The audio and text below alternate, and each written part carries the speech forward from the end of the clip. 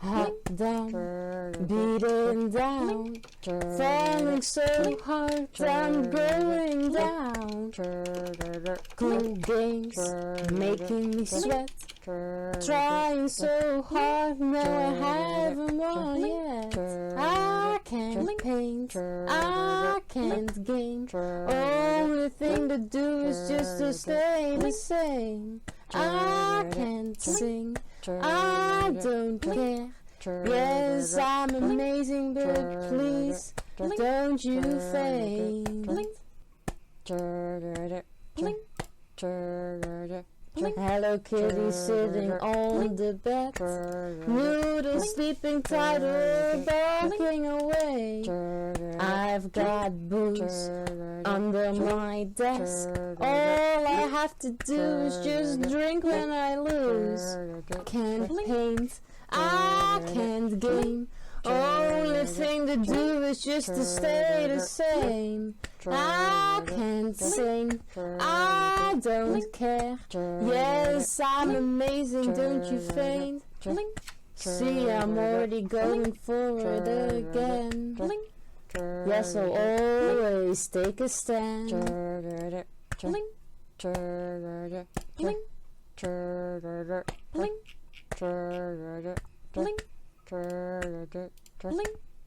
The stream goes on, the level goes down. But baby, don't you worry because I don't frown. I laugh so hard, it makes me snort. I never thought this stupid joke would crack me up. I can't paint, I can't game, only thing to do is just to stay the same. I can't sing, I don't care. Yes, I'm amazing, don't you faint? All those little jokes all the time, nothing truly bad, no it's alright. Having a blast with some friends.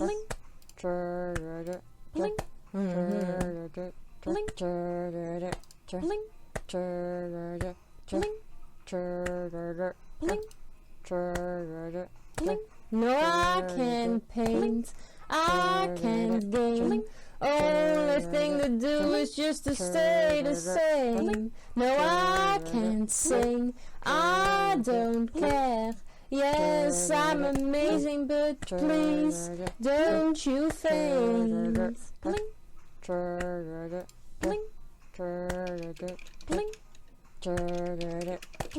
No, I can't paint.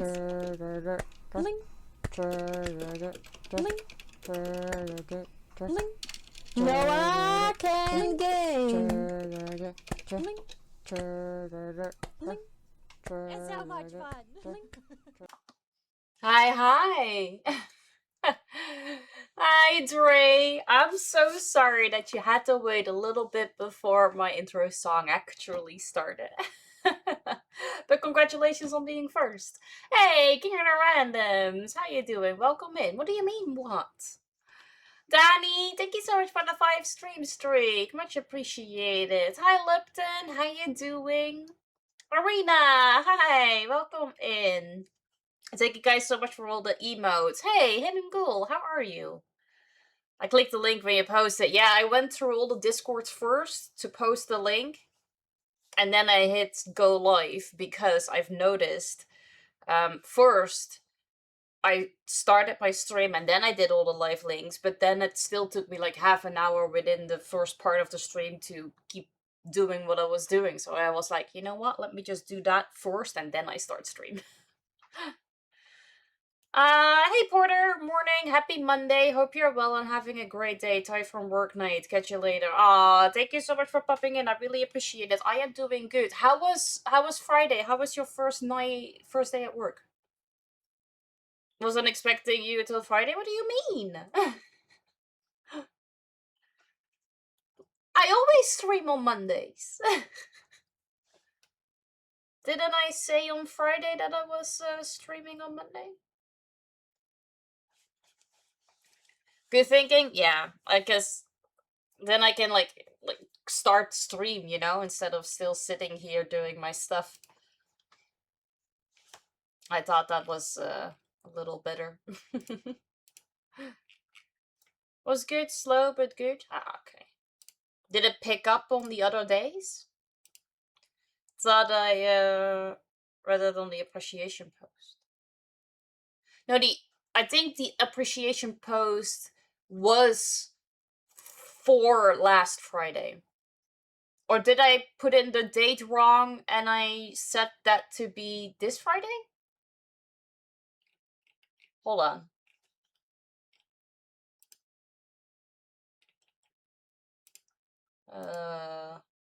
Because I might have made a mistake. June 25th. No. Wait, Thursday. Cool little lamp. Oh, apparently I didn't even put in... No, I didn't. June 26th. No, I did it right. That one was for last Friday. Spend more time sitting around waiting for work than actually working. Oh. Hopefully that doesn't get boring too fast. My mistake. Yeah, no, that's totally okay. It could have very well been my mistake. Because I feel like that's a high possibility. Hey, Abbott, I am good. How are you?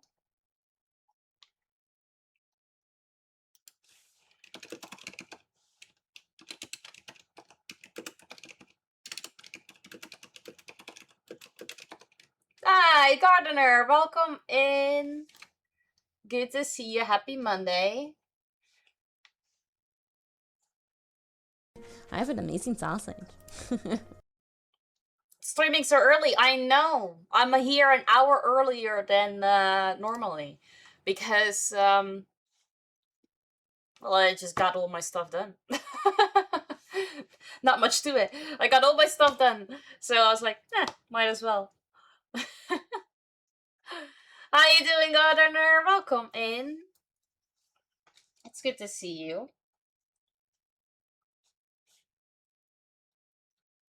We are gonna be playing a new game today. Thought I was tripping out when I saw I was live notice. No. I was just done. I was done with all my stuff, and then I rather just start stream instead of sitting here waiting for like an hour, not really doing anything. Because I can't put on laundry because the new laundry machines are really loud, so I don't want to do that. So I put in a load after stream. Yeah, and I did all the other stuff, so might as well, right? I know you don't want me to be first every time. What do you mean? If you want to be first, then be first. Today, Dre was first. He kept refreshing. He was ready.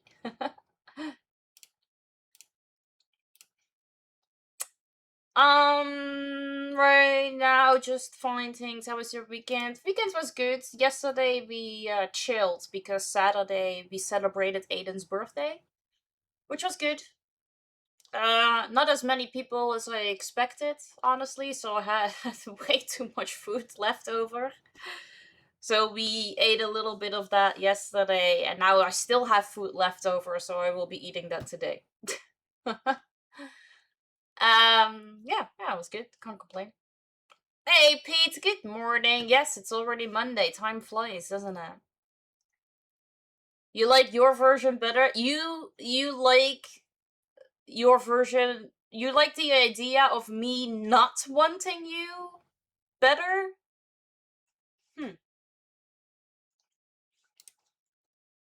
Back to work. I go later on. Aw, I hope you will have a great day at work.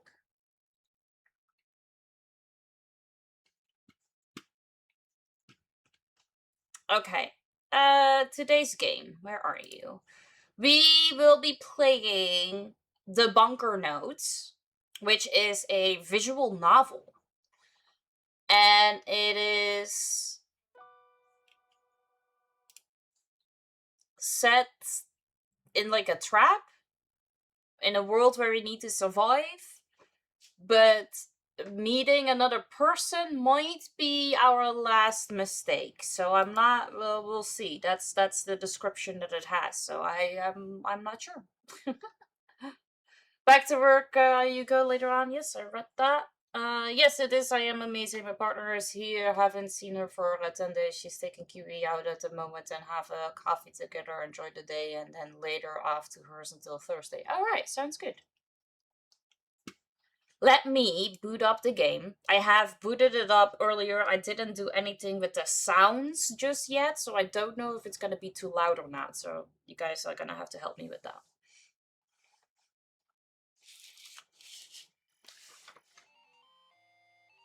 I don't know if this visual novel has text read out or if I need to read. Alright, let me switch to here. There's help. Enter space, navigate to interface. Can we not do that with the mouse? Oh, there is text to speech, but the text to speech might actually be Dutch reading English words. There's not much for sounds. There's what are preferences? Okay.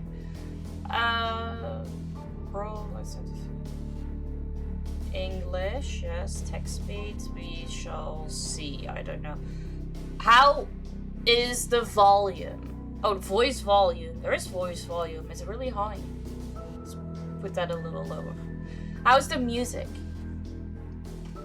I feel like it's a little low, but I could be mistaken. What is the temperature for you now then, Vapor, since you say that it's still hot? Because currently it's 19 here and it's a little cloudy, and I think it was only gonna be 26. Can't hear because the game is so loud.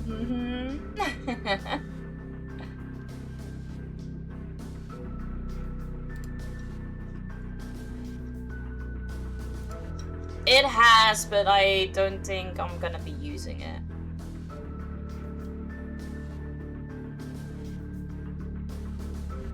Oh, so your temperature is way higher? I mean, to be fair, we had 39 on Saturday. So this is quite good.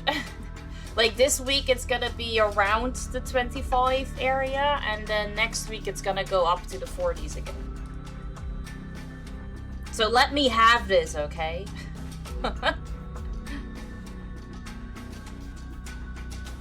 Alright, let's just start. Oh boy. How is the heat for you? Well, as long as I stay indoors, it's okay. Because we have AC in the entire house. That's why it's also my mom, she babysits on Mondays. But she's currently babysitting in my house. Because they don't have AC, and right there, it's way too hot as well. So she asked if she could just babysit here, because much better temperature. It's better for Aiden and Keelan. Yeah, I'm good. Like, if I get a little too cold indoors, I just go outside for a little bit to heat up, and then I go back inside. 36 outside? Yeah, it kind of looks like you guys are getting the weather that we had a couple days ago. Can I noodles sit there too? Sure.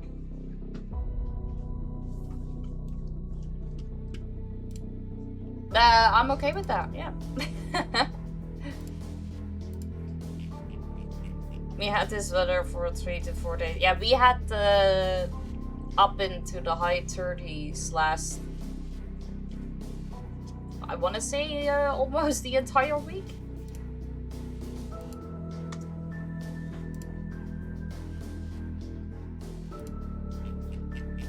And then this week, yeah, just mid-20s, and then next week it's gonna be high 30s again.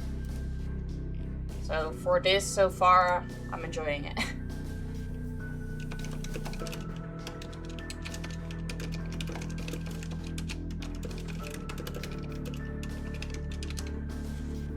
UK is still in a heat wave, yeah. For us, it's like wavy, let's say. Like it goes up and it goes down, and it goes up and it goes down, and in the middle of the night we have thunderstorms. It's a little bit of everything.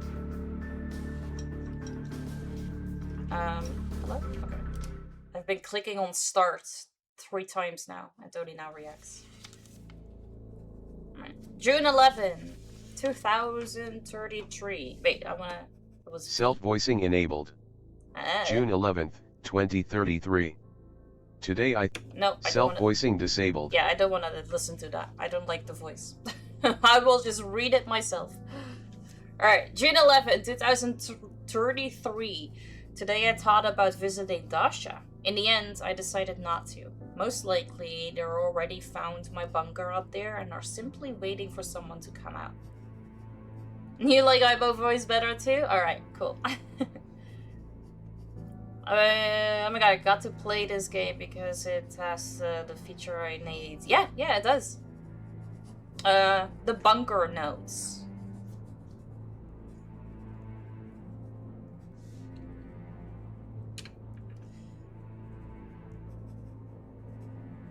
Or maybe there's no one left up there. Maybe the last people starved to death. And before that, they ate their own. Ooh. Coach! How you doing? Welcome in. Happy Monday. Did you have a good weekend?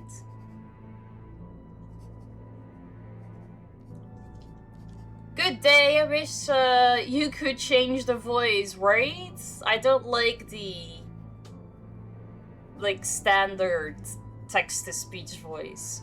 I feel like, and that's just my opinion, and I'm probably way too expensive for the developers, but if you have the option of reading out the text, I feel like you should just get voice actors. They are much better to listen to, but eh. How you doing, Valkyrie? Welcome in. You did? It was cool? Awesome. I'm glad to hear that. Did my character got a match? If so, how did I do? Oh, you can? I didn't know that if a game has text-to-speech that it just does the application on my PC itself. I thought it was an in-game thing.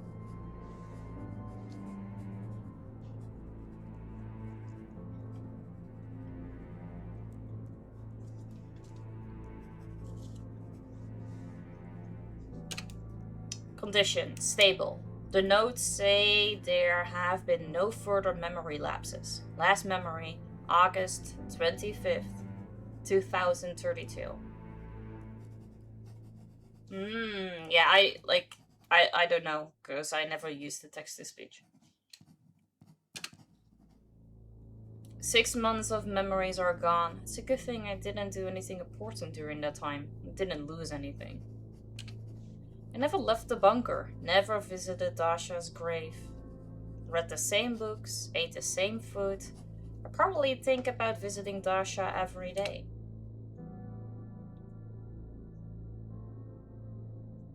Knock on the door. Continue looking through the porthole. This one. You like your text-to-speech fast? That's fair. I keep thinking, what if the virus has started taking me over before Dasha died and not after? Every morning, wake up, look for my sister, open this diary, and learn that those same survivors raped and killed her. Oh, alright. Alpha! Thank you so much for making me and everybody else drink. Much appreciated. How you doing?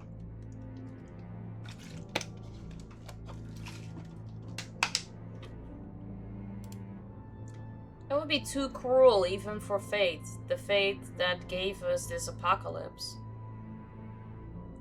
You're good? Awesome, I'm glad to hear that.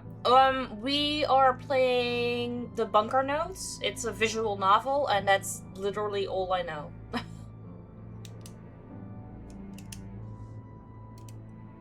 still don't know when I got infected. Most likely it happened while burying Dasha. Someone among them was likely infected and passed it on to her, since, according to the last reports from the collapsed world, the virus spreads like the flu.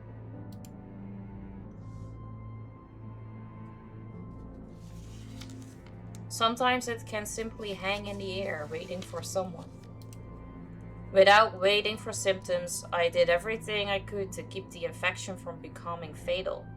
I succeeded only partially, and most of my brain seems to have remained intact.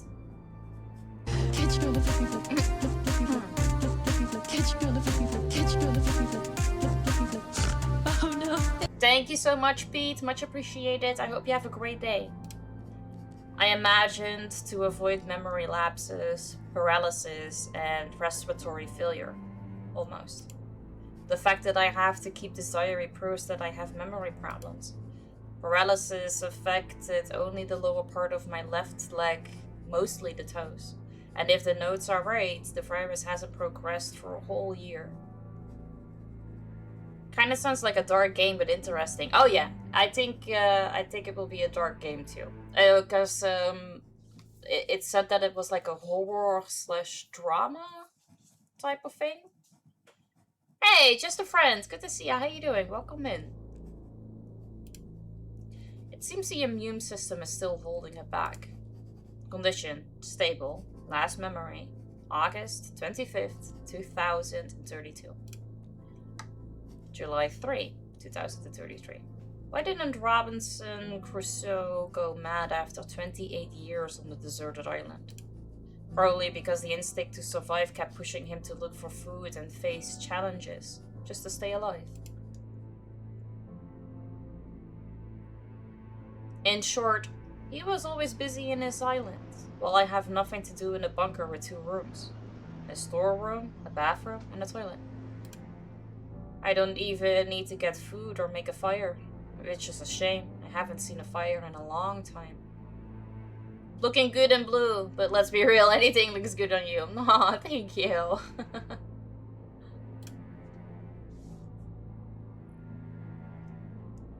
And yet, the real reason Robinson Crusoe didn't go mad is that Defoe simply made him up. I've heard he was inspired by a real Scottish boatswain who, after 5 years on an island, went feral instead of making peace with nature. I'm good, thank you. How are you? What keeps me from going mad is my inability to remember anything after August 25th, 2032. Perhaps this was the last gift my sister left me after her death. Condition: stable. No memory lapses.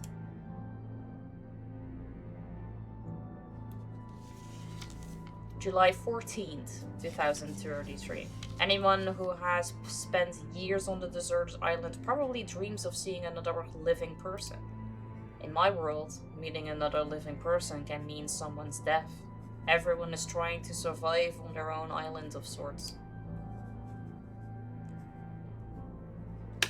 I kept telling Dasha this, but she couldn't stay inside where it was safe. She kept going outside, not worrying about catching the virus. Even a mask doesn't give full protection because it's still unclear how the virus spreads. I was right. I always feel trouble coming. I felt it when I was building the bunker. The world couldn't stay peaceful for long because it's inhabited by people like us. Those who laughed at me when I was building the bunker were probably already dead, Dasha included. Condition: stable. July 28th, 2033. This is not the first time I've been surprised by how quickly the canned food disappears from storage.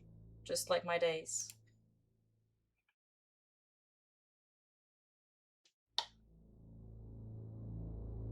Yesterday I was 46. Today I am 47. Soon I'll see a helpless old man in the mirror struggling to get dressed. Sometimes I wonder why I still haven't ended it. Am I waiting for something or for someone? Most likely I just can't remember it long enough to truly want it. But I think about it every day. The same unchanging picture in front of my eyes. I pedal the exercise bike to charge the battery and give myself light. 2 empty rooms, a bathroom, and a storage room. Shelves and books, single canned meals, filtered water and air. Board games, backgammon, cards. It is a pity they cannot be sold for a piece of juicy, fatty shashlik, since these games are played by 2 people. At times, seeing dreams is more pleasant than waking up in this place. There has been no one and nothing here for more than a year now. If one day I really decide, I'll take out a pistol. Like in the theater. If there's a gun on the wall, it has to go off. Why should it lie idle? There you go. I thought that sentence was wrong. Apparently, I'm just waiting for the gun to fire. September 16th, 2033. Condition: weakness, dizziness. Getting out of bed is incredibly difficult.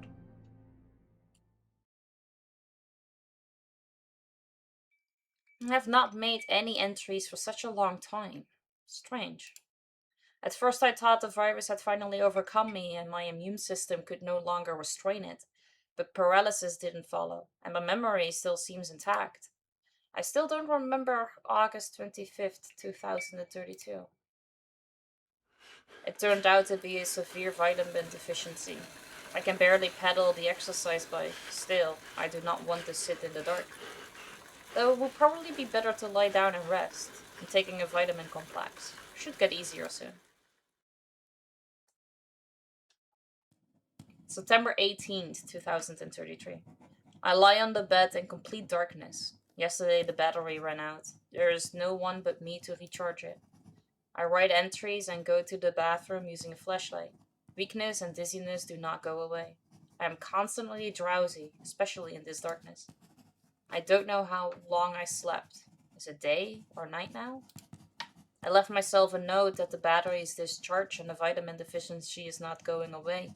It is frightening to wake up without understanding why it is so dark and where this weakness comes from. Or maybe I did die on my bed after all and have already ended up in hell?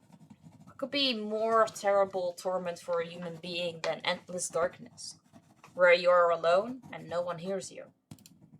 What could be more frightening than dying and having no one find your body? What could be more horrible than dying and no one ever finding out about it? And no one caring about your death? No one will rejoice, no one will grieve. That's the endpoint at which nothing in this world truly changes if you are gone. In the current situation, you understand best what it means to waste your breath when you speak into emptiness, and the emptiness is deaf and mute. Silence. My words dissolve in this place, and if I scream, no one will hear me. September 20th, 2033. Let be late. I charged the battery and life became a little brighter. Apparently, for things to seem not so bad, they first have to get worse. Sometimes this actually works. Yesterday I spent the entire day paddling. To be honest, after such a long rest, doing this is several times harder.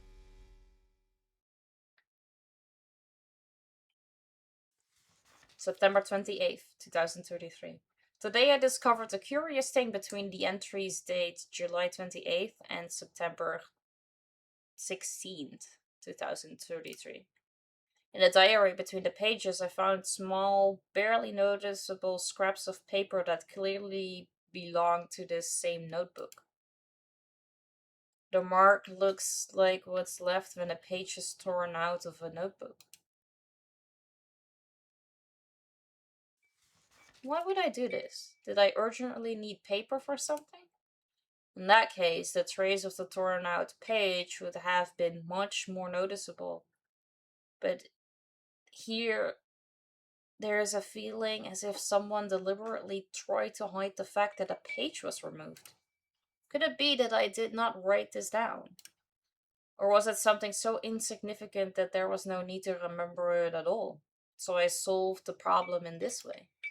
And yet, I noticed it, and curiosity takes over. I hope I did not hide anything from myself.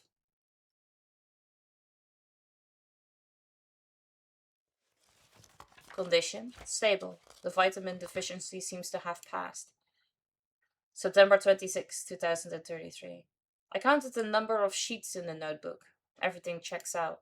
On the back cover, it says that the original number is 180 sheets. I counted only 172. Where did the 8 sheets of the diary go? Such a number only pushes me toward the thought that something has indeed written there. But why was it necessary to get rid of this? I am angry at myself and confused because I cannot understand myself.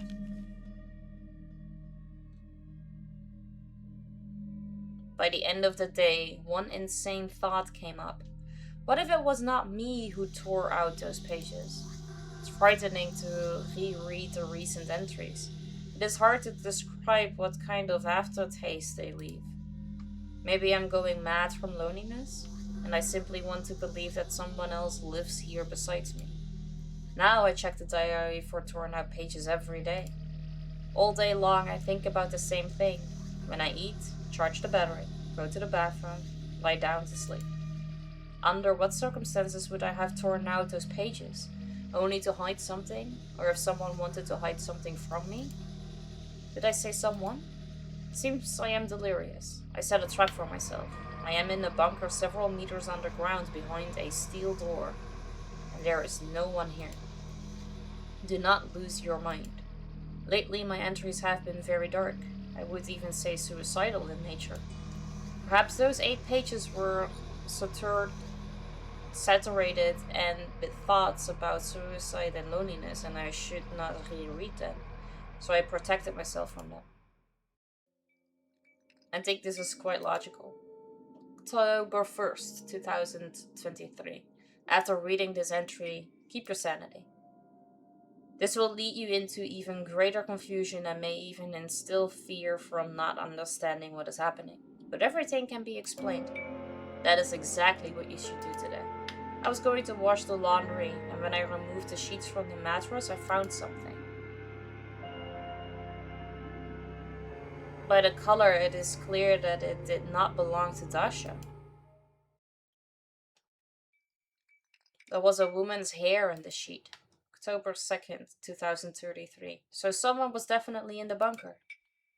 The records I keep in the storeroom showed that over a month I consumed twice, almost 3 times as much food as usual.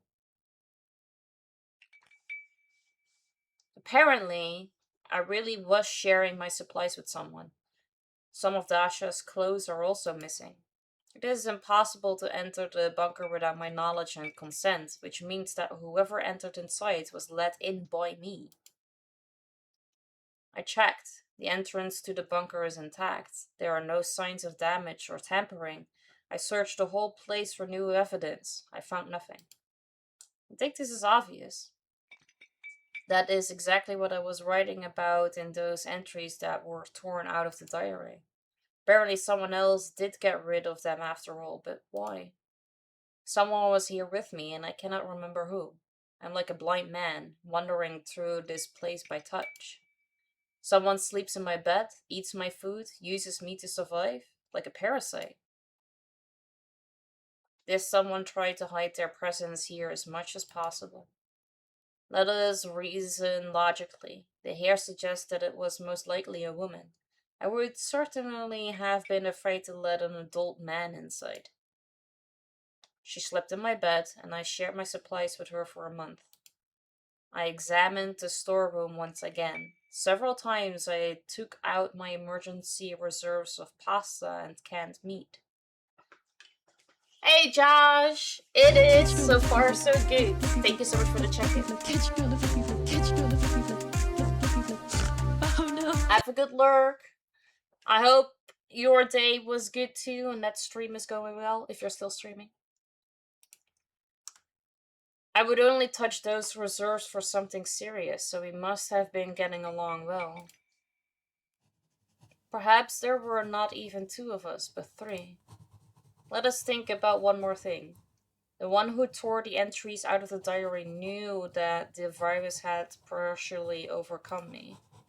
They knew about my memory problems, which do not allow me to remember something for longer than a day.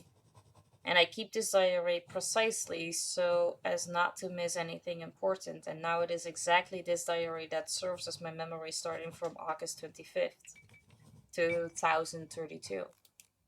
I told her everything.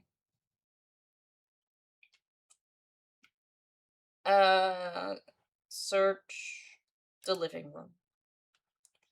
Because you've checked the storeroom. Search the entire living room, nothing.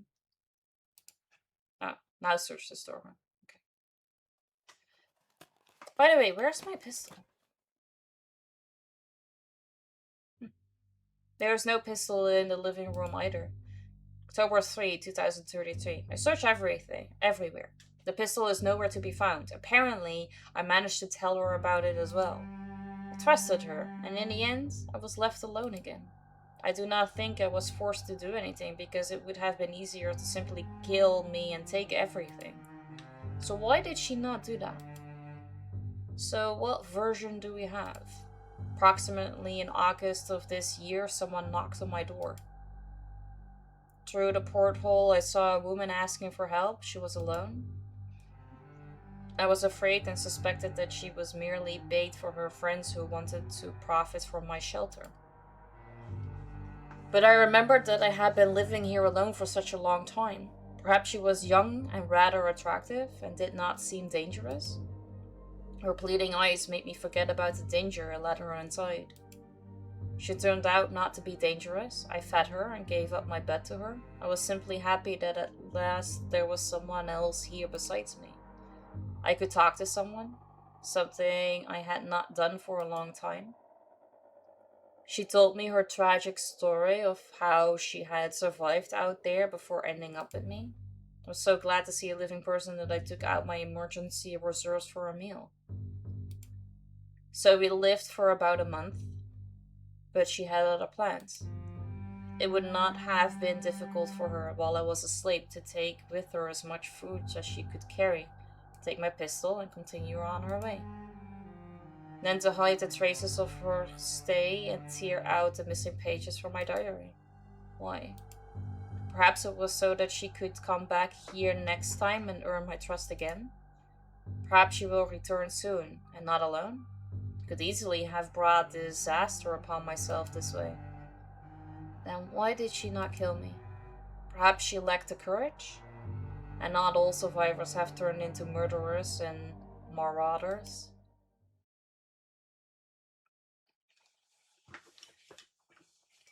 At the end of this version, there remain many questions, to which it is impossible to find answers. Today another version came into my head. A mad one, but still a real one as it seems to me. What if I did leave the bunker, visited Dasha's grave and found this woman's hair along the way? Brought it back to the bunker and stared at it for a long time, thought about the person to whom it belonged? It cannot be ruled out that the hair belonged to a long-haired man as well. My loneliness could have pushed me to the point where I might have brought this person to live here in the bunker. For that, I would have been enough to leave only evidence. The length of this hair and its location would surely have led to the thought that it was indeed a woman who had been here. The supplies would have been easy to eat by myself, since I eat only once a day. The pistol and the clothes? Buried them not far from the bunker. Dry lips! Hey, Outlaw! Thank you so much for caring about my lips.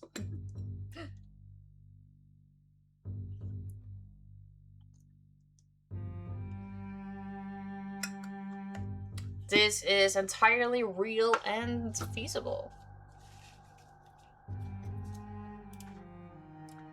Why would I do all of this?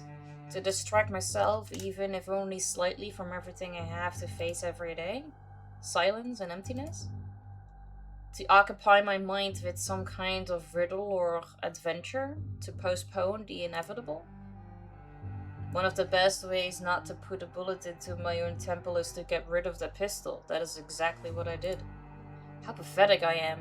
I am like Ouroboros, a snake devouring itself. What else will I do in order to try to survive? October 5th, 2033. Today I once again stood by the entrance and looked through the porthole. I was waiting for that woman who took my supplies and my pistol with her. I was waiting because she could have disproved the version that I invented all of this and did it myself. The thought that I may not have been alone for a while warms me. I did all of this myself. There was no one here except me. I want to believe that someone was here after all other than me. Ooh, do I need to make the choice? I need to make the choice.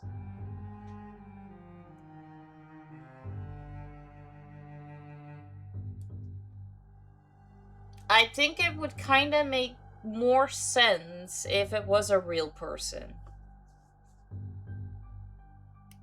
Because otherwise, you're going through a very great length of trying to scheme yourself, like to scam yourself. So I guess it makes, and especially like the hair. Who easily spots a hair outside somewhere on the floor and takes it? It makes no sense to me. So I'm gonna go with the someone else was here. October 12th, 2033. I woke up and saw that my left arm was bandaged. Blood was seeping from my wrist up to the back of my elbow. The bunker was in disarray. I had not shaved for a long time. The battery had not charged for several days. The flashlight batteries were dead. On the floor I found a knife. My blood dried on the blade. Apparently, I really was very close to it. With enough determination, I would not even need a pistol. What should I do next? I heard someone knocking on the door. I thought I was losing my mind. When I approached the door to check this, I saw a girl's face in the porthole. She looked about 12. She was wearing Dasha's jacket, black hair. She said nothing, just stood there staring. She was not afraid of me at all. Her face held a firm certainty that I would let her in. She took some pieces of paper out of her pocket, unfolded them, and pressed them against the glass of the portal with her palm. I recognized those papers, pages from my diary. August 3. Today someone knocked on my door. I took the pistol and went up to the exit.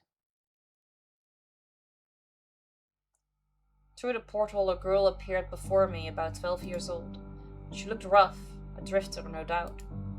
She looked relieved when she saw me. Can't put into words what I felt. Before me was an unfortunate child who needed my help. I was ready to open the door, but came to my senses immediately. Surely she might not be alone. She could simply be bait for those who want to get inside and take over my bunker. Her people, marauders, could be nearby, waiting for me to open the door. She looked at me, expecting that I would open it, but I cannot take that risk. I tried to talk to her, but she remained silent. She made it clear that she could not speak. Still, I do not know how to act. She did not understand why I would not open the door for her. Soon her eyes filled with tears as if begging me. What if she really is alone? August 4th. She is still waiting by the door. I want to let her in, truly. But such an unfortunate child can easily be used to achieve someone else's goals. Perhaps her parents are being threatened and held hostage. And she herself was forced to come to me. That is why she cried. I will let her in. Then she will open the door for them, Her parents and I will be killed, and she will be left alive.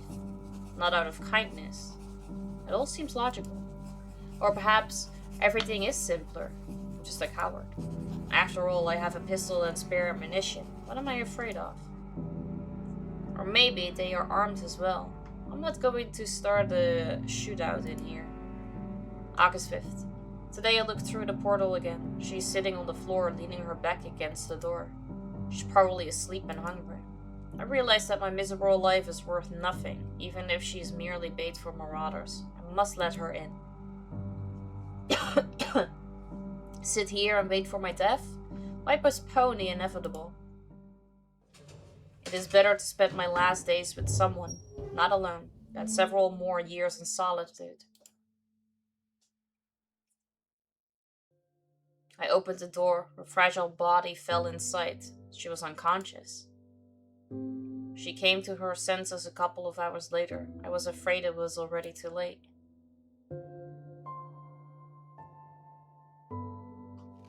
I would like to write that I will never forget those eyes, full of gratitude and the purity of her naive soul, but I know I will forget about them tomorrow. August 7th. I admit, it is something more than a simple surprise to wake up and see someone else here, especially if it's a 12-year-old girl. I need to tape a note to my arm. So much has happened over the past few days, and I remember nothing. And every day I am surprised when I read this diary. Her name is Leah. She's almost 12 years old.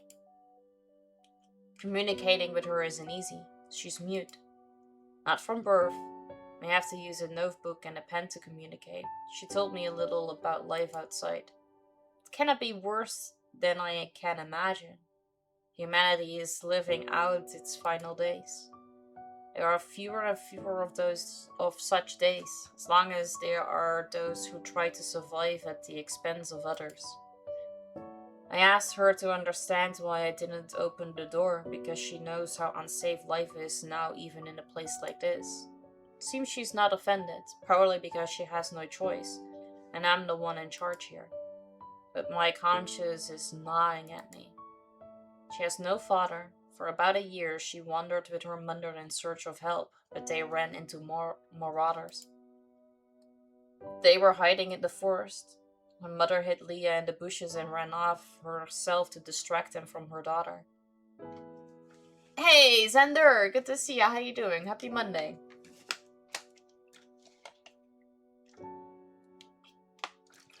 Thank you for the emotes.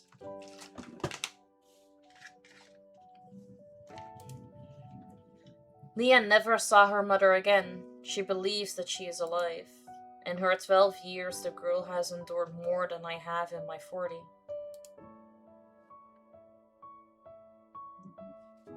Her eyes still look like a child's pure, yet one can just as easily see the heavy burden she has been gathering and carrying for several years now. Hi! I hope you're doing well. There is one more crucial detail. I do not know whether Leah is infected, but there is something strange about her condition. Sometimes she seems to drop out of reality, and her gaze is directed somewhere into the distance. This lasts about a minute. I did not know what is happening in her head. When I asked how long this had been happening, she wrote that it had been about half a year.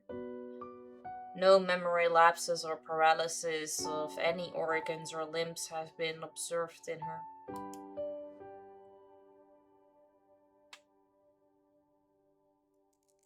Something tells me that these episodes of hers and the loss of her voice are somehow connected to the virus. August 9th. Still, it is good that I have board games and backgammon left. Leah did not know how to play any of it. I had to teach her. I don't understand why they keep saying board games and backgammon. Is backgammon not considered a board game?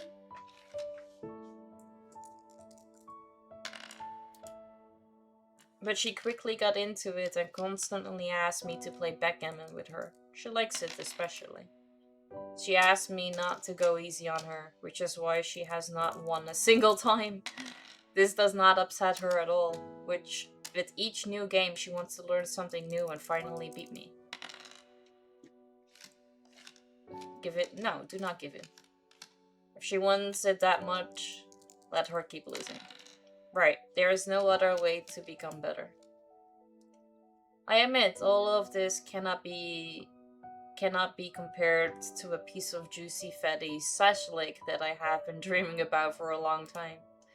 We use a lot of paper on her explanations and answers. We need to learn to use gestures, at least for common questions and words. Hey, how you doing, Ray? Good to see you. Welcome in. Happy Monday. I hope you're doing well. Thank you for the emotes.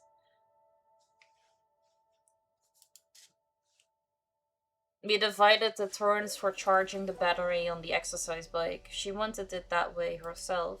She spends about 2 hours a day on it.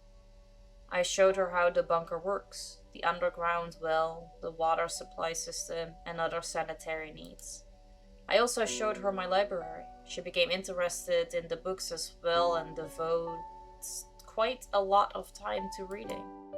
At least someone reads them. The conversation turned to me.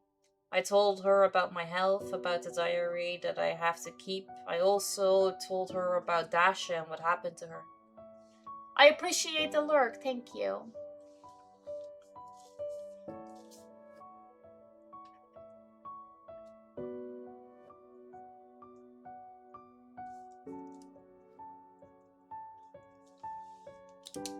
I suddenly realized that after her death, no one had ever shown me any sympathy, and there was plenty of it in Leah's eyes. Talked a lot about Dasha, about our childhood, about how one scoundrel broke her heart and how she could never forget him, which is why nothing ever worked out for her with anyone. When she asked why I never married, I answered with a twisted grimace, as if to say that it was not for me. Leah did not study at school for long, so she does not even have completed primary education. I am trying to make up for these gaps in her. I myself, of course, have forgotten most of the school curriculum, but I can still tell her something about history, anatomy, geography, geometry, and literature. Oh my god. I always had problems with the Russian language. Law, social studies, foreign languages, and computer science will no longer be of any use to us. You don't know that. August 13th. I wanted to somehow diversify our diet, especially since there was a reason. I took canned meat and pasta out of my emergency reserves. I had not cooked anything for a long time. It turned out decent enough. At least Leah absolutely loved the pasta. Thank you for the emotes, Arena. I will not flatter myself by thinking that I turned out to be a great cook. The poor girl had been eating who knows what for several years. But I must admit that in this bunker I really am the best cook for her. August 16th. At school, Leah was clearly a top student. I admit that playing backgammon with her has become more difficult. I think she realized it when she waited twice as long as usual for my next move. Although, because of my memory, I have the feeling that she always knew how to play. August 18th. Leah says that she has already asked me more than once to let her cook Navy-style pasta. In general, I learn a lot from her about us and how we usually spend our time. I cannot write everything down. Her pasta got burned. She was upset that she had wasted the food. She said it was a stupid idea and that she would never do it again. No one has cooked for me for a very long time. I ate everything down to the very last piece of pasta. August 19th. It seems there was consequences after all. At first, I thought the virus had begun to progress, but later I realized that it was just ordinary food poisoning. Oh no. Leah sees my condition, but I tell her that I am simply tired or lacking vitamins. I think she guesses that it is all because of the pasta with canned meat. She just does not show it. I lay on the couch until she seized me onto the bed that I had given up to her. In the evening, I felt the urge to vomit. She brought me a bucket so that I would not have to run to the toilet. She made sure my glass of water was always full and forced me to drink more. While I was lying on the bed, she had to pedal the generator for the battery twice as long. I felt terrible, but for the first time in a long while, I was glad that I was not alone. August 23. We played too much backgammon. She managed it. She finally beat me. After jumping around in happiness, she asked me 20 more times whether I let her win. I truly did not. Out of 5 games, she has won twice. I hope it will not be like this with every game we have. Leah has looked sad over the past 2 days. She misses her mother. She wants to see her again and find her. I keep convincing her that her mother would have wanted most of all for her daughter to find this place and be safe. And that going outside would mean exposing herself to the very danger her mother had been protecting her from all this time. She understands this, but she cannot come to terms with the thought that she may never see her again. I tried to distract the girl from those thoughts. I kept suggesting that we play something. I let her win a couple of times at backgammon, but she no longer felt any joy from winning, or heard her crying in the bathroom. I do not know how to help her or comfort her. I cooked Navy-style pasta and a few other things from the supplies we had. The smile on her face did not last long. August 30th. Today she stated that she would go out to search. I insisted that she stop these foolish conversations and declared that I would not let her out. Our dialogue did not pass without tears. Can't stand seeing her cry. When she wrote to me on a piece of paper, I have no one except my mother, I almost asked her, what about me? But remembered that it would have been completely inappropriate. Thank you for the emotes, Outlaw. However, I am sure that this question has clearly written on my face and she understood everything. And she answered it by saying that she would not want to put me in danger. It would be better for her if someone were waiting for her here. Can I go with her? And she should not go out there at all. She has seen what our world has turned into. There are no people left, only rational primates who use their reason for their own survival. How can she want to go back out there? We cannot keep her here. In time, she would come to hate me, but at least I would not be alone. Why am I holding her back? For myself? Am I afraid of being alone? Thank you for the emotes, Vapor. Of course I am. I cannot return to that former life.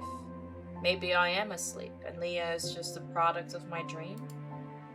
And what is she to do here? She lives by the foolish hope that she will reunite with her mother. She's most likely no longer alive.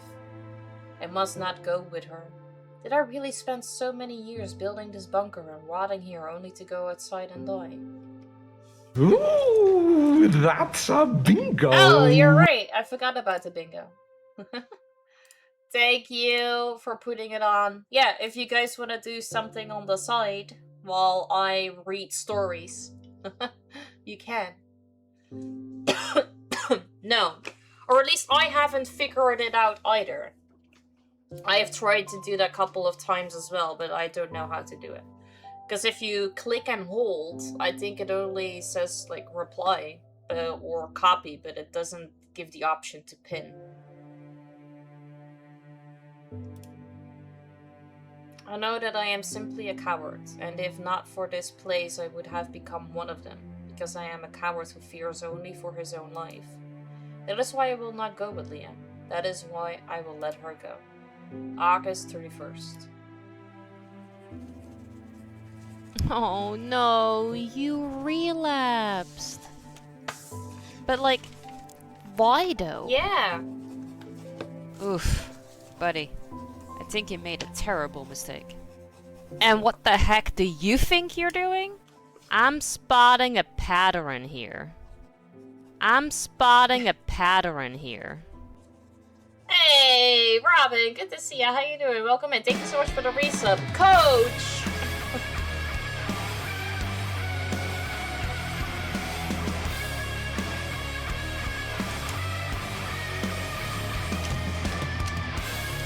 Coach, you didn't have to give me 5 gift subs. The crew is growing. Hell yeah.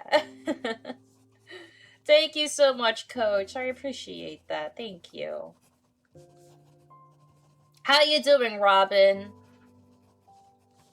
I miss you. You've been so absent.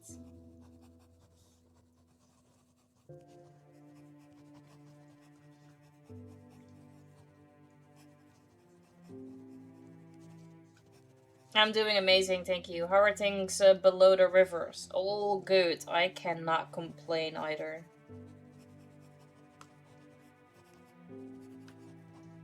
Nope, not even in mod view for mobile.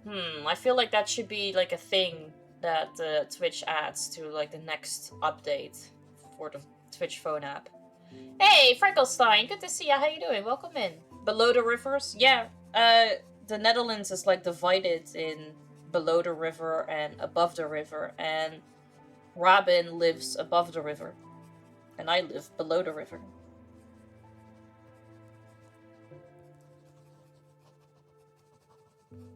That's very sweet. Been missing you guys too, but it was very busy. Hopefully it's slowing down though.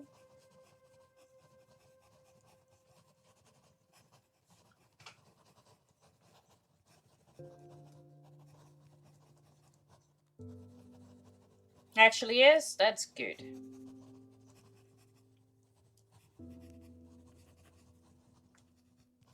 If you want to live closer to Robin, then yes.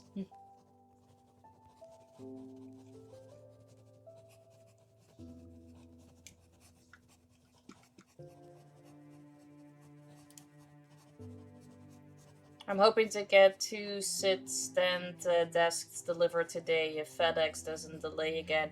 I was also thinking...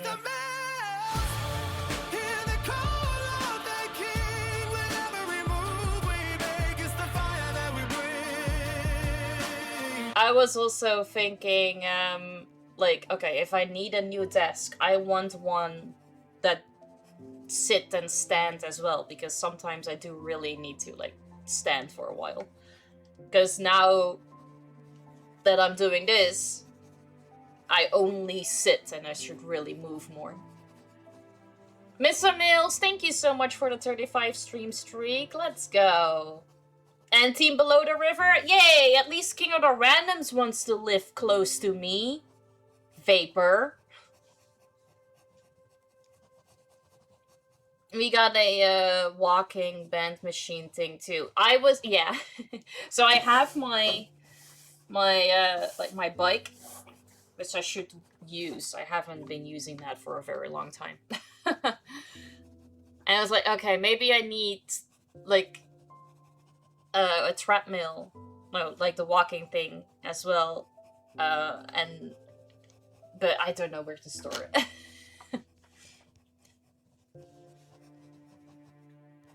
I need a hammock to play Rocket League? What do you mean? How so? I lived all my life closer to you. I'm not sure. Robin is at least in the same country. Like, you're also technically below the river, but... I vote for partner! One day. Not today, though, but one day. Treadmill that can be folding, and maybe that's the solution. You're right.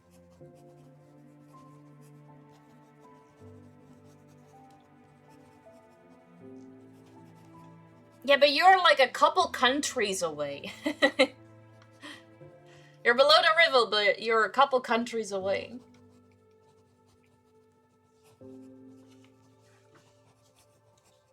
That doesn't matter. Oh, it doesn't? Okay. In other news, yes. Choo choo.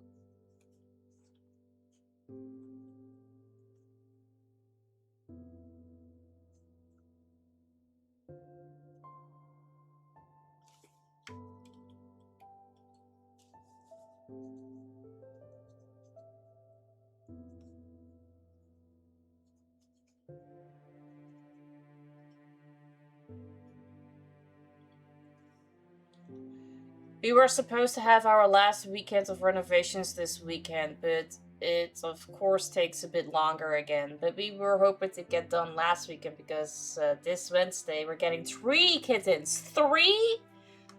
You guys are just like, go big or go home. You're starting with 3 instead of just 1. I just hope Ibo remembers us little people when she becomes a big partner. Aw, of course! There's no way I could ever forget about you guys. You guys are the reason why I get to where I want to be.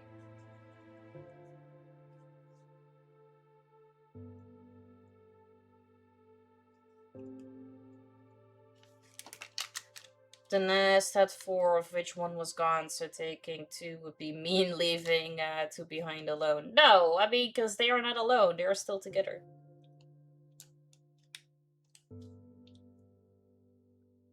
Of like 1, the nest is not laughing. Alright, no, that's fine, that's fair. That's true, I could never forget about the whips. But, I mean, the other, like, 1 already got, taken, so the other one who would leave behind would also be taken by somebody else. I'm sure.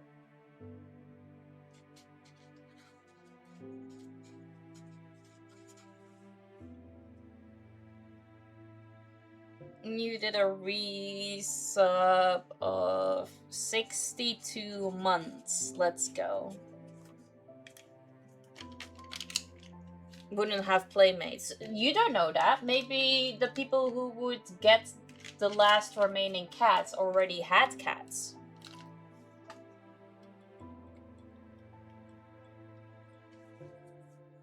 How dare you ruin our very sound reasoning? No, you're right. You're right. You're absolutely right. Like, if you guys want to take 3 cats, you should take 3 cats. Gillastone, thank you so much for the 5 stream streak. Oh, I forgot to write down Danny's 5 stream streak as well. My bad.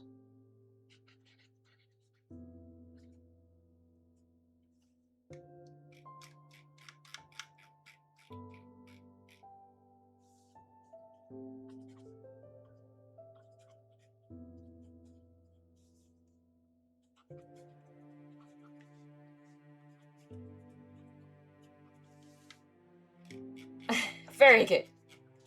Thank you.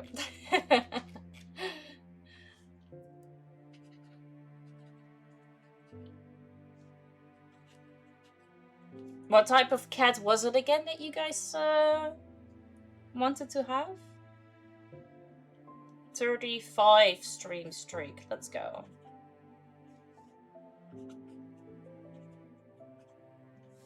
Okay. Yes.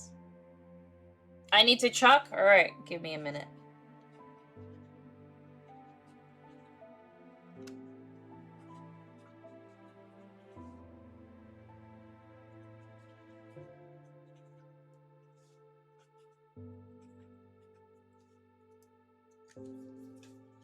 British short hair, yeah. Yeah, the name sounds familiar. I remember you saying that. Hey, hello, good to see you. How you doing? Welcome in. Let me check the pictures. You are getting 1, 3, and 4. They are so cute. And I love the fact that you guys have a white and a black cat. That is adorable. They are pretty adorable.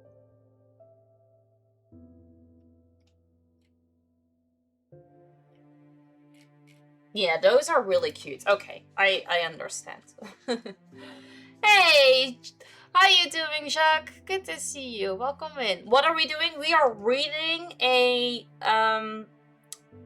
horror/drama visual novel. Coach, thank you so much for the gift subs. Robin, thank you so much for the resub. And then Danny, Mr. Mills, and Killerstone, thank you guys so much for the stream streaks. I appreciate you. Thank you.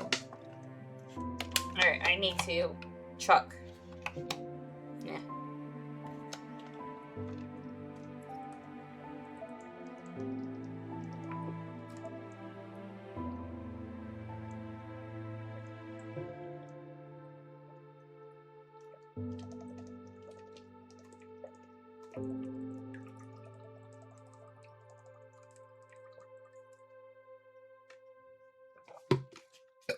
Alright, chucked. Thank you, Gillistone, for making me chuck. Is it summer there? Yes. It is, yeah. Today is actually not too bad. It's 20°C. This week it's gonna be like mid-20s. But last week we had it 35 and above. So it's quite nice. Quite nice to have not that hot of a weather. I did notice you are streaming quite a bit and also steadily the last weeks. Good on you. Yeah. I just have my normal stream schedule. 20°C is summer. That's very, very cool for me. Yeah, no, that's actually that's kind of summer. You love 35? Oh boy, no. We love 25. 25 is good. Oh, it was horrible. We celebrated Aiden's birthday on Saturday, and I was hoping for good weather because then everybody could be outside. But it was so hot that everybody stayed inside. Near the AC. Y'all are crazy. Anything above 25 is dead temperature. You prefer the 20 over 25? No, I like 25 because I'm always cold. So 25 is perfect because then it's warm enough for me to go outside without a jacket and be comfortable. Oh, that's crazy temperatures, Jacques. My god. 35 is indeed perfection. What is the humidity? I don't know what the humidity is.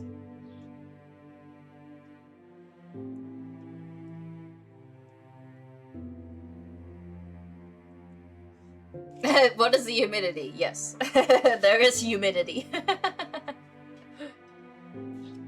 You walked outside for 3 hours in 42? In a jacket? Excuse you?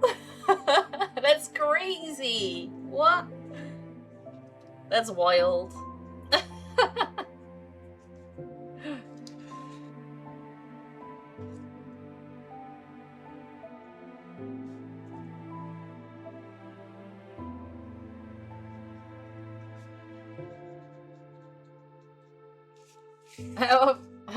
Vapor's like, okay, wait, hold on. If it was only a jacket, it was okay.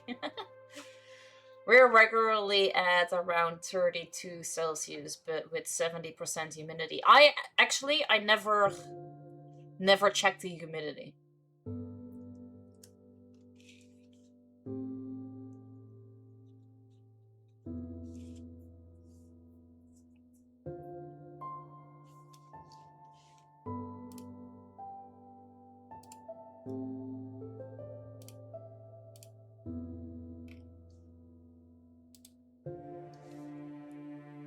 Houston is basically a tropical climate.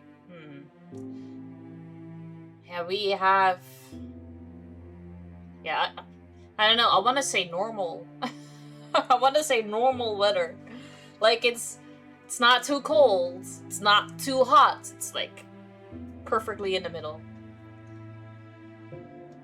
You got me your pocket?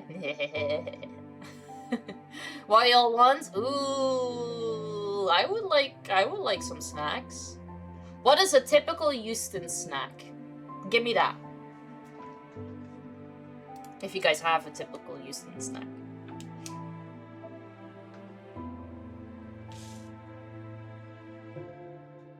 Blue Doritos? What's the flavor of blue Doritos? I like Doritos, but what's blue? Hot Cheetos? No. I cannot handle spicy.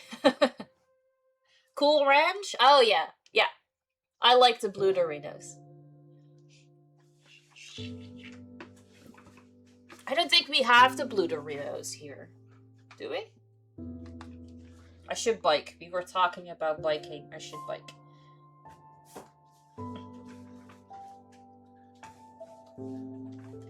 Blue is Cool Ranch in USA. In the Netherlands, it's called Cool American. Is the flavor the same, though?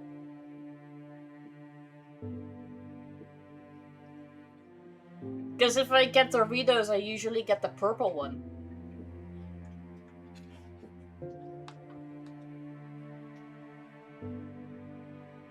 Oh, they're not the same? Oh, okay. Huh. You lived there for 6 months? Let's go! Do you know any Dutch? Did you pick up a little bit when you were here? Oeh, graag gedaan.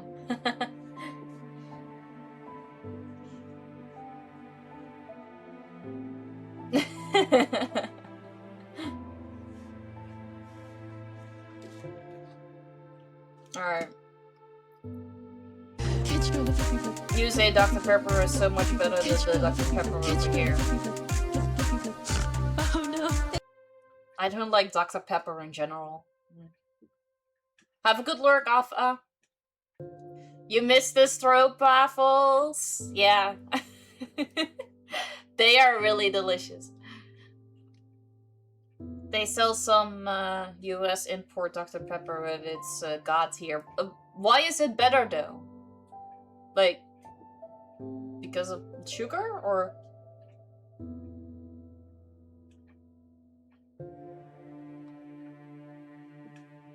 We also have Sprite and 7-Up.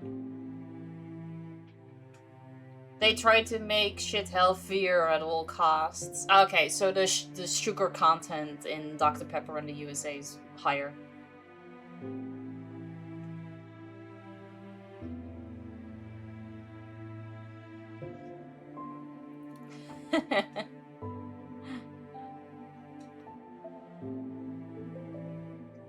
Ik wil. You want. And I believe also differently, the right, could be, yeah. It's just, I don't,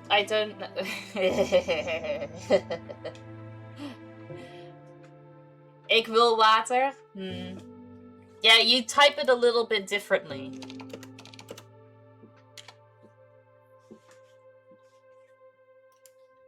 But I understood what you meant.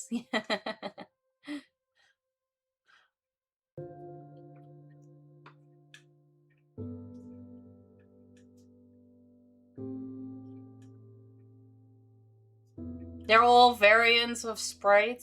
Yeah, so my knowledge about sodas is non-existent. Because they all give me stomach ache, so I don't drink it.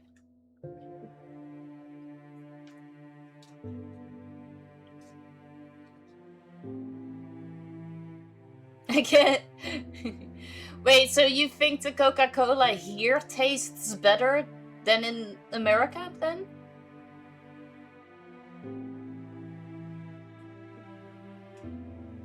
I think it's funny that Robin from the Netherlands thinks the soda in America was better. And then Arena from America thinks the soda in the Netherlands is better.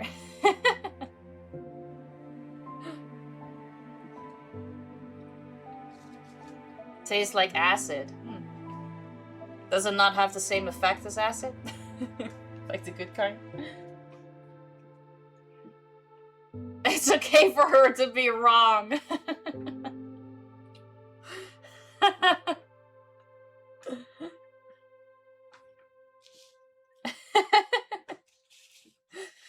I just think it's funny that you guys prefer each other's stuff.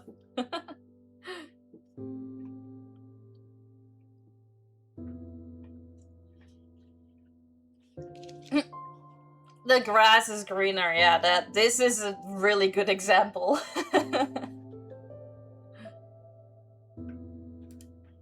I can easily forget that I am a coward. The entries about Leah will kill me a little every day and remind me of a life that once existed and that one can never truly give up.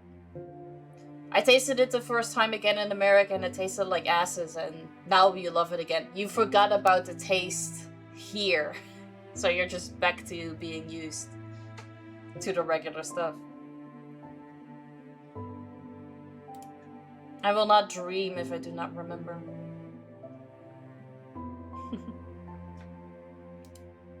The chances that Leah might be able to come back are so negligible that it is better not to hope for it at all. I will not be able to survive another loss and continue living alone. She will leave the same way Dasha did. They all leave. She's brave. I see that she is afraid to go outside, and yet she goes anyway, because she cannot do otherwise. Hey Static! Good to see you. How you doing? Welcome in. Yeah, Albert Heijn and together with the Jumbo are the two biggest supermarket chains here. We always do our groceries at the Jumbo. How you doing, Static? Happy Monday.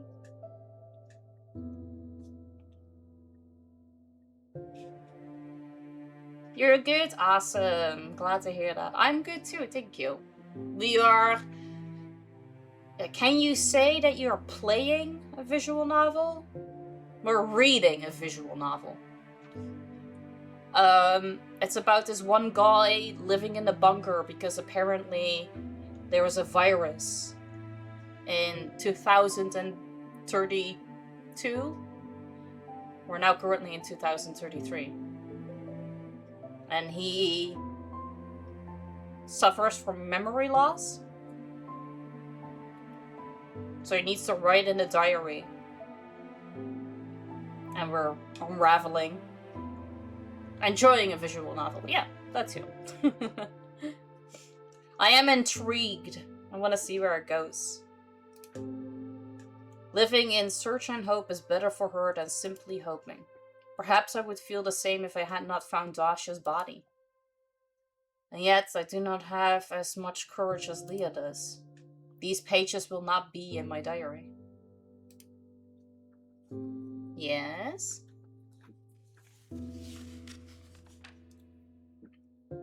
It's a little dark and twisted. Feet noodles? Alright. I will feed noodles later. The kipcorn? What did you think of the frikandel? Because that's proper Dutch. Like, Ello, if you are giving me the American Ranch Doritos, I am giving you a frikandel. We're trading local snacks. Close it up, Faber. Close it up.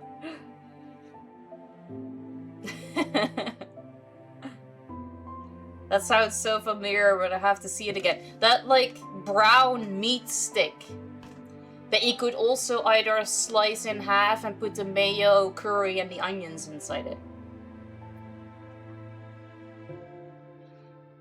A fried thing with spaghetti inside. Bami block. Or bami ball, I want to say.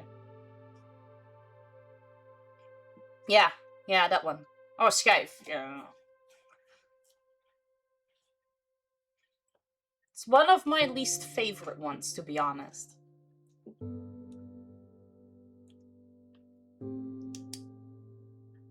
Yeah, I'm not a fan. My parents like it a lot, though. Either that one or the nasi one. Frikandel is good. But I also like the kipcorn. Or the viandel. Like that one, too. Cassouffle is good too. Yeah.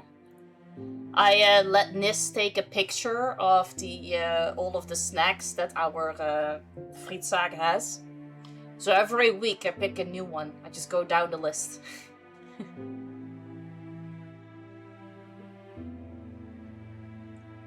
Oh, the truffle fries are so good. They are delicious. What do you have?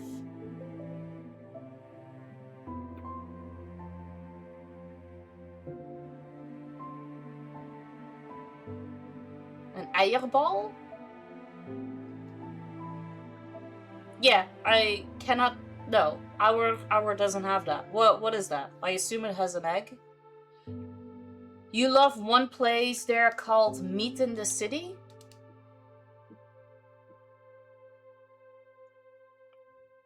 Is it gewoon een thing? Alright. Almere. Oh, but also traveled in Amsterdam or Rotterdam. I am close to Eindhoven. I don't know if you still know a little bit of all the locations.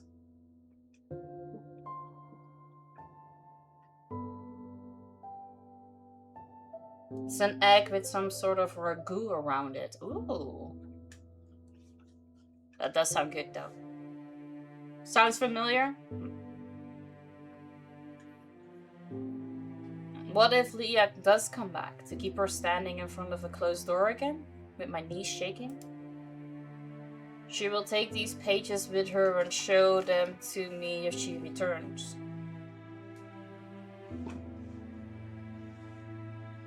You look thirsty? Alright. That means I'm gonna have to go downstairs and get myself a new bottle of water because I had to chuck earlier and finished. So I need to go get myself a new one. So I will be right back.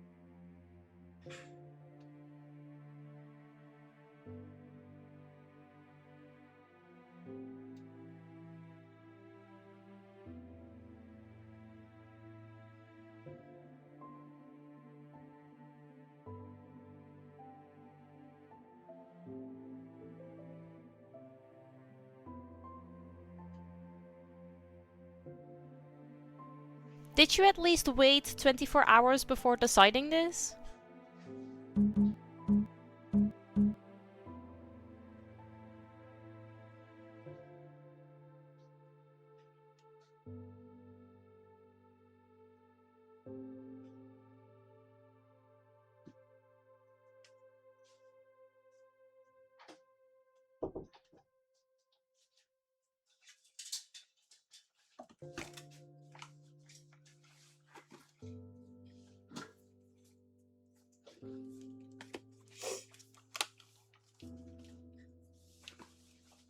Alright, I'm back. Oh, so vapor is dropping, so I'll wait. I'm moving my screen. You googled it, you had to freaking die, and you weren't a fan. Oh, I wasn't expecting you not to like it. Usually, foreigners, when they try the frikandel for the first time, they usually love it. Hi, Braconius! Thank you so much for the resub. How you doing? We have a Twitch baby. Speaking of babies, did you ask the missus?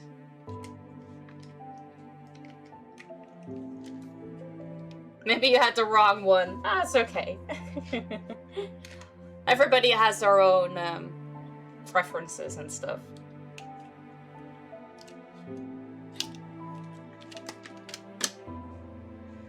One of the best meat steaks I've ever had in my mouth, see? I was following up on that. She said she would have a look through the attic. Okay, cool.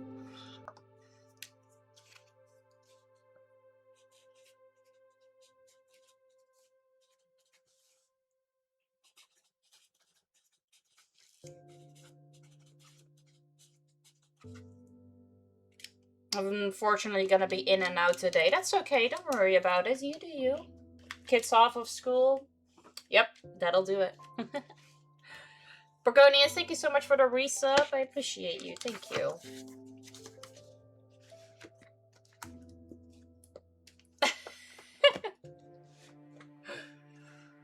Alright, D-Say, thank you so much for making me drink. I will take that sip now.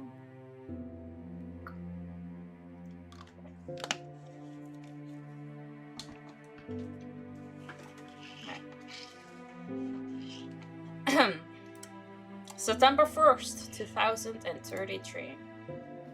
I gave her as many supplies as she could carry. Warm clothes, some of Dasha's belongings, a knife, a lighter, paper and a pen, compass, and a map of our city. I hope it is still up to date. A pistol with spare ammunition. I hope she never needs it. Leah, you will surely want to read these pages. Through them, you will see straight through me and understand what kind of person I am. I am someone you should never become. You are doing the right thing. Forgive me for not being able to give you more. I live only by fear. This bunker is proof of that. I built it because I lived in fear. If you return, I will find meaning and believe that none of this was accidental. That the bunker was not built simply because I am a coward, but because one day you were meant to come here in order to be saved. And so that you could receive what your mother was willing to give her life for. I am waiting for you here. You and your mother. Please, Leah, come back. This is your home. October 14th. The feeling I experienced when I read these lines is something no one else has ever felt. Not a single person in this world. And since I am not a poet, it is impossible to express it with words alone. I will have to experience this feeling every day. Leah returned to me. I was waiting for her, though I did not know it myself. She hugged me the moment the door opened. She cried. She showed me a chain that she had torn from her mother's body. It was lying not far from the place where they had been separated. Of course, at first I simply did not understand what was happening. There was nothing attached to the chain. Not even a locket with a photograph, just a piece of jewelry with a stone. I will never know what the woman who gave birth to my savior looked like. Hey, Seven. Good morning. Welcome in. How you doing? Happy Monday. Hope you're doing well.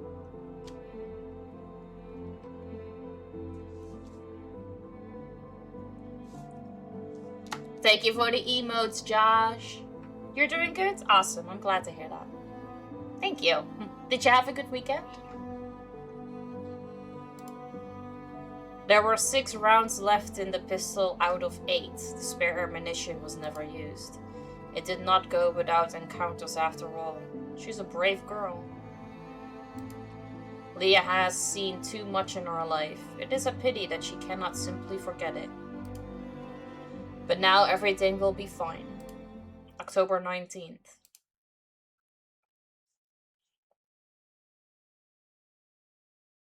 Today, Leah wanted to go outside again. It seems that after what happened, the bunker has become too cramped for her.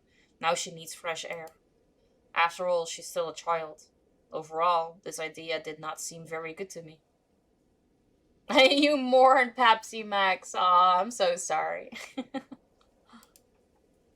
So I went with her. Of course, she had to persuade me, but I felt that I was ready.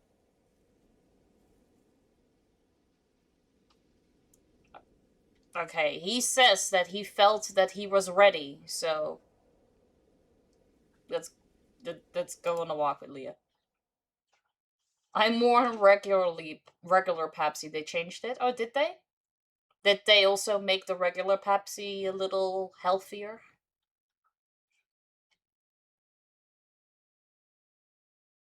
Nah. I had not been there since I buried Asha. Probably. I could not help but take the pistol with me. You never know who we might meet on the way. April 15th, 2034. That's a big jump. More sugar replacements and less actual sugar. Ah, okay.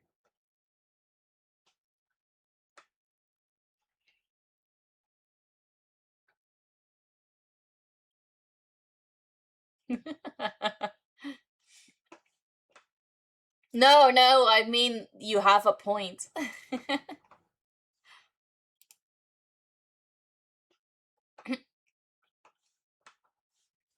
I have a theory. Leah is infected with the virus, but her immune system has learned to restrain it. The reason for this may be her age. Young organisms with heightened immunity begin to adapt. Most likely, such carriers will pass this ability on to their children, and they to theirs. $50 for a 6-pack? Holy crap. The virus has affected the vocal cords and the areas of the brain responsible for speech. Her minute-long episodes of dropping out of reality may be a protective mechanism preventing the virus from affecting the entire organism and all regions of the brain. Leah's state of health is excellent. This is only a theory, but if it is correct, then the only salvation of our species may lay in saving children like Leah. They are the very generation that will be able to live with the virus without harm to the body. They must be found. They need shelter. Perhaps somewhere among those survivors there are already people who have confirmed or refuted my theory, but there is a chance that I am right. And if I am right, then sitting and waiting for old age together with Leah is not an option at all. I believe that I built this bunker not because I am a coward. I built it for her and for those like Leah. I simply did not know it then. Now I do. She must not go with me, but she holds a different opinion. On the one hand, I understand that I will not be able to carry out this mission without her help. I will have to wake up not in the bunker, not on my bed, but up there, above ground.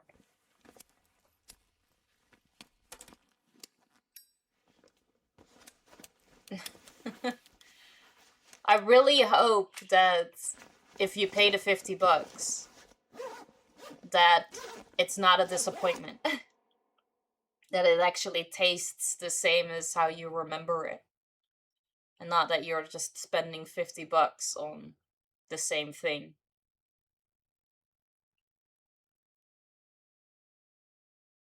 I have to be your Pepsi Max dealer?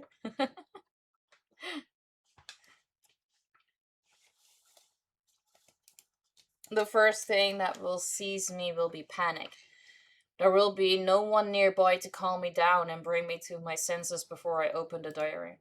My memory lapses will make this path much more dangerous. I will not be able to remember the route or any important places or details. The diary is a weak helper in this regard. Yes, Leah's life is priceless now, not only to me, but without her, everything could fall apart. Boop! Hey, Slayer dudes, good to see you. How you doing? I am good, thank you.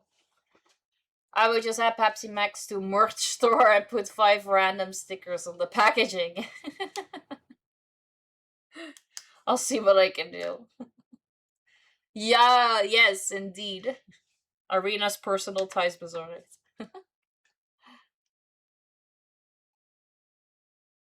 Finally, a bit less disgusting weather. Yeah, this week is gonna be relatively, like, okay, let's say. And then next week, unfortunately, was already gonna go back up. Or perhaps I am simply glad that I will not be alone. She wants to go with me and understands the importance of our journey. We are taking canned food and as much water as we can carry. 2 knives, a flashlight with spare batteries, some cookware and utensils, a compass, a lighter, and a pistol with spare ammunition. I have a question. If both of you are outside of the bunker, how are you gonna go back in? Do you have like a key for the outside to lock it? Like a normal front door? Or...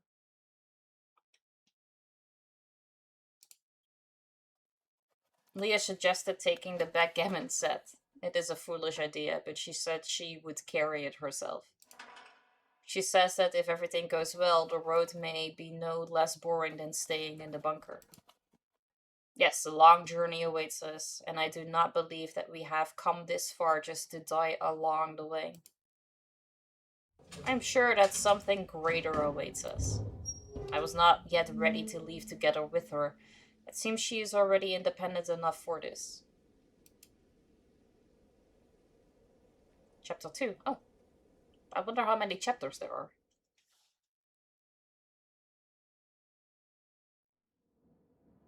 Let's just hope that how disgusting heatwave shit we're getting this summer equals to the winter we're gonna get. I really hope now. I don't mind a hotter summer, but I do definitely mind a colder winter. About 3 days after our group was attacked, I heard some noise on the radio. Tanya, who was always with us kids, shoved it into my hands in a hurry. There were 7 of us. We lived in the big building. The adults said it used to be an office. When we ran, we had to split up. That's what the adults taught me. We were shown where we could hide in case something like that happened. The coldest temperature I deal with? Honestly, I don't know. I want to say -15. It's not that I want extreme cold, but I would like to have enough and good quality snow again so I can make snowmen again with dicks.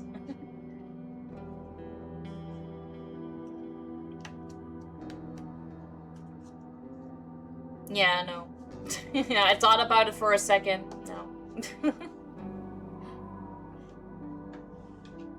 Hello! How you doing, little Miss Fubar? I'm so sorry if I'm mispronouncing that. How you doing? Welcome in. Yeah. Yeah, I think that's too cold too. Don't like it.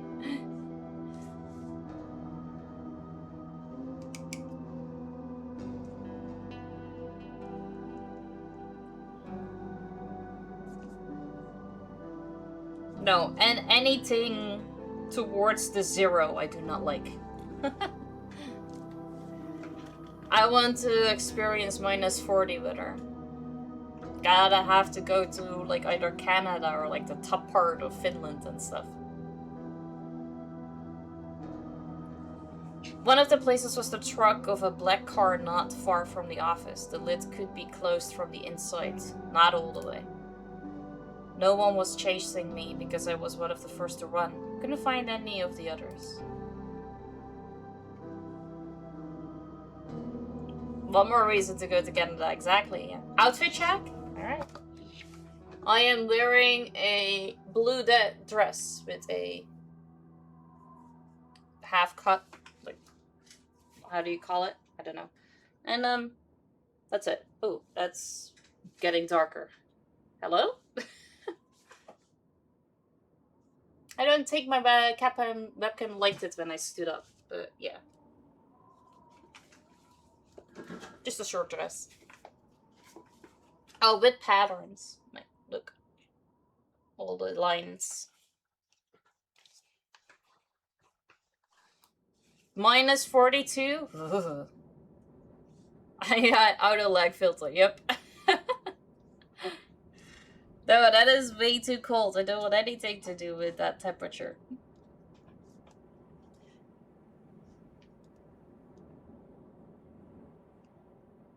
Hey Viper, good to see you. How you doing? Welcome in. Thank you so much for the Discord check-in. Happy Monday.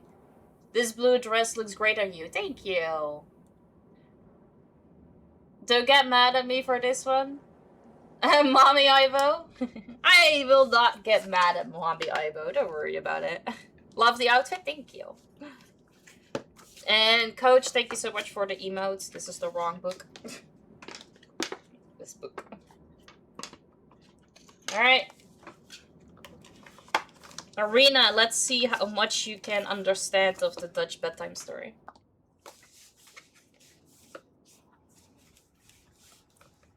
You're doing good, just ended your stream. Did you have a good stream? I hope it went well. Probably 0.1. Alright, we shall see. Alright. Bom heeft verdriet. Tip schuift een taart in de oven. Ze kijkt op de klok. Mooi op tijd, zegt ze. Ze loopt naar Tap. Die zit op de bank. Let jij op de taart, Tap? Dan ga ik gauw naar de winkel. Ik haal nog wat pudding. Daar is Bom zo dol op. Bom? Vraagt Tap. Bom eet vandaag bij ons, zegt Tip. Of wist je dat niet meer? Daar had Tap niet over nagedacht. Maar ik let wel op, zegt hij. Hij gaapt. Tap is een beetje moe. Hij heeft in de tuin gewerkt. Tip pakt haar tas. Ze loopt snel naar de winkel. Welke smaak zal ze kiezen? Bosbes of aardbei? Wat zou Bom lekker vinden? Ma Das is ook in de winkel. Neem bosbes, zegt ze. Daar zijn Mies en Rick ook dol op. Goed, dan neem ik bosbes, zegt Tip. Ze maakt een praatje met Ma Das. Lies is ook in de winkel. Is dat voor Bom, zegt ze. Die heeft liever aardbei. Dan neem ik ook wat aardbei, zegt Tip. Ze praat nog wat met Lies. Opeens ziet ze de klok. Ze moet snel naar huis. Follow the Ibo, follow the Ibo. Bom staat al voor de deur. Hij huilt. Wat is er met jou? Vraagt Tip. Er was niemand thuis, huilt Bom. En het rookt zo lekker. Maar nu ruikt het naar brand. Mijn taart, roept Tip. Ze gaat naar binnen. Tap slaapt op de bank en de taart is zwart. Bom huilt nog harder. Stil maar, ik heb pudding, bosbes en aardbei, zegt Tip blij. There you go. It was good? Awesome. I'm glad to hear that. Pudding. In the oven. Yep, that's what you understood. That's good. How you doing, Hellcat? Welcome in. Good to see you.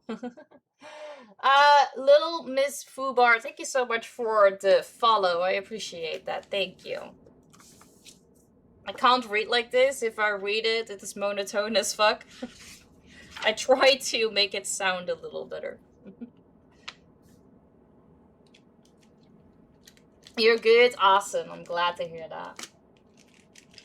I am good. How are you? That's all you got? Yeah, it was about somebody making a cake and then asking the other person to pay attention, but the other person fell asleep. So when she came back from the supermarket to get more pudding, the cake in the oven burned. But luckily she bought pudding.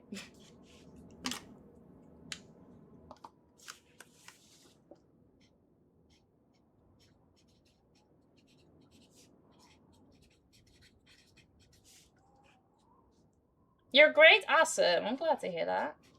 Hey, Furiosa, good to see you. How you doing? Thank you so much for the emotes. Welcome in. Happy Monday. Fubar, the thing that I've just done is that I've written down your follow in my Stream Happenings book of 2026. That means that it is now official and there's no turning back, so welcome to the family.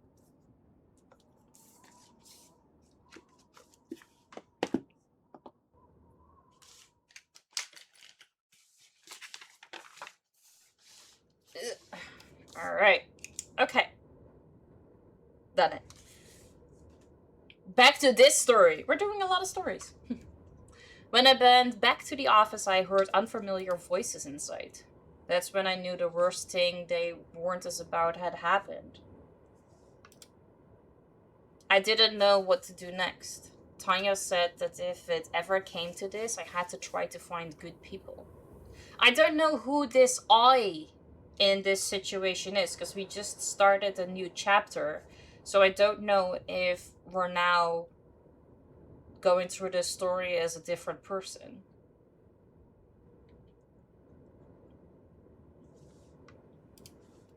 Anyway, the radio. Hello? Hello? A boy's voice answered. Hello? Who is this? I asked. Is there someone there?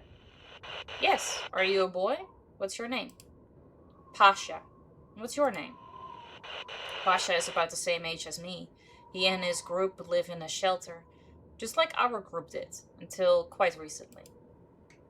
I felt this rush of relief. I thought I was safe. I thought I found a new home. If I tell them that I used the radio, they'll take it away and hide it so I can't use it. We're not allowed to talk to strangers. The adults don't want anyone to find our home. I remember how I almost started crying when I heard the word home. I wanted to go home too, to see Tanya and everyone who lived with us. I could barely grasp that I might never see them again and that now I was alone. We'd been warned this could happen, but you still hope for the best. Are you crying? I couldn't answer anything. In front of my eyes were still those I had been separated from. Why are you crying? I told him what had happened to me and that now I was looking for good people and a new home. I had already been living on the street for 3 days and I was hungry. I was cold and didn't know where to go. Pasha, can I talk to one of the adults? I really am alone. I was hard to hear because I wouldn't stop sobbing. My knees were buckling and I wanted to just drop to the ground. I'm sorry, we were told that children are used to gain people's trust. But I'm alone, Pasha, I swear. I don't know how to prove that I'm alone. Tell me what I need to do. I don't even know how you could find us, but even if you did find us, would we be able to help you? We hardly have any food. If there are more of us, it could only make things worse for the whole group. I just don't want to be alone. I don't remember how much longer I cried and talked with Pasha. He was right. I don't even know where they are or how to find them. But I have no other choice. I will look for them. Maybe they will take me in. Autumn was over. I didn't manage to grab warm clothes to survive the winter. No matches, no lighter.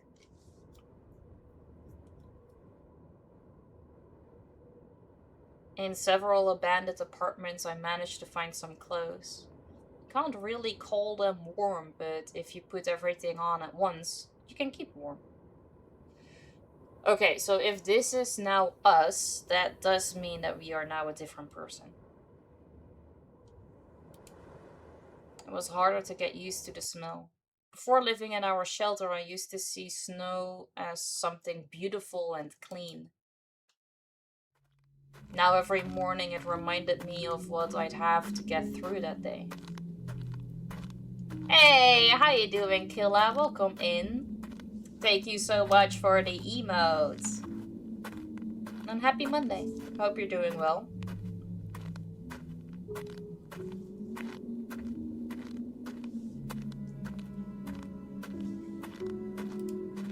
My shoes were soaked through, impossible to dry. Walking down the street felt like stepping on ice barefoot. The wind burned my face and, like something alive, wanted to knock me into the snow so that I wouldn't get up again. Happy Monday! How was your Sunday? It was good. I spent half of it like outside in the sun with my feet in the pool. Just chilling mostly. How was yours? One day, in an empty shop, I managed to find a surviving lighter. It was the only bright moment after I had to leave the shelter. I threw everything that could burn into the fire, paying no attention to the smoke or how it smelled. My hands and feet so rarely got to feel warmth. I watched the fire, and it gave me hope that I would still manage to find Pasha. Every night I had to look for a roof of 4 walls to sleep under, to make a fire, warm myself, and dry my clothes. When I ran into people, I never knew in advance whether they were good or bad, but I didn't want to risk it and find out. Hey! How you doing, Reaper? Welcome in. Happy Monday. How was your Sunday, Killa? Did you have a good weekend?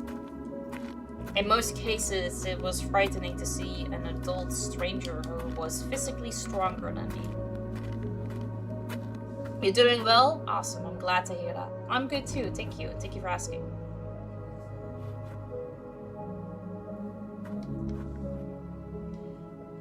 Once I entered one of those houses to spend the night. Every time I had to check whether someone was in sight, waiting, whether I'd entered the house where someone had already settled. Hey Joe, thank you so much for the bits, much appreciated. How you doing? Welcome in. Weekend was alright, you didn't do much. Hey, I mean that's good, right? You don't have to do too many things in the weekend. You've already worked during the week, so it's nice to chill and sit back and relax. Because we celebrated Aiden's first birthday on Saturday. And then yesterday we also didn't do anything. It was a busy Saturday, so we all wanted to have like a chill Sunday.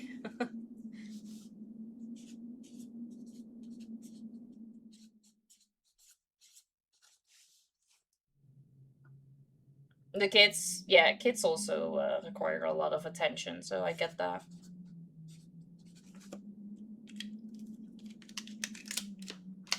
Joe, thank you so much for the biddies. I appreciate you. Thank you.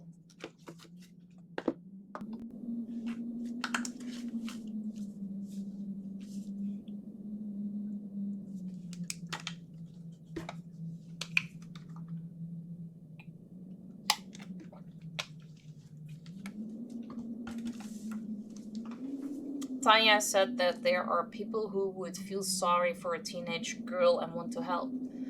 But there seem to be fewer and fewer of them. How to act correctly, how one should live, and what needs to be done so as never to feel the pain of losing those dear to us and the consequences of our choices. And it seems I even managed to make her smile when I told her that it was all over. Now she has a home, she has us, and she will no longer need the gun. Huh? This feels like a weird jump. What are we...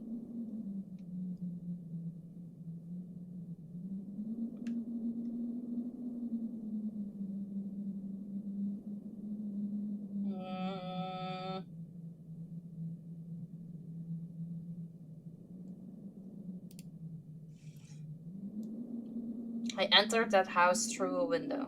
My eyes hadn't yet adjusted to the darkness. I heard footsteps coming toward me.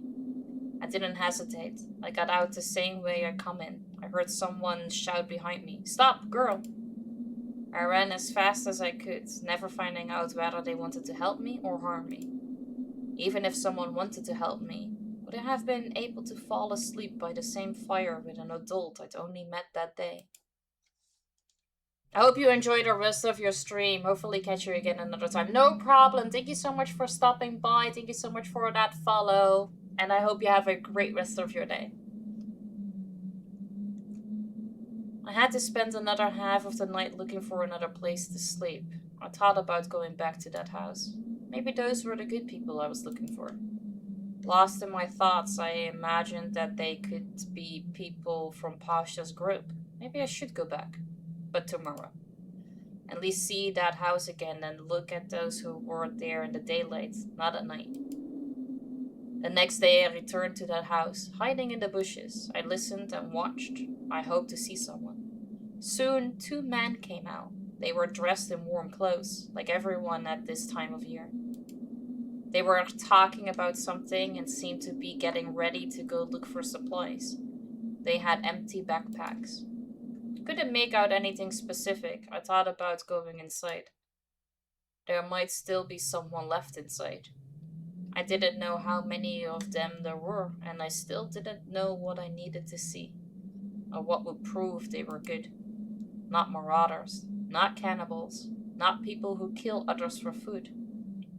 Hey, Housebells! Good to see you. How you doing? Welcome in. Happy Monday. Tanya taught us not to take risks if we weren't completely sure. But I was ready to take the risk. You're good? Awesome. I'm glad to hear that. I am good too. Thank you. Thank you for asking. How much longer could I live alone? Either I would die of hunger or freeze in the snow. Or I would become a victim of marauders. Did you have a good weekend, Hellspells? I wanted to talk to someone. The only one I could talk to was Pasha. That winter, the only thing that kept me going was a half-empty lighter and the chance to talk to Pasha. I told him about the people I had encountered. They were not from his group. After that, my curiosity and desire to enter the house vanished. I moved on. There were still 2 months of winter ahead. Hoping to find at least some food was only possible in the center of some small town, which was where I headed. Oh, that's crazy to think that so big of a time difference. Because for me it's 11 a.m. on a Monday.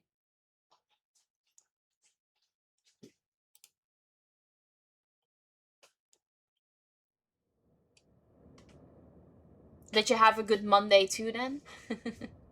5 a.m. for you? Yeah, time zones are wild.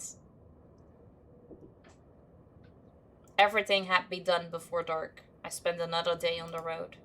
Sometimes I think that the exhausting days of trudging through the snow would have been far better than what I had to face after.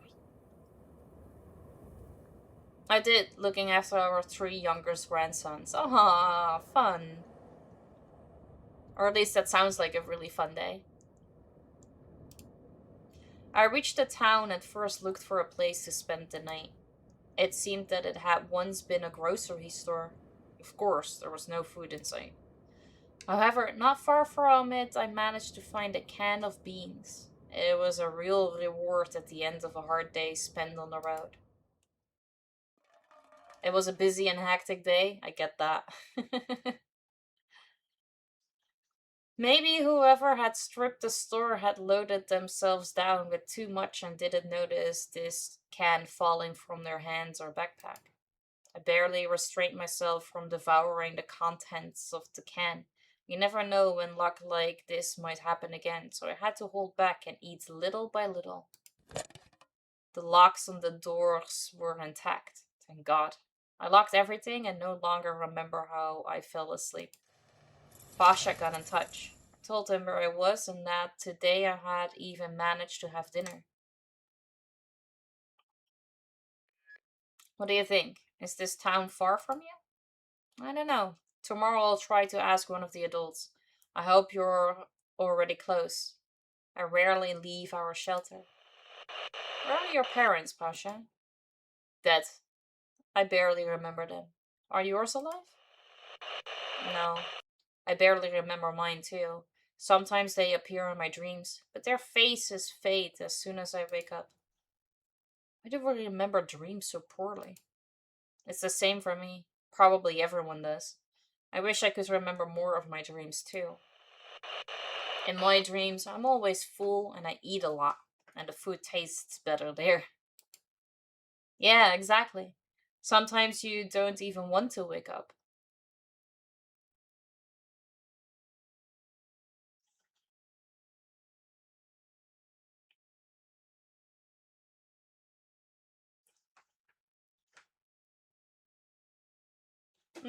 Maybe. My first initial thought is always Australia, actually. When I see AU.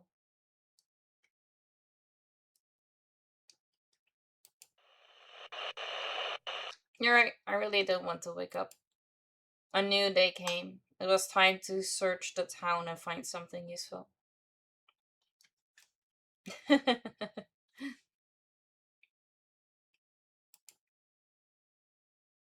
Thank you for the emotes, Arena. On my way, I came across a former residential building. A high-rise. Its left side was destroyed.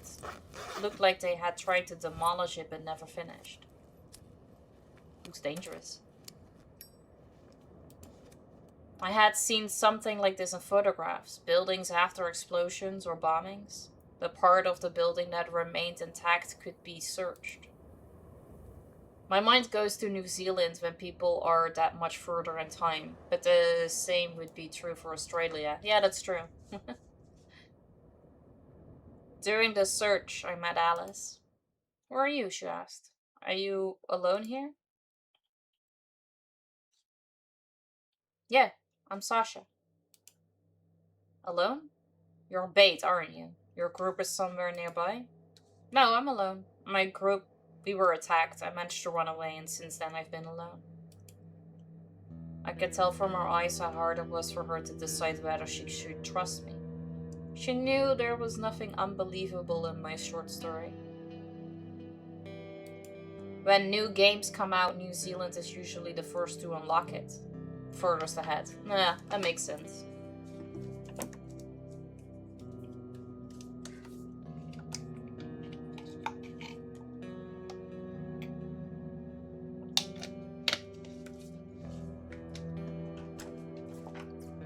Stories like that happen all the time, so she didn't ask what I was doing here. It was already obvious. If you're lying and yours are somewhere nearby waiting for me, know this. I have nothing, just this knife. And I have a lighter. After those words, her look changed. It seemed she desperately needed fire too. I took the lighter out of my pocket and showed it to her. What's your name? I asked. Alice. Can you make a fire for me? We went down into the ruins where Alice lived. Apparently, she wasn't alone. She walked as if someone were waiting for her. I kept confronting myself with hope the whole time we walked, that I had finally met good people, and that now I was no longer alone. Where are we going? To my father. Your parents are alive? Only my father. In a few seconds before meeting her father, something in my chest tightened with envy. I drifted into dreams of being in her place. The names don't fit with the right dialogue. I remember how Tanya told us that for parents, the meaning of life is their children. That is, they live for us, and if they lose their child, the meaning of everything is lost as well. I wanted someone to live for me too. I wanted to give meaning and a reason for someone to keep living and not give up. When we arrived, we ended up under a collapse where you had to move on all fours or crawl. hoped we would end up in a hidden shelter and that we would jump into some sealed basement in any moment now. But instead, we came up against a concrete barrier. A wall of debris, at the bottom of which there was a gap where you could only slip in a hand or a foot, nothing more. The smell I sensed when I came closer made me cover my nose. It smelled of feces, like in many abandoned buildings. Alice looked into the gap and said, "Dad, I'm not alone." "Who's there?" A hoarse male voice came from the other side. See, so this also makes no sense, because now it says that Alice is the one saying this. But it also says like a male voice came from the other side, so obviously it's not Alice. See, now it's Alice's father. But this is what Alice is supposed to say. It's a little confusing. It's a girl, her name is Sasha. We just met. She has a lighter. Because how would the father know? Because the father hadn't seen her yet. The first thing that emerged from the gap was the hand of an adult man, dirty and bony. Its appearance was unsettling and made me not want to touch it. Following the hand, the right side of a face appeared, with a red, cracked eye that examined me and stared straight at me. And when I finally realized what had happened to Alice's father, a chill ran through my body, and I no longer wanted to be in her place. "Hello, Sasha." The face in the gap greeted me politely. "Don't be afraid, we are good people." This man had fallen into a trap and seemed to have been there for a long time. He asked me to call him Uncle Kolja. "We'll make a fire now. I'll bring you hot water so you can warm up." We went back, and when we reached the passage where it was finally possible to straighten up, Alice began her story. Alice's group and her father had stopped nearby. They couldn't stay in one place. They constantly had to search for food. There were 9 of them in total. The building had already been destroyed when her father found it. Sometimes, in places like this, under the debris, you could find many useful things and even food. Only the lazy and those who don't like taking risks didn't search the ruins. These days, there are almost none like that. Desperation and hunger force everyone to act, and Uncle Kolja was no exception. A gas pipeline had exploded in this house, and debris still sometimes fell due to strong winter vibrations. That's how she said it, I think. No one wanted to return to their people empty-handed.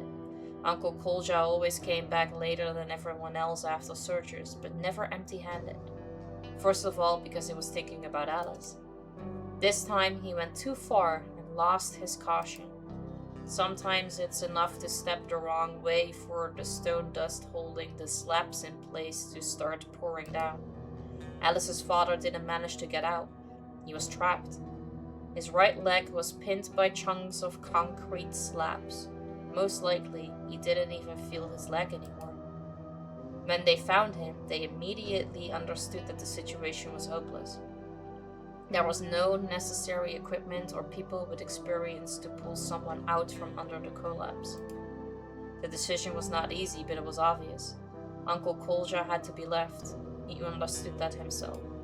Alice begged everyone not to abandon her father, everyone who could try to comfort her and help her accept reality. Then she said without hesitation that she would stay with her father and take care of him. Everyone, even her father, tried to dissuade Alice, but for her, there was only one option, and no other. The members of their group fully understood what she was condemning herself to. They left them part of the supplies and went away. A month had passed since then. All the time, Alice had been searching. The harsh winter hadn't spared her. Slippery paths, loose and unpredictable snow. A few days ago, she slipped while trying to climb into a closed building on the 2nd floor. She landed in the snow, but beneath it was a pile of scrap metal that apparently no one had managed to get rid of back in the carefree days. Aw, thank you so much for the biddies. Much appreciated.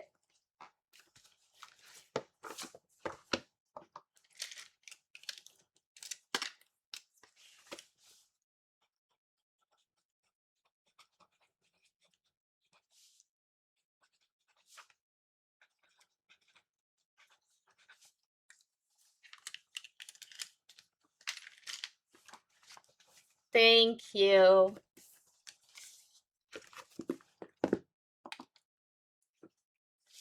A fracture, a sprain, a dislocation, torn ligaments. We don't have a doctor nearby who could determine that. And even in this condition, she continues to do what she condemned herself to. And if it were my father, I would have done the exact same as she did. We made a fire. Alice boiled water in a pot. She poured it into a mug and took it to her father. She treated me to dried fruit. Thank you. I think tomorrow we won't have anything left to eat. I was planning to go to a neighboring settlement and look for something. You can only find it from here if we know the trail. There was no direct road from here. Everything there is here. I've already searched. While she was talking, I felt something warming me from the inside. It wasn't the fire, but the realization that I had succeeded. I had been looking for Alice and Uncle Kolja. I was exactly where I was supposed to be. We spent the night in one of the apartments where the locks hadn't been broken. She pointed to a bed where I could lie down. We chatted before sleep about all sorts of things. It was one of those days when I didn't take out the radio even once. When she fell asleep, I allowed myself to drift into dreams about how we would figure out how to save Uncle Kolja. Then we would find Pasha and his group. They would take us in, and everything would be like it was before. And maybe, over time, Tanya would find us too. She is alive and looking for me, and she will find me soon, and not alone, but in a new home with a new family. Such dreams calm me and help me fall asleep. A cold morning awakening brought me back to our reality. The first thing I did was look for Alice.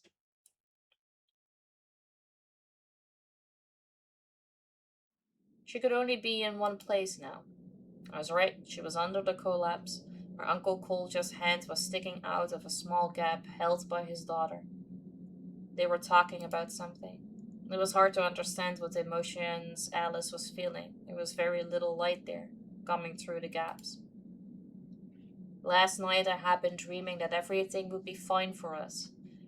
But feeling their despair, I remembered that our hardships were still ahead. I can't just sit idle. I wanted everything to be okay for this family. It's hard to watch what they are going through. I can't see and accept this reality. A family trying to stay together at a time like this.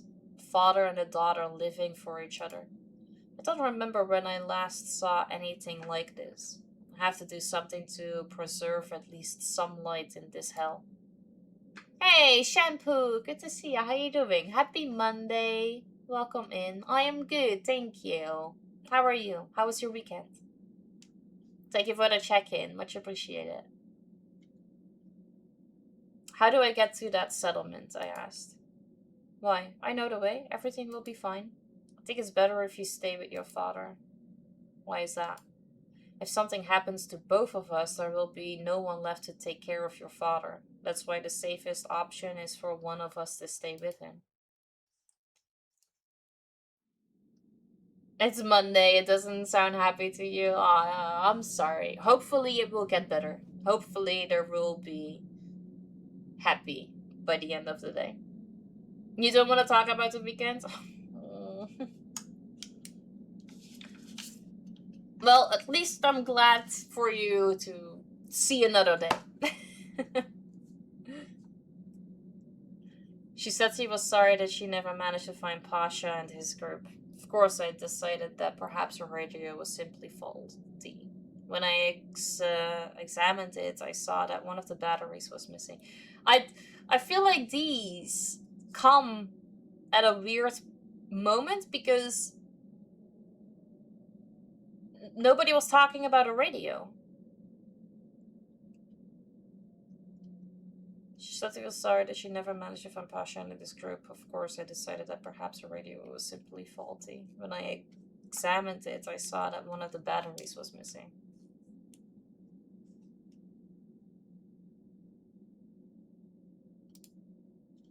I just don't think that it will be easy for me to make this journey alone. It will be hard, but I understand all the risks. I think this way it will be safer. Yeah, it is like a horror drama. It said that it was. We are now currently in chapter 2, but chapter 1 and chapter 2 have different people. I don't know if in the end they might find each other. But we started it off with a guy living in his bunker that he built himself in the year 2033. And there's this virus going around, which is like killing people, so like apocalypse kind of stuff. Then this girl came to his shelter, and at the end of the chapter they both went outside. And now in this chapter we are playing as Sasha, who lost her group and was trying to find new good people. And she now finds 2 people. I guess, yeah, because it was spreading like a flu, so I assume this is like COVID on steroids.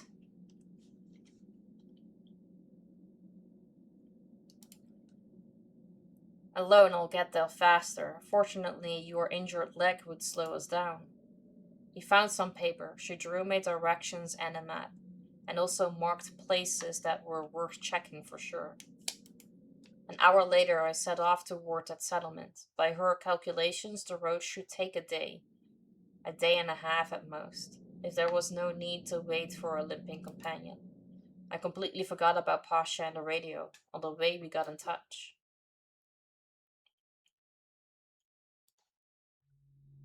I told him what had happened to me while I hadn't been in contact, about Alice, about her father, and about our further plan. He was glad that I was no longer alone, but something still worried him. What will you do when you go back to them? Will you help Alice take care of her father?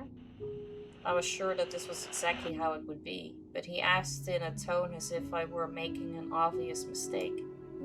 Probably, yes. I'm not sure that this is right for you. I don't know what could save them from this situation. Maybe. What, Pasha? Maybe you really shouldn't go back and just keep going. I didn't know how to feel when I heard that. On one hand, I clearly remember getting angry that he didn't understand me. Perhaps at that moment he was the only one who showed such concern. I tried to understand what he meant, even if not right away. From his side, this decision seemed more correct. Maybe it is better, I replied. Maybe I'm just afraid of being alone again. Have you ever been alone, Pasha? Completely alone? No. I don't know what I would have done if you hadn't answered me that day. You gave me hope that I wouldn't be alone forever. Now I've found Alice and her father. Maybe a sad ending really awaits them. And me too, if I stay with them. But that's still better than being alone again. Besides, maybe I'll manage to find your group too. Would you stay with them if you could join us? I haven't thought about that either. I don't know. Do you know how far this radio can reach? I don't know either. It seems to me that as long as I can hear you, I have a chance to find you. Thank you for the emotes. The first thing I wanted to deal with was getting food for Alice and poor Uncle Koja. And then I decide what I'd do next.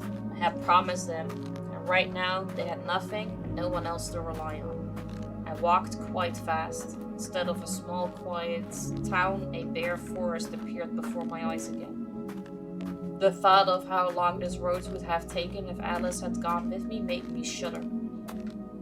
In addition to a slow pace, we would have had to stop every few hours. Luckily, when I reached the settlement, it had only gotten dark. I felt relieved that I wouldn't have to spend the night somewhere in the forest. If Alice was right, this place should have remained relatively untouched. Places like that are almost gone now. Where did it come from?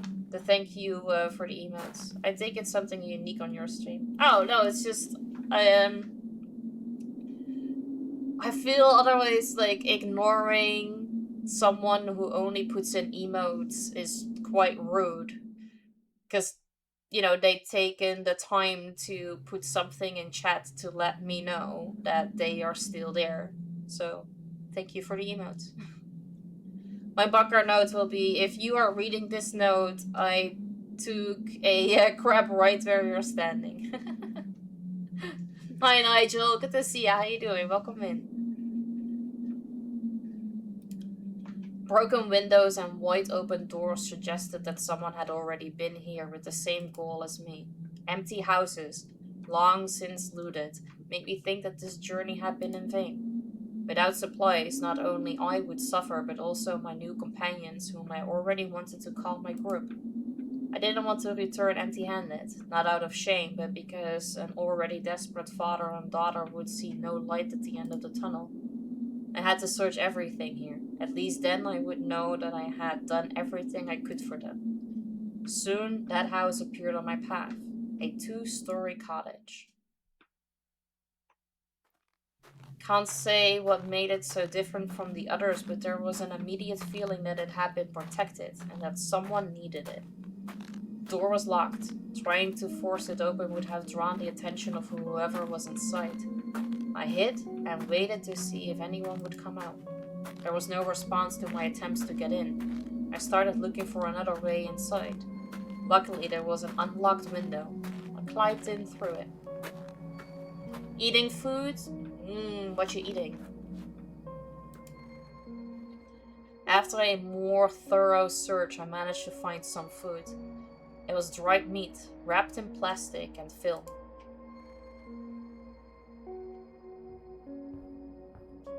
I was curious, but I still decided to ask Sasha whether she knew how the radio worked, whether anyone had taught her, whether she had been told where to press. The answer was no. How could the radio have worked with just one battery, or it hadn't worked at all? I don't understand what I need to choose here. Who is choosing?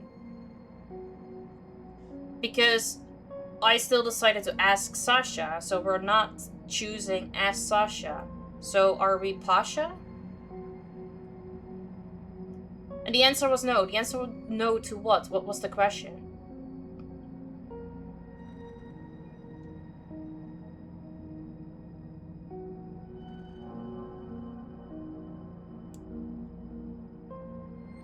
And I also think it needs to say I was curious. Because it was curious. Who's it? Is it a person?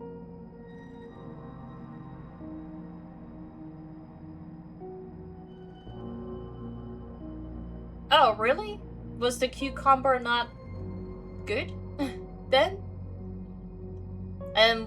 Yuck. That's the food you're eating?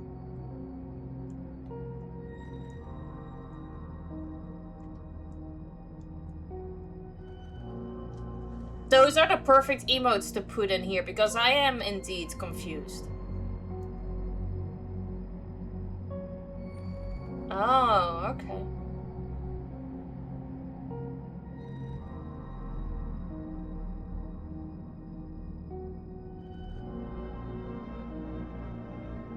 I don't know what to... Like, these don't make sense because I don't know what I'm choosing from.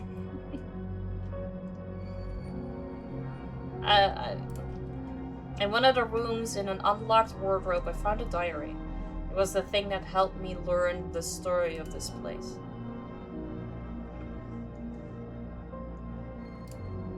Almost every room had a bed with a blanket and a pillow. Probably at least 4 people lived here. The house was a good shelter. The walls didn't feel frozen or ruined by the cold. Everything looked about the same as in our office. In the wardrobe, I could find clothes that fit me.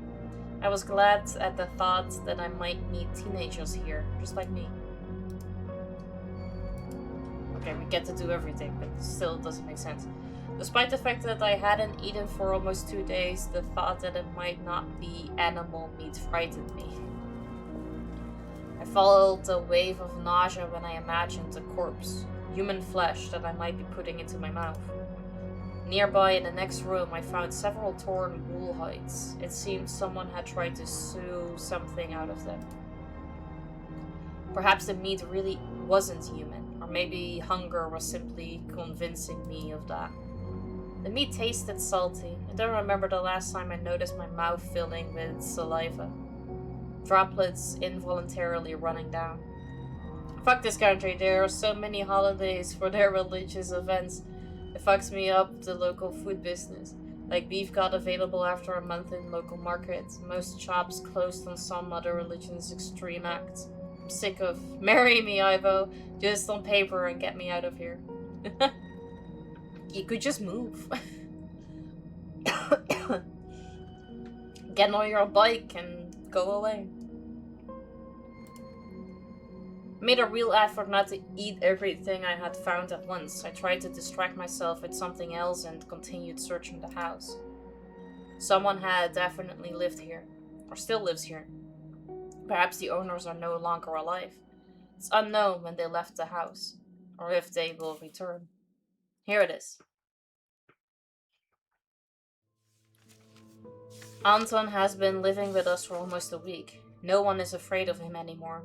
He has done many useful things for us and made things easier for many of the girls.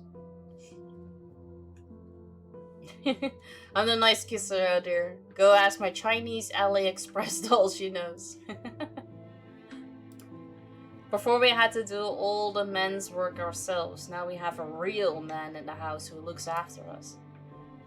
The people Anton used to live with taught him how to hunt, build, reinforce and insulate houses. He never sits idle. He's always busy with something. He spends most of his time hunting or simply looking for something useful. Very responsible for a 19-year-old boy. Just recently, the 4 of us girls were living together and struggling to handle everything.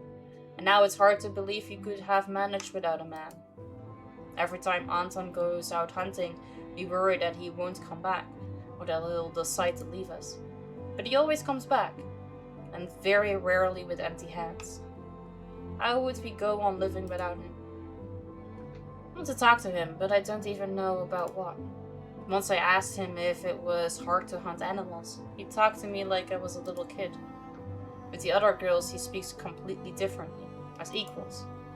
Yes, I'm younger than they are, until Lucas grown up as Anya, Dina, and especially Lena.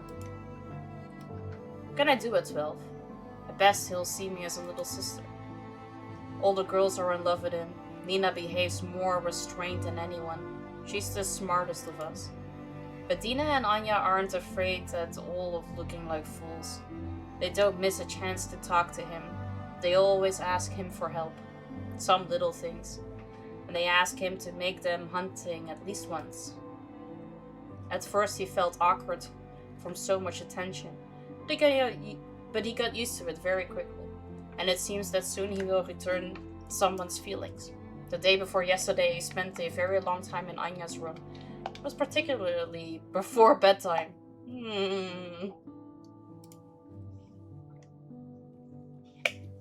The next day, Dina went to meet him when he came back from hunting. They were gone for a long time. It turned out they had just been walking while we worried about them and thought something had happened. Most of all, Anya was angry, of course. Dina, it seems, didn't take it all seriously. I knew Lena wasn't indifferent to this either, but she just tried to avoid conflicts in general. She's very good and kind. There was no point for me to say anything. If they noticed me and remembered that I was in the same room as everyone else, they would tell me to leave. So I just listened in silence. Anya left offended and outraged. They only noticed my presence when Dina went back to her room. The next day everyone spoke to each other only about business.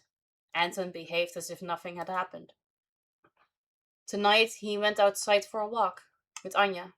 And when they came back, they went up to her room. Anton didn't come out of there until morning. Apparently, I wasn't the only one who spent the whole night waiting for him to come out. Hey! How you doing, demon? Thank you for making me and everybody else drink.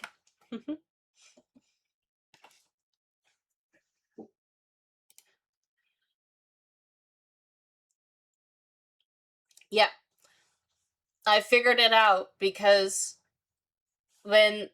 Is this like a second account? Or did you change Bobby to Demon?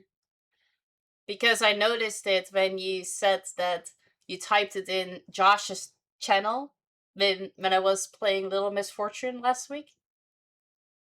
I was like, okay, it says Demon. It doesn't say Bobby. But then I figured it out. Oh, of course. I'll have to say the entire thing again.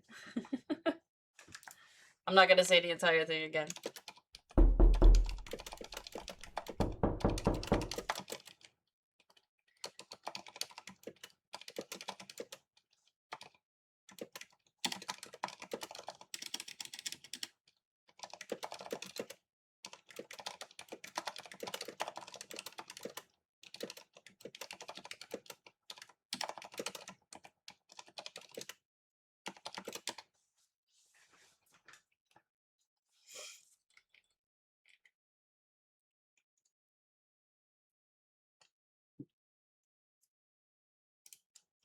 Alright, I think he should be back.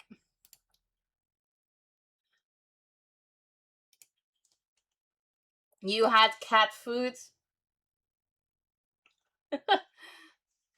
I mean, you also have cats, so maybe Twitch is telling you that you need to feed your cats.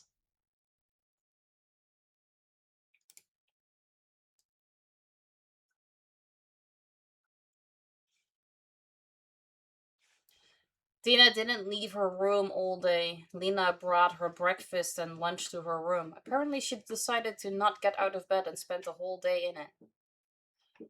I'm glad you're smarter than the average bear. Yay! But I was also asking, did you do a name change? Or do you have 2 accounts?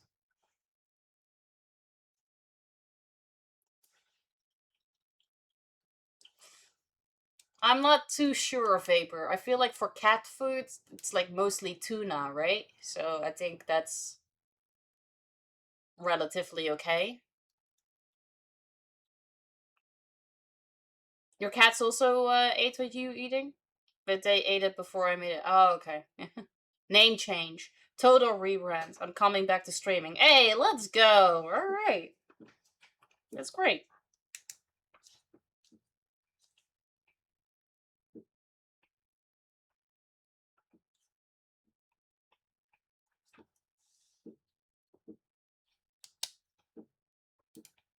The following night, Anya slept in Anton's room. Or the other way around.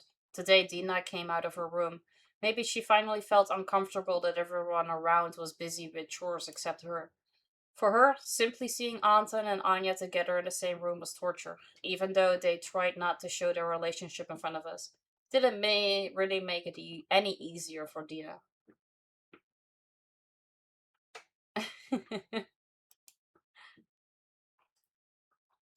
One day, she went out for a walk. Lena went with her. She said, you can't leave her alone.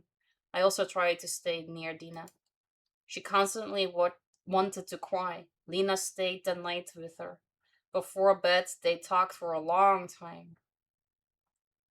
Right now, main problem is separating pasta from cucumbers, but fuckingly, pasta have induced cucumber flavor.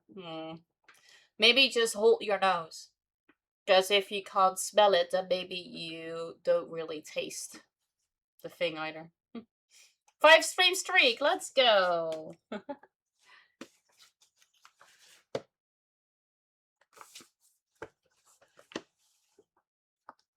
Wise words from Vapor. Vapor is right.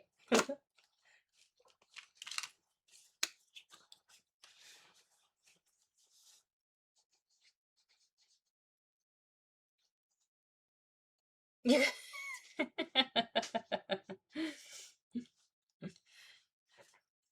here you are, streaking again.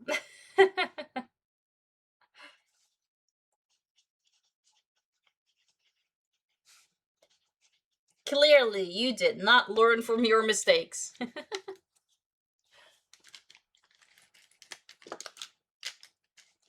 Shampoo, thank you so much for making me drink. Much appreciated.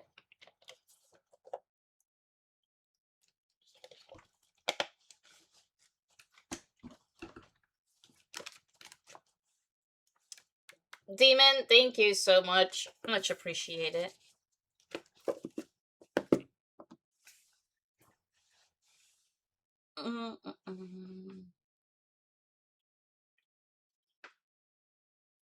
Yeah, I started with one that was a little bit like around here. But then Killer Stone made me chug, so I finished the bottle. So I had to go get a new one.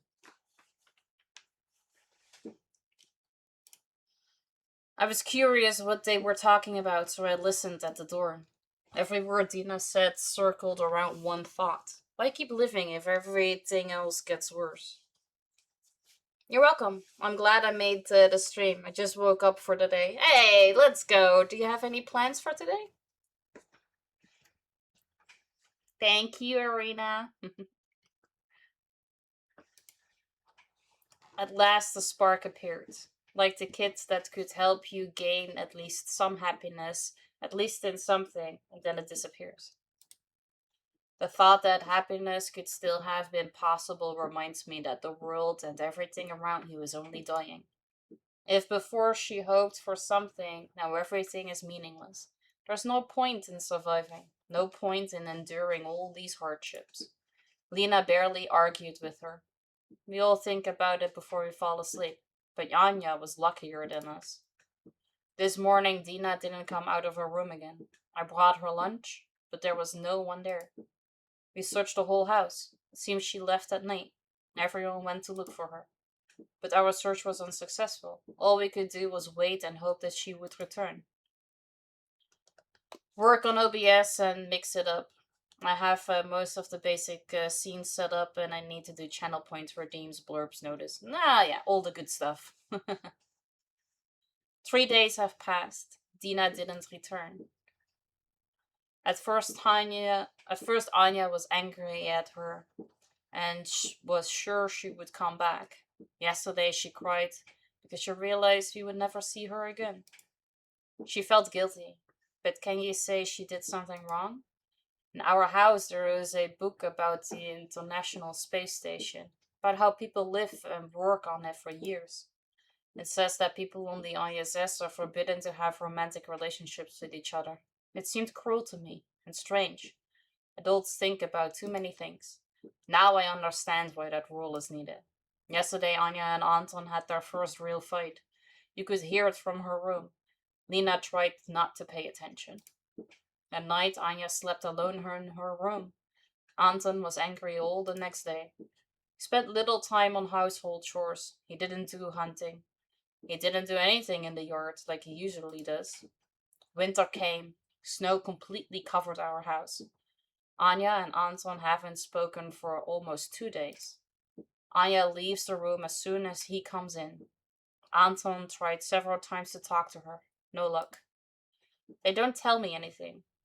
Will it really be like this forever? Will I always be a child to them? Not understanding what's going on? It's unfair.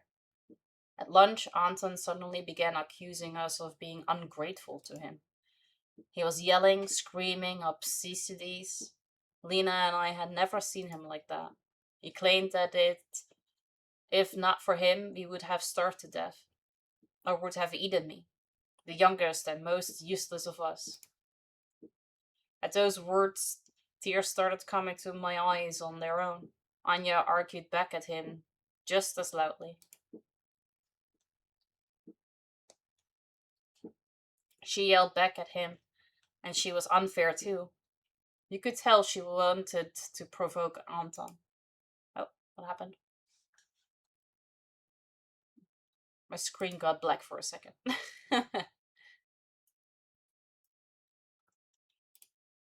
She said that before he showed up, everything had been just fine. There had been 4 of them, not 3 like now. He hit Anya so hard that she fell off the chair onto the floor. "Ungrateful pig," he shouted. I became scared. I wanted to leave, but I was afraid to move. Anya lunged at him. The blow didn't frighten her at all. It only added rage and strength. Aww, I appreciate that. You're so sweet. Of course. Of course he can. He hit her again. This time he uses his fist instead of his palm. Lena told me to go to my room. I left. I closed the door behind me. The screams continued for a few more minutes. Then everything went quiet. Everyone went to their rooms. Anton went outside. The next day, Anton and Anya made up. I don't know what drives them, love or something else.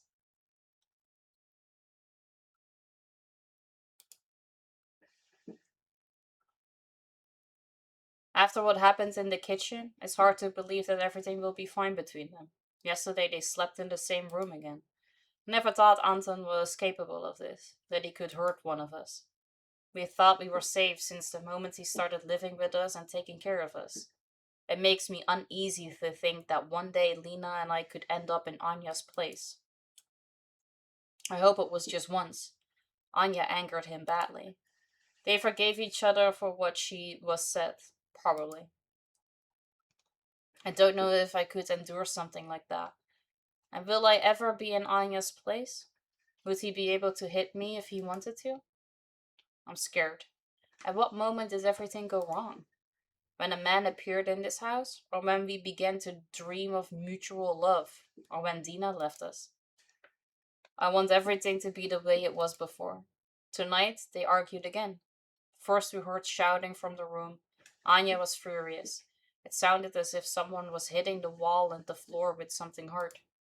A minute later, the door burst open. Anton was pushing her out of the room, then holding her by the elbow. He led her through the entire corridor. He led her all the way to the exit and shouted, "Ungrateful bitch! Filth!" Anya was wearing a long t-shirt and sweatpants. She had no shoes on, only socks. He opened the door and a strong, freezing wind blew in. She tried to break free, but she couldn't overpower him. Anton shoved her out, saying, "Go cool off, bitch." Lena tried to follow Anya, but he pushed her away from the exit and said that if anyone let her back in, he would throw both of them out. Lena froze.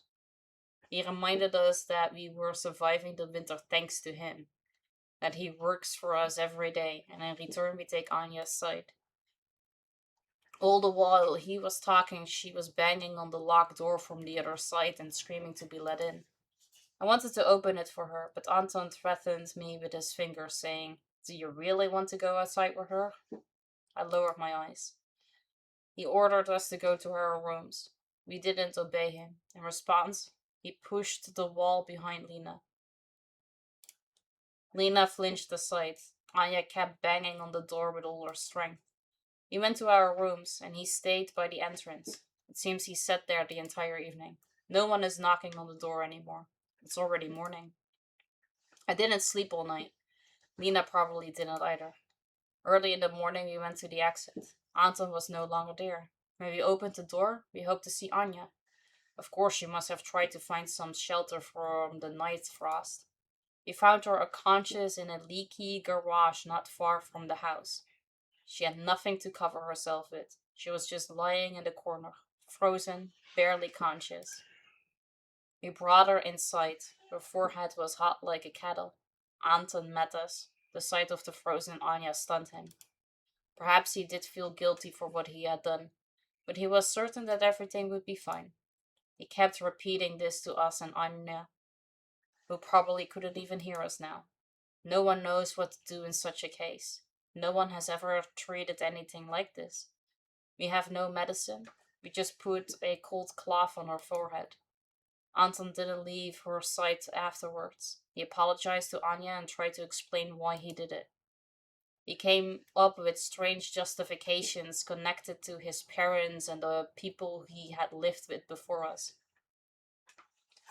I'm going to drop volume to 5% so I can focus on my work. I hope you enjoy your stream, Ibo. I'll pop in to refresh my lurk in a little bit. No problem. Thank you so much. Good luck with all the stuff that you have to do.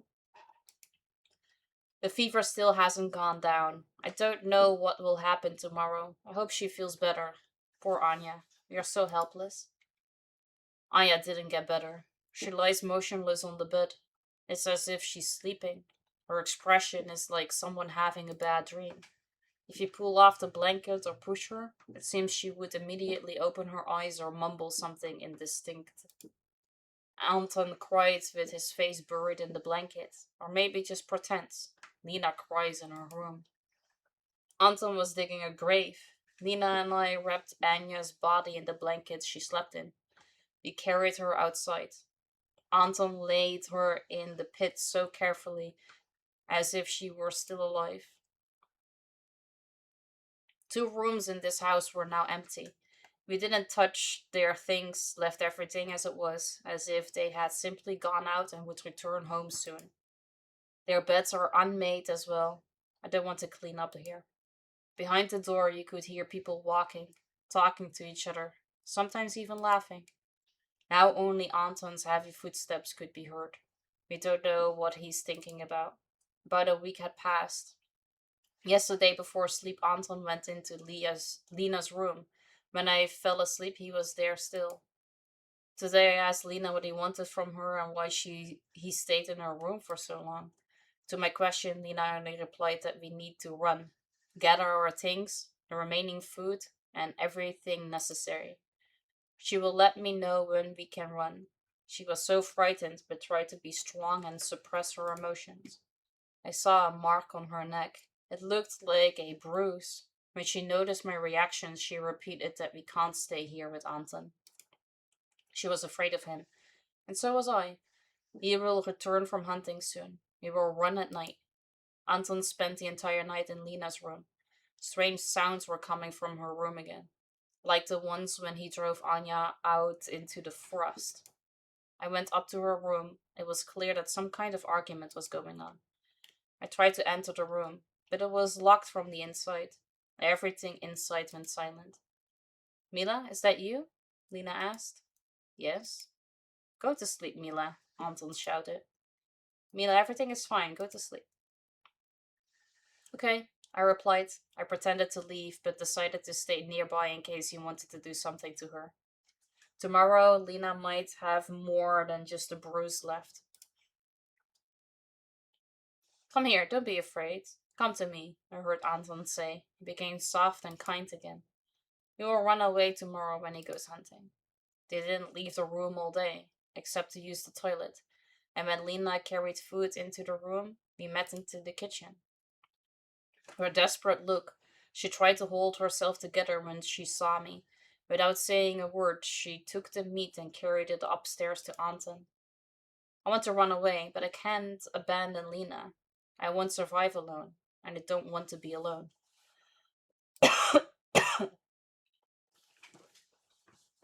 We just need to wait until he goes hunting. He won't stay lying in her room forever.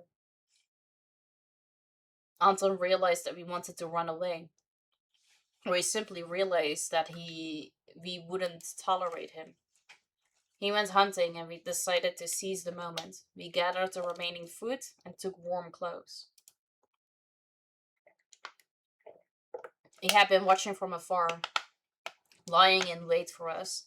When we had already left the street where our house was, he met us. Seeing him, we ran in the opposite direction without hesitation. From fear, my legs felt like wood.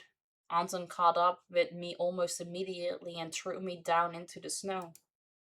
Lena ran off to a safe distance, but when she saw me collapse under Anton's feet, she stopped. He pulled out an axe and placed its heavy blade on my back.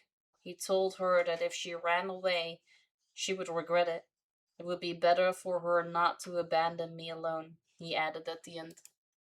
I saw her face, how frightened she became.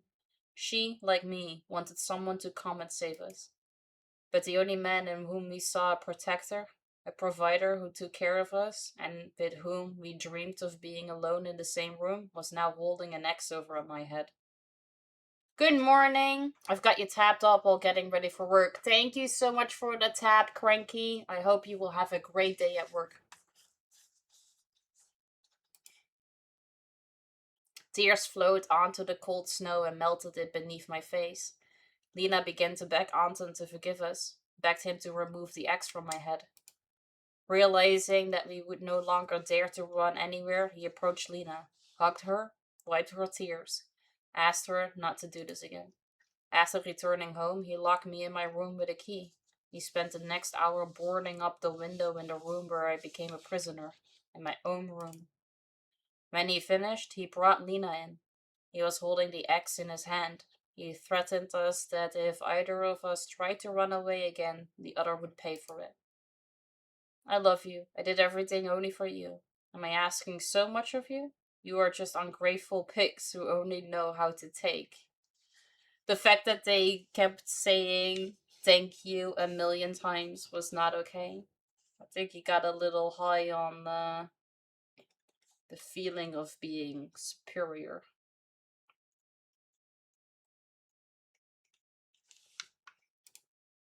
In his rage, he swung the axe and struck the table on which I was keeping my diary. He split it in half.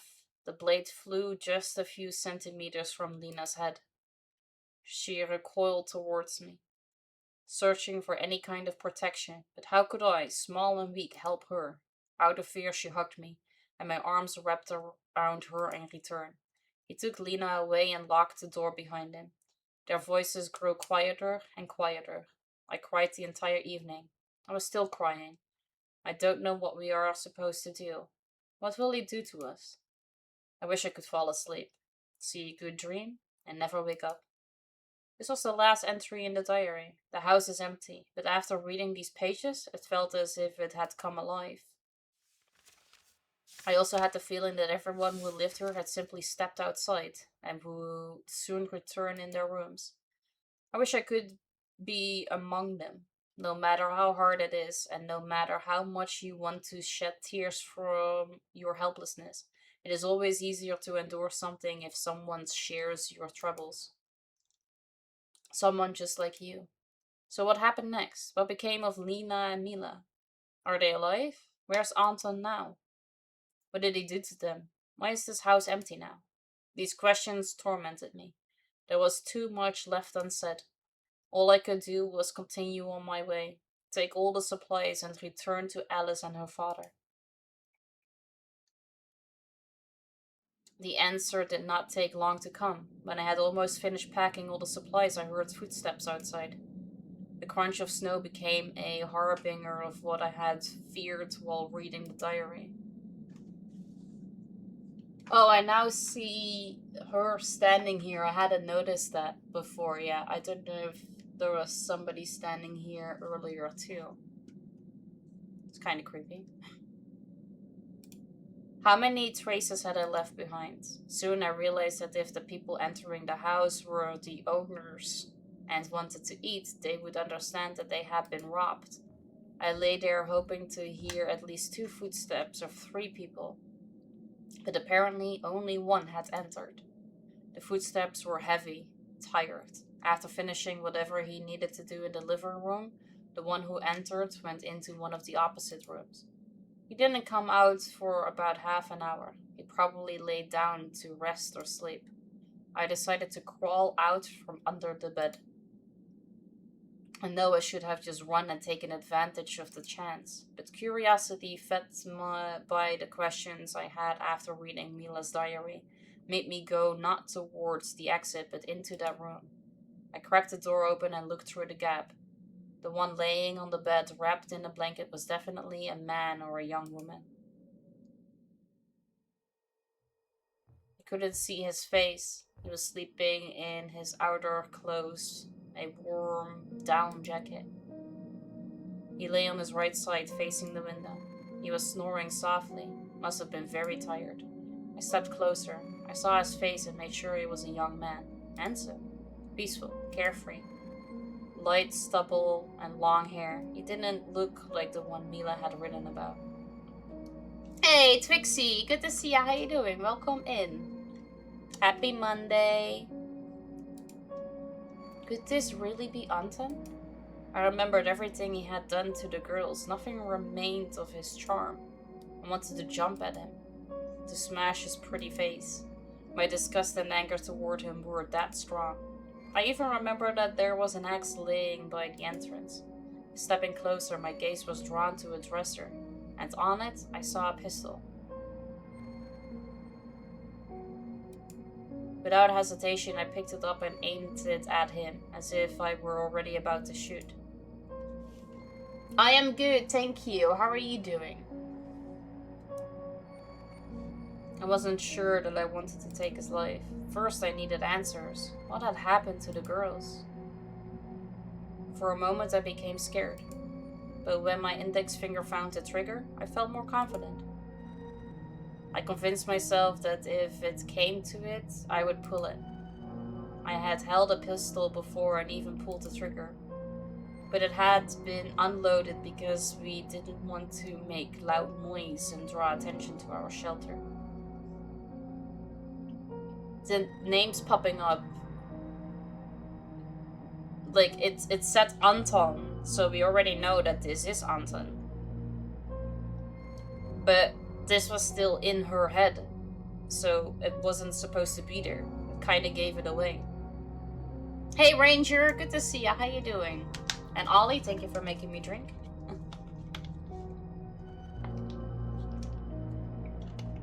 Thank you guys for the emotes.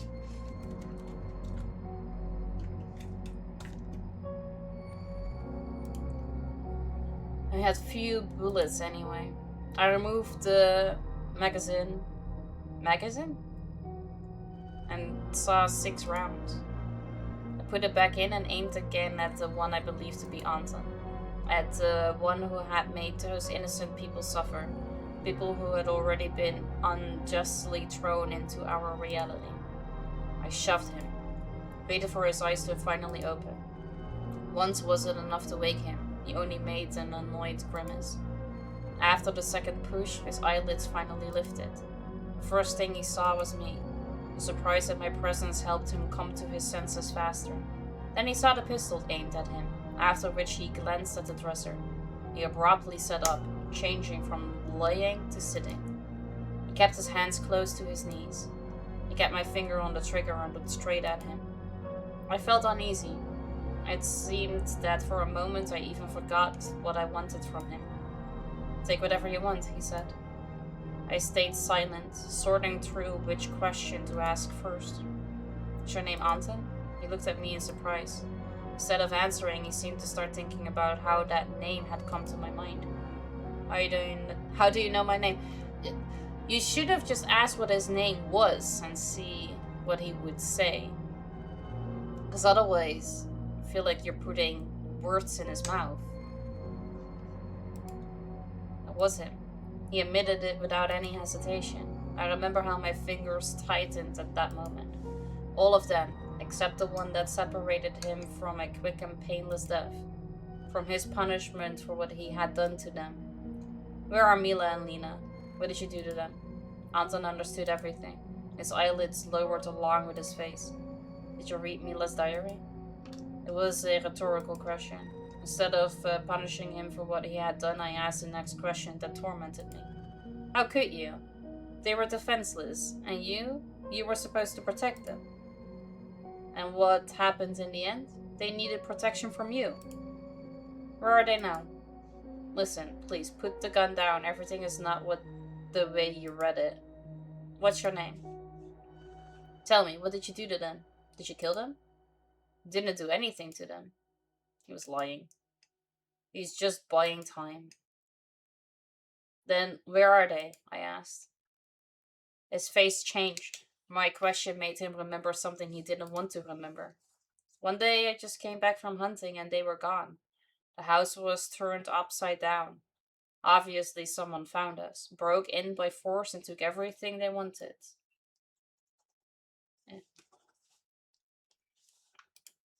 Our food, warm clothes, and they took the girls too. When I came back, I tried to find them, track them. But it snowed for 2 days straight back then. There were no traces left. I couldn't find them. His eyes looked at me pleadingly, hoping that I would believe what he was saying. Do you remember why we live like this today? He continued. What started all of this? A virus. A disease that was never fully studied. Not everyone had immunity to it. Those who didn't die from it had to live with the consequences for the rest of their lives. I'm not a doctor or a scientist. I don't know how it works. Mila was one of those who survived like us, but the disease affected her differently. For some people, memory problems begin.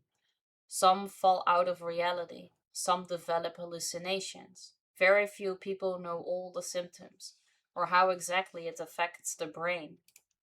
Mila often slipped out of reality. She suffered from various visions. We were all worried about her, because we didn't know what to expect. One morning we woke up and couldn't find her in the house. She was wandering barefoot in the backyard, without any outer clothing. Her eyes were glassy, her face completely emotionless. While she was walking like that, she managed to cut her leg. Fortunately, we treated the wound in time and nothing bad happened.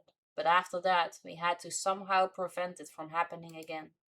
The best solution we came up with was that Lena asked Mila to keep a diary, where she would write down everything she saw. That was the only way we could at least try to understand what was going on in her head and protect her from danger. It helped, but when Lena told us what was written in the entries, we were all confused. I couldn't understand why Mila saw me as a threat. Everything was fine between us. I did everything for them, for us. They were dear to me, just as I was to them. They were the only thing I had. There was no need to prove that. We took care of each other. He lowered his head, covered his face as if he were about to cry. You have no idea how much I miss them, how often I see them in my dreams. It's been almost half a year now, or something like that. I lost the meaning of life, but then decided that I would find them no matter what. I didn't kill anyone, never. But I would kill without hesitation those who took them from me. See, and it says that Sasha said that, but it wasn't Sasha the one saying it, it was Anta. My girls, I will find them. And if they are no longer alive, I will kill those who touch them. Anton fell silent. Only when he finished speaking did I realize that I had lowered the gun. I believed him while he was telling me what had happened here. Then he raised his head and looked straight at me. When I saw his eyes, I came to my senses and aimed the barrel at him again. Do you want to kill me? For something I didn't do? Without trial or investigation? Yes, this is exactly the kind of world we live in now. This was my answer to him. Everything you told me could easily be made up. Yes, I know about the virus. I've never heard about hallucinations or visions. If I were in your place, I would have made up the same story. He wasn't afraid. His thoughts seemed to still be in his memories. The ones his own story had pulled him into. Yes, you're right. Both of what I told you and what Mila wrote in her diary could have happened in reality. Nothing fantastical. Thank you for the emotes. What to believe out all of this is up to you. Your decision to kill me won't change anything. It will only prove once again what kind of lawless hell we live in. I loved them. I would have died for them. I lost them all at once and was left alone. I don't know if you have anyone you live with and continue living with in this hell, but I'm sure you've already learned what it's like to be completely alone. Just like me. Lost everyone and trying to survive. And yet something didn't let me take my finger off the trigger and stop keeping him in sight. I had missed something in his story and in the diary. It felt like when the right words are on the tip of your tongue, but you can't grasp them in your mind.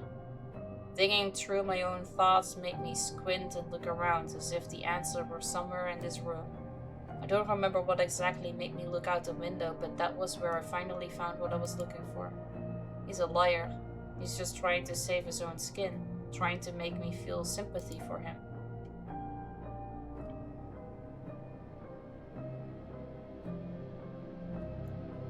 I asked her to call Pasha the way she usually did.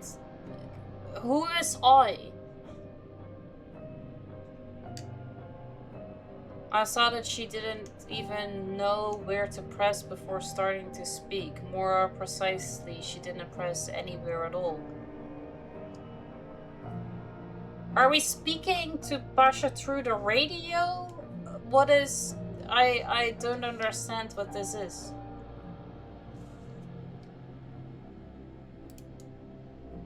You have an eye? I hope you have two. That question apparently cornered him, caught him off guard. What question? His eyes darted towards the window. He understood everything. I continued. Hey, 3-stream streak, let's go.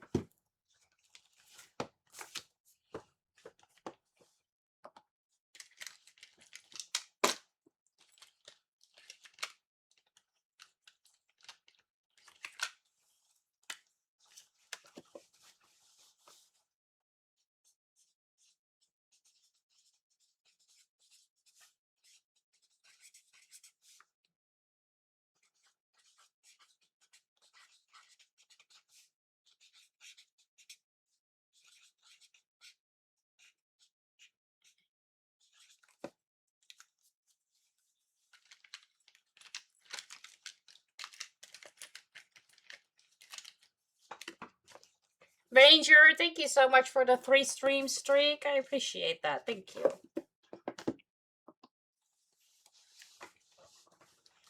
That's Anya's grave, isn't it?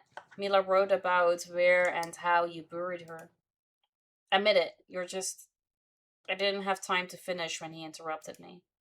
No, it's not like that. I'll explain. It's a grave, yes, but Anya is not buried there. It was ridiculous. Then who is it? I asked. Come on, make something else up to save yourself. That's all you have left. He lowered his head again and covered his face with his sweaty palms, desperate after being exposed. Then he continued. Last winter, a lost woman found us, exhausted. She couldn't remember when she had last eaten. Her frozen, blackened legs were killing her. I think it's called gangrene. We didn't know what to do or how to help her. I remember feeling like laughing, but I didn't laugh. What a pathetic man he was, losing the last remains of dignity. Enough. Tell me what you did to Lena and Mila. Are they alive? He still didn't give up. I told you everything. They were taken along with the others. I would never have touched them. His eyes filled with blood, not with tears for the loss of 2 innocent lives, but with blood. You miserable creature, I said. I imagined other children or teenagers finding his house while searching for shelter and help innocent girls looking for protection. Anton takes him in, and what it all turns into afterwards. Everyone becomes a predator when they feel unpunished. It felt as if I was pressing the trigger with all my strength and my fingers simply wouldn't obey, or had separated from my hands entirely. My mind refused to imagine what would happen after the shot. What was happening felt unreal, as if someone else were in my place. For the first time in my life, as I pulled the trigger of a gun, I took someone's life, and I truly wanted to. I had power, I used it. I believed I had used it correctly. His body lay on the bed. That isn't how someone falls asleep, but how one drops dead. He wasn't breathing. Uncle Kolja? I didn't want to step closer to see what was left of his head. A small pool of blood was already gathering on the blanket. He will hurt no one else. He will cause no more harm. He got what he deserved for what he did to the poor girls in this house. They thought they were looking for protection and a strong shoulder, but it turned out they had found their death. Their love and care made him feel that everything was allowed to him in this house, and he thought he would remain unpunished. He was wrong. I left the house. I wanted to believe that the girls knew Anton had paid for what he had done, and that he would never hurt anyone again. I turned around one last time to look at this house. I said goodbye to it, and to those who once lived there. I took my finger off the trigger. Anton, like a true coward, covered his face, unwilling to look death and retribution in the eyes. Taking advantage of the moment, I left the room. Then I hurried out of the house. I ran in tears from my own weakness, from the fact that I turned out to be incapable of avenging the poor girls. I imagined them looking at me. How ashamed I am before you. Forgive me. I wanted to get back to Alice and Uncle Kolja as quickly as possible. Halfway there, the radio crackled. I heard Pasha's voice. He was calling me. But I wasn't able to answer or tell him what had happened. I needed to sort it out myself and understand. The only comfort was that I would not return empty-handed. I had something to please Alice and her father with. The best shelter turned out to be a fallen fir tree. I made a fire. I asked myself whether Anton deserved to live on. How many more such stories are happening to those who continue to live and hope that someday life will become better than it is now? Is it possible to want to go on living if you suddenly learn that this nightmare will last forever? Early in the morning, I continued on my way. In less than half a day, I reached Alice's shelter. First of all, I went to the room where she had slept. She wasn't there. That meant she could only be in one place. But she wasn't there either. All that was left was to greet Uncle Kolja to where Alice was now. My footsteps were hard to hide, even if I tried. I expected that from the other side at least someone would ask who was coming. But the silence was such as if no one had ever been behind this collapse. There was nothing left to do but call out to him. Again, that smell, reminding me of an outdoor toilet. Hell yeah, we got real badass over here. Hey, Ansad, good to see you. How you doing? Welcome in. Thank you so much for the raid. How was your stream? Hey, Black Sky, how are you? Happy Monday.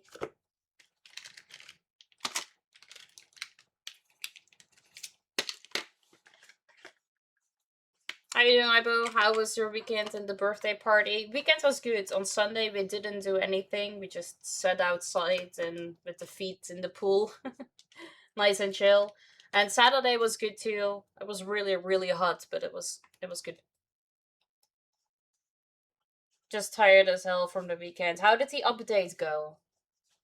You're doing fine? Awesome. I'm glad to hear that. I am good too. Thank you. Thank you for asking. Hell yeah, we got real badass over here. Lame Monday? Oh, I'm so sorry. Sorry that you don't like Mondays. Tyrant, hi! Welcome in. I got double rated. How you doing? Thank you so much for the raid. How was the rest of your stream?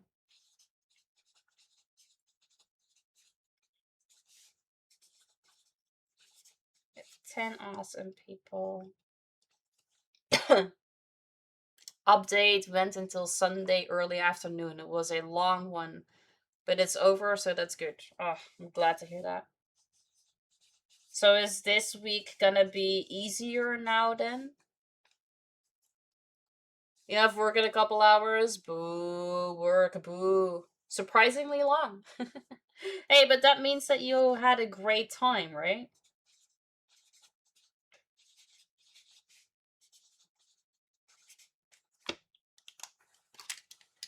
Kinda, hopefully no new issues, but yes, things should calm down for a bit. Oh, well, I have my fingers crossed that it does.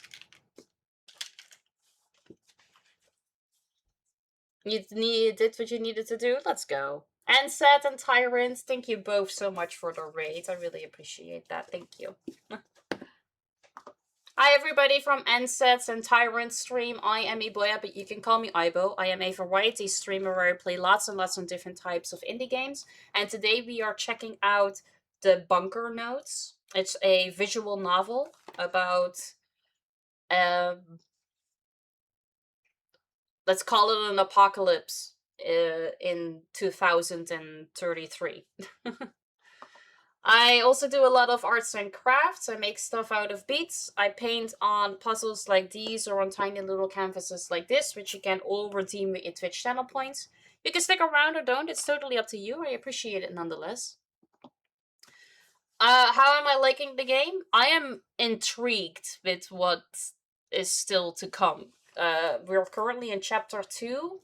Chapter 1 and chapter 2 both have different people. I don't know if, like, in the end, they're all gonna meet, or if every single chapter is about different people going through the same thing. I'm not entirely sure. I have encountered a couple mistakes that are slowly starting to get annoying. Because here, it says what either someone is like thinking or someone is saying, and then here you have the name of the person above it, but it's random. It doesn't combine with the people actually saying or thinking the things. And then sometimes I get to choose something, but the things that I get to choose are so weird and they don't fit with the story that was going on, so I don't entirely understand. Interesting. I didn't think he was a visual novel enjoyer. I wish I could get into them because some seem so mysterious and cool. It sometimes, like very rarely, I do a visual novel. I did was a Doki Doki Literature Club for Spooktober last year because apparently it was scary. I can't say that it was, but I also don't think I have entirely finished it yet. I don't know. I did 2 others. One was about a witch. Let me see. The Midnight Witch. It was set in a school. No. Midnight Witch, yeah, just Midnight Witch. It was set in a school and there was a new girl in class and she turned out to be a witch or something. And what was this? The other one? Something with C, I think.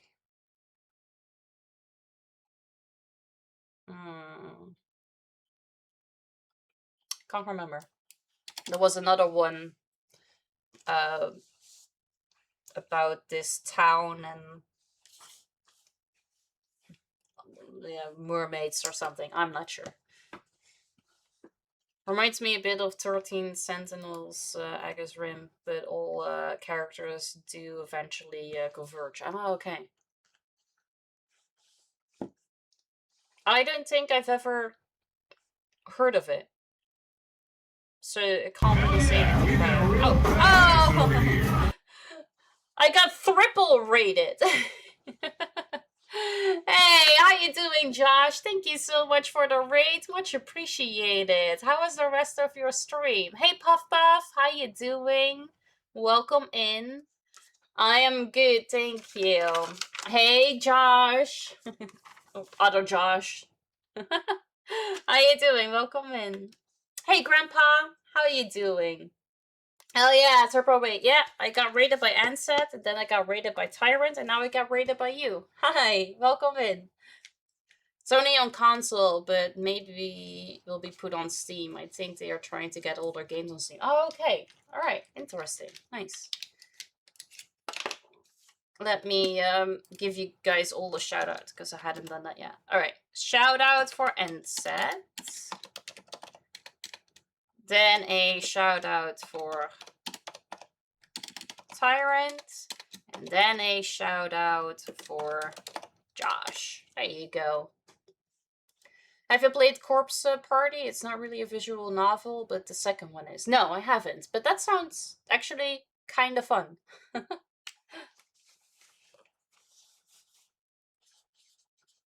Alright, can't be Josh with a rate of 55 awesome people. Welcome in, guys. I really appreciate you. I'm doing good, been lurking it up and will continue lurking as I'm about to head to sleep. No problem, Josh. I appreciate the lurk. Thank you so much. And I also really appreciate the rate. Thank you. Hi everybody from Josh's stream. I am Iboya, but you can call me Ibo. I am a variety streamer where I play lots and lots of different types of indie games. And today we are checking out the Bunker Notes. It is about some sort of apocalypse in 2033. I also do a lot of arts and crafts. I make stuff out of beads. I paint on puzzles like these or on tiny little canvases like this, which you can all redeem with your Twitch channel points. You can stick around or don't, it's totally up to you. I appreciate it nonetheless. You got beat up way too much tonight? Oh no, I'm so sorry. Glad to help to push. Yes, I appreciate that. Thank you. Slow but steadily. One day.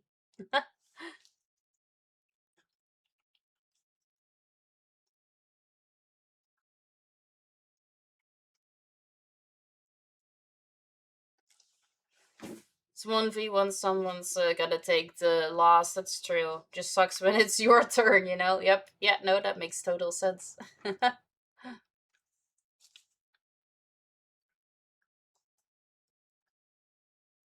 Before I'm gonna continue with reading, I really have to go to the bathroom.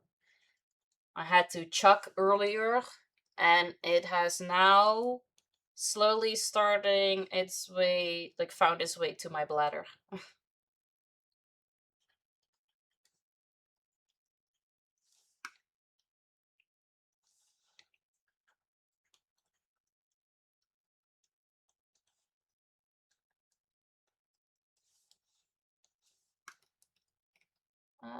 Let's see.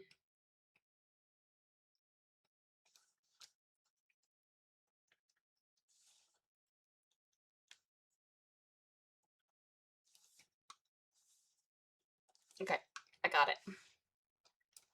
All right. Hey Kane, good to see you. How you doing? Welcome in. Happy Monday. This reminds me with Tekken sometimes you really do have to take the L. It really sucks badly because you know you could have done better. But yeah, you cannot really blame anyone else besides you. Alright, I will be right back because I really have to pee.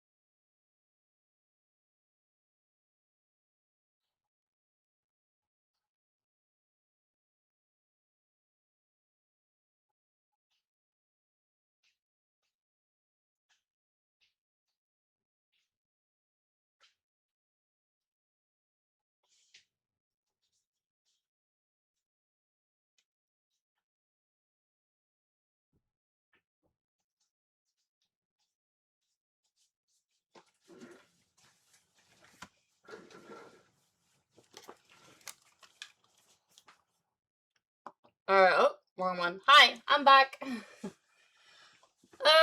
Emily, thank you so much for the lurk. Much appreciated. And Amy, hi. Good to see you. Welcome in.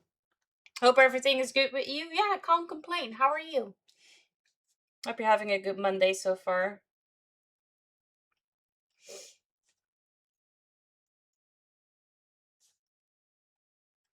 I'm lurking, getting Riley to nursery. No problem. Thank you so much for the lurk and good luck on the morning stuffs. No more heat wave. Yeah, this week it's at least gonna be like mid 20s. And then next week again, our temperatures are gonna go up to the 40s again. Aw, I'm sorry. I slept really good. Finally, last night, not a thunderstorm to wake me up. Because unfortunately, that has been happening for the past couple of days.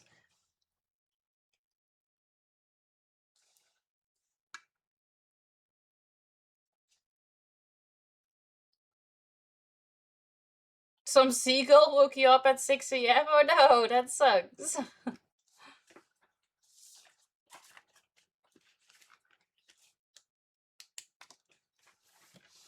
Alright. Let's continue on our story. You so lucky, Wednesday I'm getting hit with a heat wave. Oof. Yeah, well, to be fair, last week was our heat wave. It was like 39. So I'm really, really happy with a 25. Only for it to go back up again next week. Last night we were camping, a random thunderstorm hit and it was raining for hours. Oh no! Was it all okay in the tents? Like, nothing got ruined or broken or wet?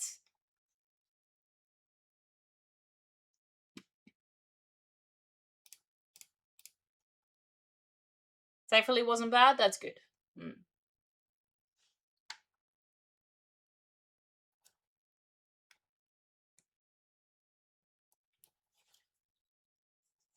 Okay, perfect.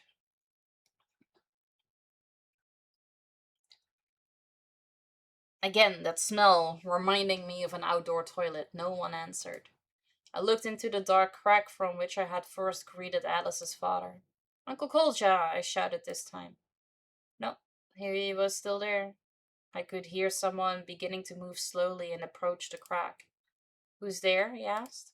It's me, Sasha. Ah, you're already back, he responded cheerfully. After that phrase, a loud, hoarse, unpleasant cough followed. It became a major obstacle to him continue to speak. Did the girls sleep okay with the thunderstorm going on?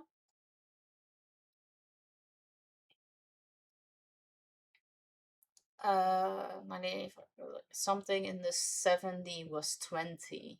So yeah, that does sound like a lot. Yeah.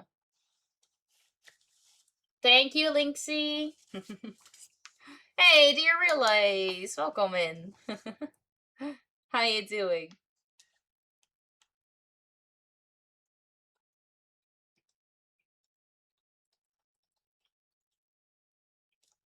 Thank you guys for the emotes.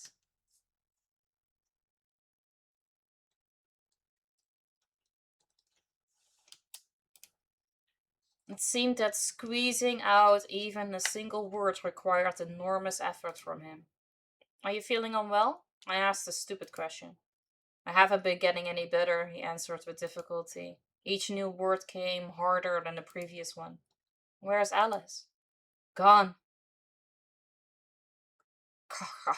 Morning. Finally remembered why I had left. I took the meat out of my backpack, slid it into the crack. Here. Oh, what is this? Can this really be eaten? Yes, it's dried meat. I felt him take a piece from my hand. Such a good girl, Sasha. How lucky Alice is. You probably haven't eaten anything for a long time. I said and slid another piece in. No, that's enough for me. Keep it for yourself and for Alice. But you need to eat to recover. After that, a long and loud silence followed. Then he replied, Sasha, I'm not going to get better. Since the moment I ended up here, I've only been getting worse. Nothing else should have been expected. Sasha, you have to help me. I want to ask you. This will be a great favor to you and to my... The coughing didn't let him finish. This time the spasms were so loud as if his throat would tear apart together with his lungs. I got scared. I thought he wouldn't be able to speak anymore. With what incredible effort he tried to continue. You're wasting water and food on me. Alice will keep doing that until I'm gone. Or until something worse than her leg injury happens to her. Hey, a 3-stream streak! Let's go! Thank you so much.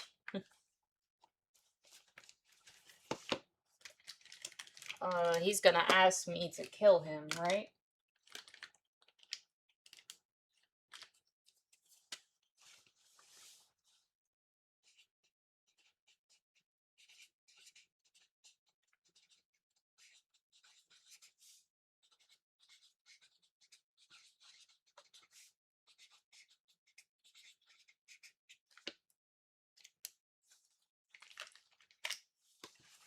Linksy, thank you so much for the 3-stream streak.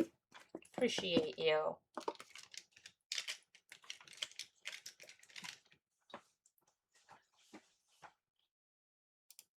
This can't go on. I'm killing her without meaning to at all. She can't accept what happened. You can. You see everything perfectly well. You're harming yourselves when I'm alive. I've wanted this for a long time. What's scarier is not that I'll die in this dungeon surrounded by my own filth, but that if something happens to Alice, I might still be alive and outlive her. This cough and the inflation will finish me off soon. And this is only our first winter. I'm being torn apart from the inside. Even if we had medicine, I wouldn't allow you to waste it on me. It's pointless and hopeless. I'm asking you. He didn't even had to ask. Apparently I just did. Hey, how you doing, Aiko? Welcome in. Good to see you. Happy Monday. I hope you're doing well. I want to end this, and most importantly, to free Alice. Then silence followed. I couldn't answer anything. There was nothing wrong or illogical in what he was saying. Just, he continued, give me something sharp. Alice understood everything perfectly well and didn't give me anything I could hurt myself with. I'll do everything myself, while I still can. Oh boy. I don't know why there was a gunshot, because he is still talking. Like, why is the gun smoking?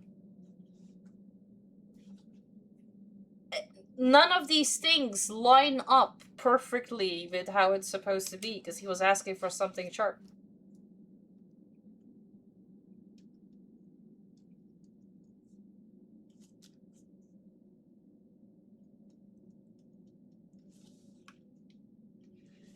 I imagined how life was slowly leaving him, how warm blood, the only thing keeping him from turning into a stiff corpse, flowed down his hand. I wondered what he would feel. After all, he would feel something. Would it hurt? Or would it be colder than it is now? I have a gun. Where did you get it? Is it loaded? I found it, yes, it's loaded. Have you used it? Did someone attack you? No, everything is fine. I'm unharmed. And again that cough, it won't stop. It will only get worse. He probably can't even fall asleep peacefully. Or see good dreams. So that for that at least a moment he could escape his cold dungeon. I will give you the gun. No, you will still need it with Alice. If I take it and pull the trigger, you won't be able to take it back. Uncle Kolja's face appeared in the crack. His appearance was so horrifying. The eye looking out was so red that it seemed as if instead of tears only blood could flow from it. And he himself was sobbing without stopping. I want to ask you to help me. Bring the muzzle straight to my forehead, pull the trigger.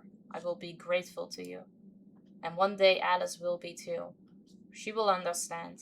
Not right away, but she will understand that it had to be this way. I want to get out of this dark, stinking place. I have no strength left to stay here. Free me. Please don't cry, Sasha. Take care of my Alice. You are doing nothing wrong. On the contrary, you are more merciful to me than my daughter. No, she will not forgive.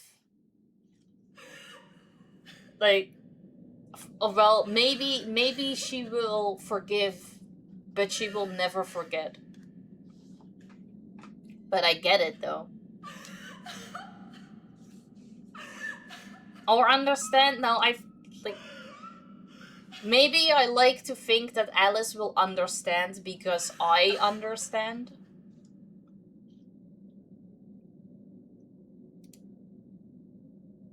Yes, like that. You can turn away. It's better to turn away. Now just pull the trigger. Thank you, Sasha. Pull it. Pull it. Don't be afraid. See, this is Alice's dad talking, but it says Alice. So many things are out of sync and don't seem to work quite well. There are still a lot of mistakes with this game.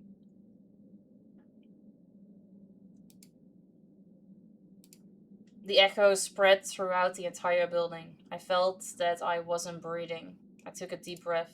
Air filled my lungs, then I exhaled. I hoped Uncle Kolja felt the same relief. It became quiet. Only the wind could be heard, whistling and breaking through every crack.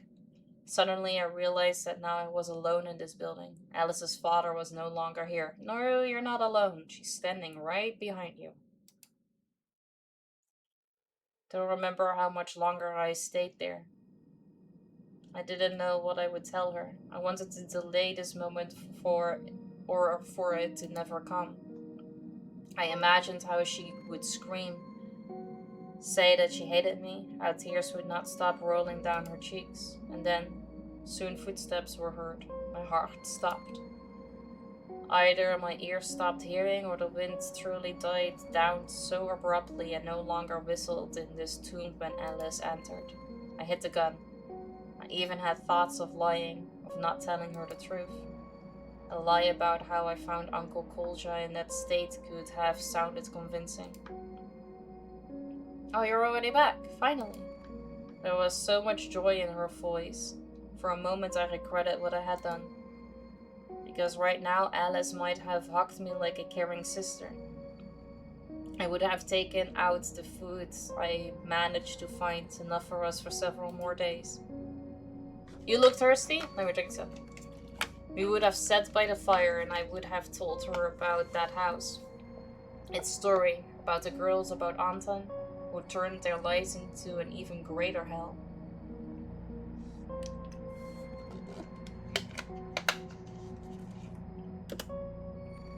She would have hugged me again to comfort me, to make it easier on my soul, and it really would have been easier. If only someone had told me that I did the right thing and hugged me. I drifted into my thoughts. From memory to my ears came that sound again, that tearing from the inside cough and spasms that turned Uncle Kolja into a suffocating fish on dry land. It brought me back to the present. I remembered why I did this. So did you find anything? She asked carelessly. Meat. Dried. Kidding. Where did you get it? It's a long story. Okay, there will be time, she smiled kindly. Dad, did you hear? When was the last time we ate meat together? Dad, did you hear? Sasha, is that blood? Dad? Dad? She saw her father's head pierced by a bullet.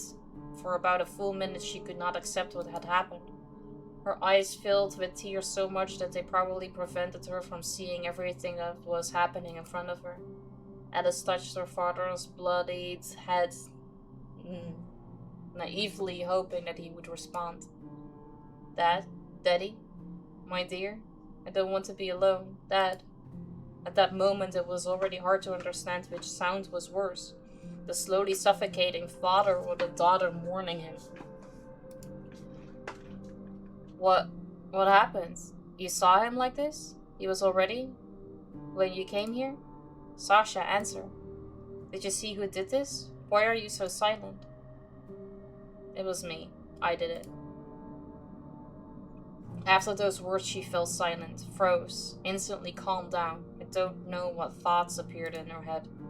The silence didn't last long. I told her everything, about what happened, what Uncle Cole just said. I added at the end that it was unbearable to watch his suffering. I looked at her, waiting for her reaction. She was still on her knees, staring into the crack from which her father's blood was dripping. She was no longer crying. Her back remained motionless. Yes, she wouldn't be able to forgive me so quickly. Hey, Annie! Good to see you. How you doing? Welcome in. Happy Monday. You know, I actually grew up without a dad, she finally spoke. I only had a mother, and I didn't know my father from birth. She said he left her when she was almost 9 months pregnant. I only saw him in a photograph. My mother didn't really want to remember him. And I was always curious what it's like to have a dad. To have a man nearby who takes care of you, protects you, lives for you. And everything he does is so that you are well and don't know misfortune. Little misfortune?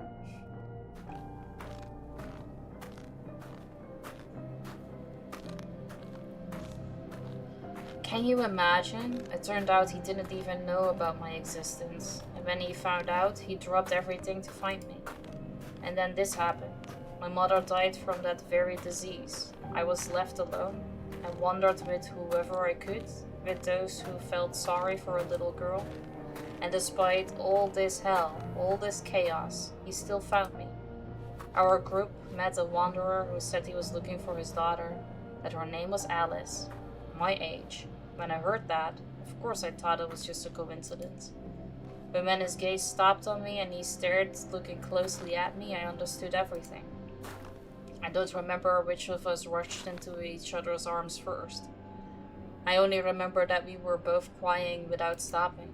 And from that day on, I learned what it was to have a father, and I didn't want any other life anymore. She paused. I didn't know whether she would continue. It seems to me that she had told me this earlier. I might not have had the courage to take her father's life. And yet I kept telling myself that I did the right thing. I did what Alice couldn't decide to do, but had to. I don't know why or for whom to live. I have no one left. What is the point of living in the dead world? Probably only if you have some kind of goal. I heard her take something out of her pocket. I thought she wanted to show me something. No, she had a knife, remember? But instead I heard a scream like a roar. Something flashed before my eyes. Then it rushed straight into my chest. Before I realized it, I grabbed it with both hands as if it were a brush meant to smear me. But it was her knife. And only when a searing pain shot through my fingers did I realize I was holding that blade that Alice was aiming straight at my heart. Alice, I shouted. In response, she threw herself at me with all her strength, with her whole body. I managed to hold the knife with my bloody hands, but my knees buckled under such force and gave way. Together we fell to the ground. Seizing the moment, I tried to get up before her, managed only because Alice was limping. I just needed to calm her down, but I didn't know if there were any words in this world that could bring her to her senses. It seemed there weren't. Stepping back to a safe distance, I managed to pull out the gun and aim it at her. This is not at her, this is at you. Alice, forgive me, but it had to be done, I shouted. He wanted it himself. Who are you to decide who should die? I'm his daughter. It was me who had the right to decide. Me. No, him. Him. He can decide about his own life. Not you. You were keeping him in life because you were selfish. Which is understandable, but you're not the one that get to decide. Only murderers decide like that, who gets to live and who doesn't. You're just a murderer, and because of you, others suffer now. Because of you, your dad was suffering. You're being a little hypocritical here. She stood up. She looked so fearless and desperate, as if I didn't have a gun at all. You're just a creature, she continued, like everyone else who's still alive, like those who abandoned us. I came in with Ansad Rape, but fully forgot to save as I was watching something on YouTube. No, don't worry. Welcome in. How you doing? I hope the YouTube was interesting.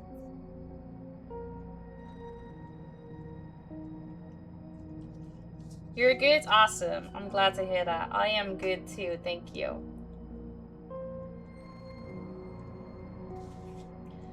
She lunged at me as if she had never been limping, as if something had given her strength and healed all her ailments.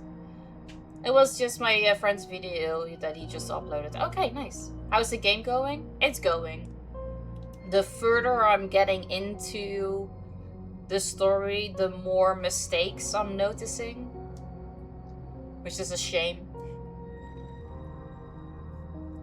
First it was just that the names that pop up here saying who is saying what were not aligned with what was actually being said. Now the images don't seem to make sense or line up with what is being said. And sometimes I need to choose something, but that doesn't work with the story as well. So I like couple of things that could be better, honestly. I felt like it wasn't a girl trying to kill me anymore, but a hungry, bloodthirsty beast. And like any beast, she could only be stopped in only one way. Sasha? Pasha was calling me. Answer me, are you okay? I was sitting by the fire. She should have been near her father. That's why I didn't bury her.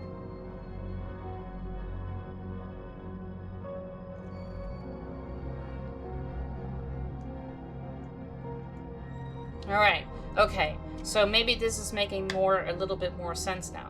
So it looks like Sasha is actually telling the entire story what has just had happened to Pasha through this thing. Okay. The scariest thing was to be alone, and here I am, alone. Did those few short days with Alice and Uncle Kolja really happen, or were they just a dream? Over, Sasha. Answer, over? Maybe I needed to hear him, but answering his call, I don't even know. There was too much to tell and to live through all over again. I myself hadn't fully realized what had happened. Why does life keep taking away from me every reason and excuse to love it? Or at least to simply accept everything as it is? Life hates me, for one. How do you accept the thought that it's not for something, but just like that it's just happened? I hate life. I didn't want any of this. I wasn't even aiming. Maybe the shot would have simply brought her back to her senses. Although I still knew that a simple bang wouldn't stop her. I wasn't me guiding my hand anymore, but my instinct for self-preservation. I imagined myself lying dead with a knife in my chest. How insane this world is. In less than a day, I took the life of a father, then his daughter. Was the world always like this? My world will never be the same again. For the rest of my life, I will see dying Uncle Kolja before my eyes. His face in that crack. Okay, so you will see his face, but you will not see Alice. Oh, see, there you go. And Alice spending all her strength trying to drive a knife into my heart. If there's had been a chance, if before my birth I had known what life had prepared for me, I would have wanted not to be born. Then I thought about how painless a shot to the head is. Would I have time to go deaf? After pulling the trigger, I shouldn't feel anything anymore. I hope that's true. Putting the muzzle to my temple wasn't scary at all. Everything inside me was drying up. See, so I feel like the image that we just saw of her pulling it like this should have been here. But instead, we had the image of her doing this at the moment when she was saying that she was pointing it at somebody else.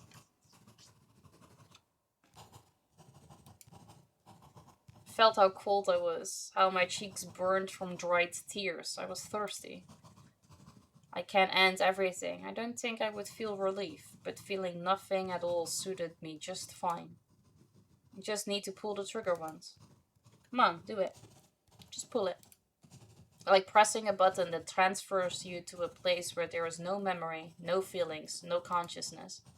That's exactly what I need right now. Pull it. Sasha, stop, don't. I heard someone's voice. I remember first looking around as if someone were watching me. There was no one. The radio crackled again. Apparently the sound really was coming from there. It was Pasha. Wait, can he see me? I looked around again. Still no one. This looks like the bunker from chapter 1. I finally grabbed the radio and started calling him. Pasha, is that you? What did you say? Repeat? In response, the radio only kept cracking, and soon I went completely silent and stopped working altogether. Still seems to me that I will never hear him again. Pasha, can you see me? Answer. How do you know? Are you here? It seems that day I didn't let go of the radio all night, waiting for Pasha to get in touch. It's probably how I fell asleep, waiting. I slept in the same room where Alice and I had stayed. You slept in the same room as you and Alice stayed, but you're now outside. All of this could have been avoided if the developers would have just played their own game before uploading.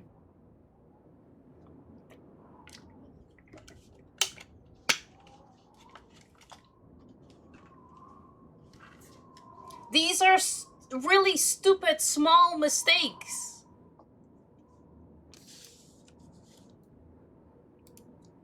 The next day I felt something heavy pressing on my chest.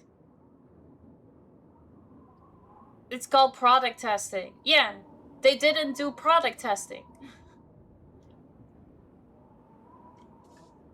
Devs not talking to each other. It's... Or maybe it's just me and I'm the only person who thinks that this image should not be with this dialogue. The next day I felt something heavy pressing on my chest. I still saw Alice and her father before my eyes. I spent most of the day in bed until it became completely cold. I wanted to warm up. I didn't know what to do next. After long thoughts by the fire, I decided that I could leave my life at any moment. I could live a little longer, at least out of curiosity. And also, I was terribly curious what Pasha actually looks like. I can only find that out if I manage to find him. I remember gathering all the things I could carry, and if I had left a minute earlier or later, I most likely wouldn't have met you. December 3, 2035. In the spring, a full year had passed since we began the search. It didn't go without incidents, little of it was pleasant. Okay, this is the guy from chapter 1. So, Sasha found the 2 people from chapter 1. That is probably the 2 people that she just sat with at the fire.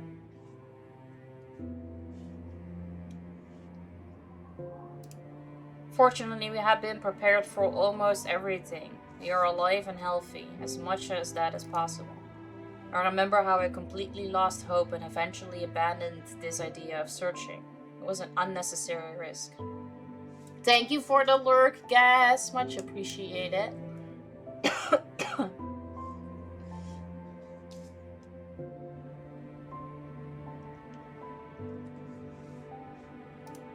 All my time and effort should have been devoted simply to caring for Leah and raising her. If she managed to find me, then other children would be able to as well. That was what I wanted to believe. We no longer left the bunker. One day we came across a boy frozen in the snow. An ordinary cold and hungry death for our times.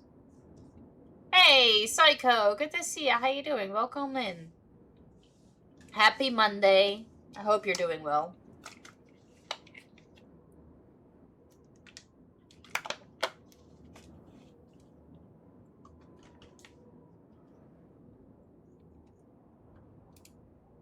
His petrified and peaceful face, which I do not remember clearly but wrote about in my diary, still appears before me. It was precisely that face that gave me no peace when we began to live calmly and quietly in the bunker again. If we had met him a little earlier, he would be alive now, with us, safe, warm, fed. Unexpectedly for myself, I felt responsibility for those who meet their end in such a way, dying alone, unneeded by anyone. And all because I decided to stay in the bunker and protect myself and Leah. Her opinion mattered to me. She said she would accept any decision I made, but if this continued to trouble me, perhaps we really should go out again.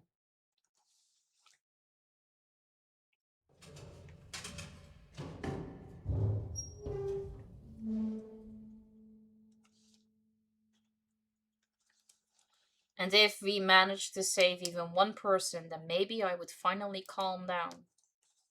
God, she was wiser than I am. In her short life, she has seen much and made many difficult decisions, while I lived a comfortable and calm life underground. We offered her to come with us. That same day, we headed to the bunker. It was not easy for her to see an adult man and a girl old enough to be his daughter. After her story about herself, I understood why. Poor girl. When she finished telling her story, she burst into tears in Leah's arms. Yes, she too had been forced to make many difficult decisions, and she reproached herself for not knowing whether she had acted correctly. The only thing I could comfort her with were the words that no one knows anything. Or that you would have done the same thing. Leah looked at me questioningly. Oh, hey, wait, I wasn't done. Oh.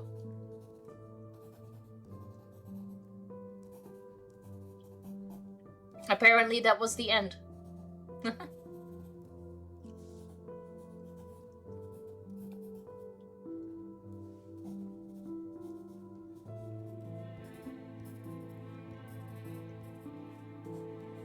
I wonder, was Pasha real?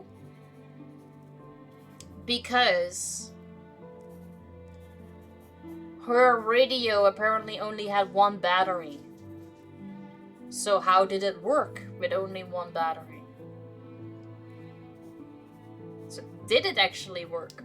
Or was everything just in her head to try and cope with being alone? Bye, Josh. Thank you so much for hanging out. Hope your stream goes great. Thank you. Thank you so much for hanging out, and thank you so much for that raid. I really appreciate you. I hope you will sleep well. Alright. Well, we did it.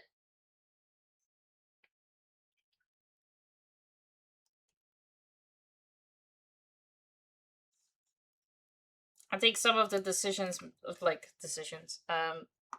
maybe some of the choices make a little bit more sense of why they did what they did.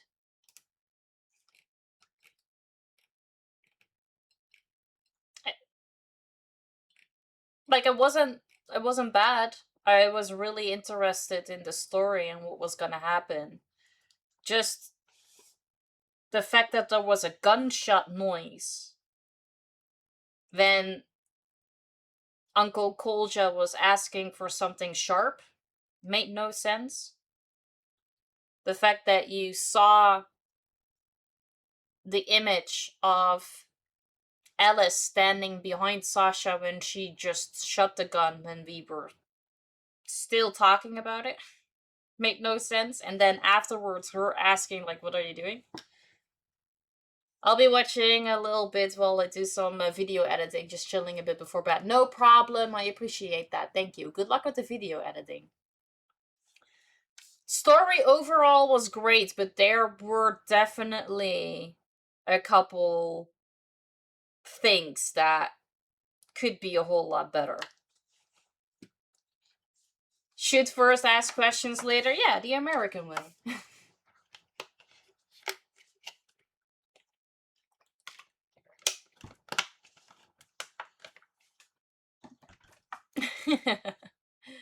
Alright, no, it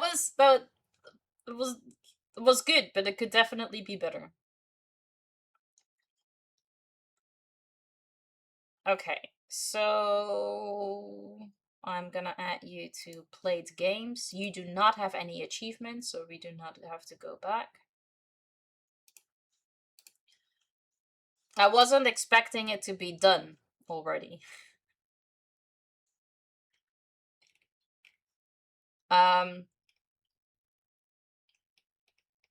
Which means that I can now play something else.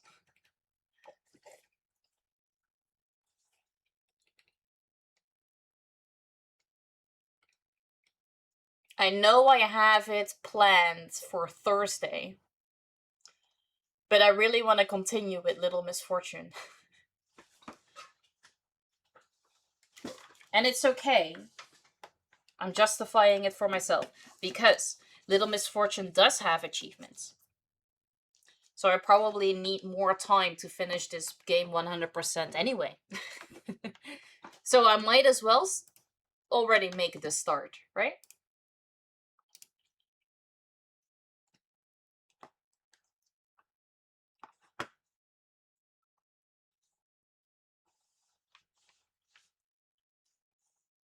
Alright, let me change my stream info.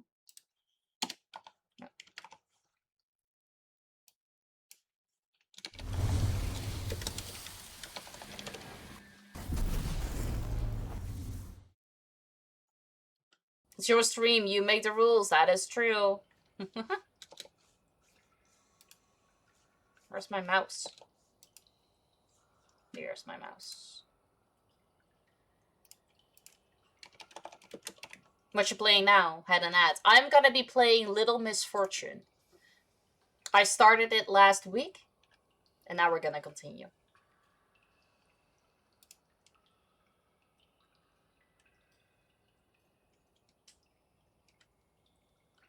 Okay, Little Misfortune. Yeah. Stuff changed. Alright. Perfect.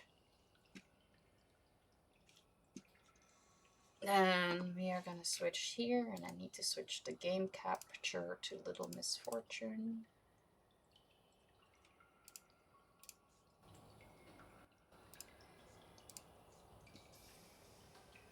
Yeah, don't be fooled.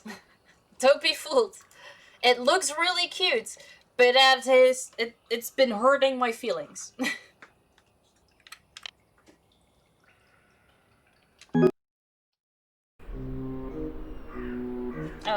Wait, I grabbed this, but we were playing it with keyboard and mouse. Let's see if I still remember all the controls. Alright. I like her voice too. This game is great. I love it. We should keep our eyes open in case we see the fox. They know how to hide. All right.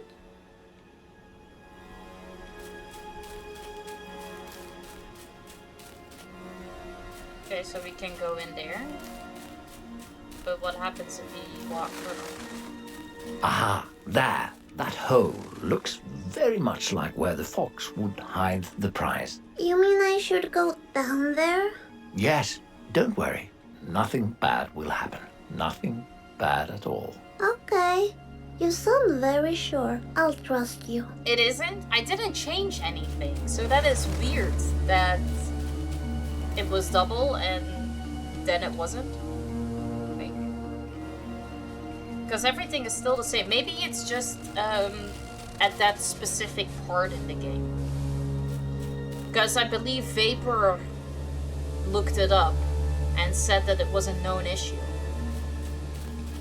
Also, what is this? We can go in here. Oh, check out this stone. It's different from regular stones, I'm telling you. I think you're right. Oh, this piece is loose. I'll take it for me. Maybe it works somewhere else.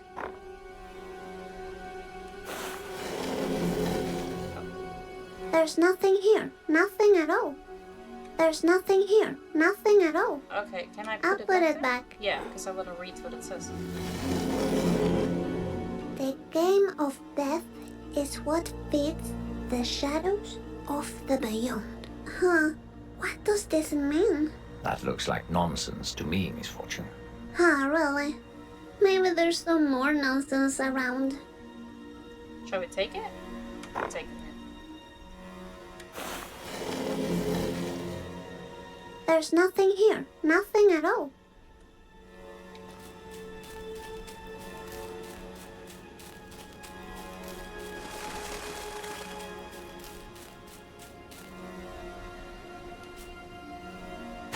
I wonder why Benjamin will steal my prize. Maybe he's not happy himself. But I need that happiness myself. And for Mommy. Hello? Anybody down there? Yep, you.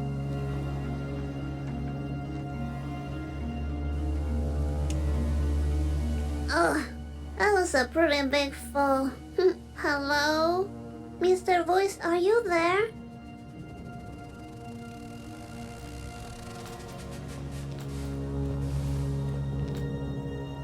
Sweet, I found a needle in a haystack.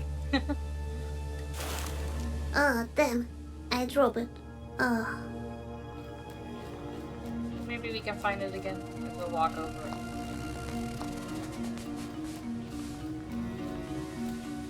I guess not.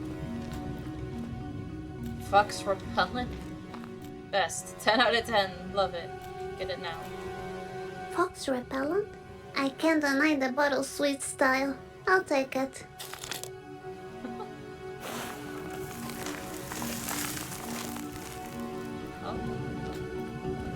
Oh.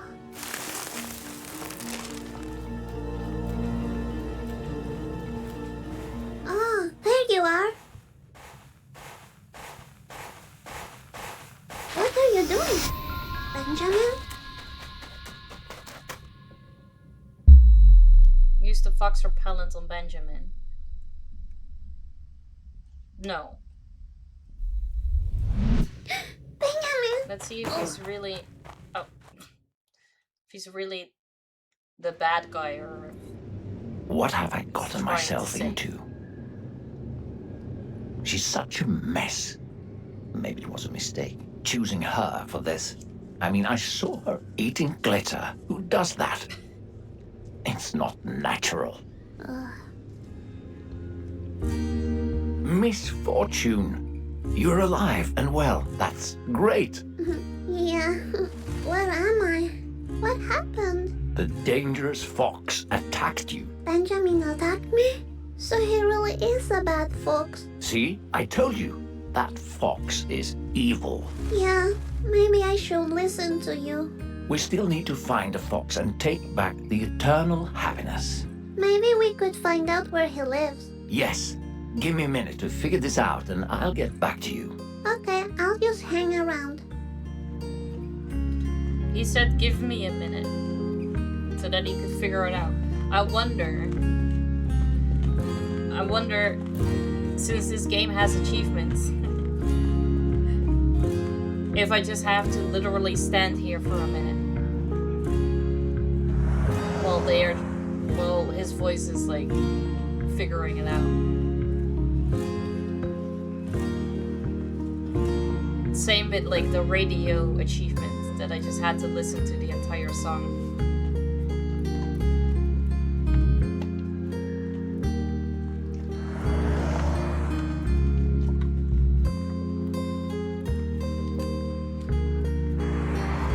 Alright, let's just wait a minute and then we shall see. Hey, how you doing, Cornwall? Welcome in.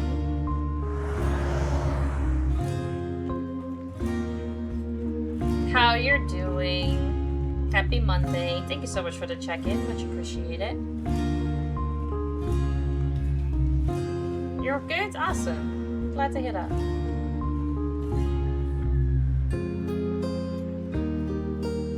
Watching some Airbender. Oh, are you watching the like the second season? I still need to start with the second season. Hey, how are you doing, Daddy? Good morning.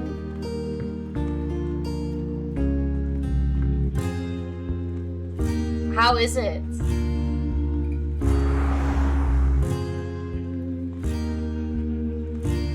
Yes, Little Misfortune. Yeah, we're gonna continue.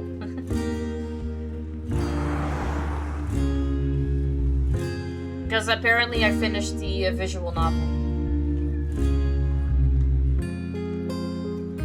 But Mr. Voice just told me to wait, like give him a minute to figure out where to go next. And I literally am just standing here to see if I do give him a minute, if then an achievement pops up or not. It's been a minute now, nothing has popped up yet, so I don't think there was an actual achievement onto this. But otherwise it would have been really fitting. You doing good? Awesome, I'm glad to hear that. I'm good too, thank you. Thank you for asking.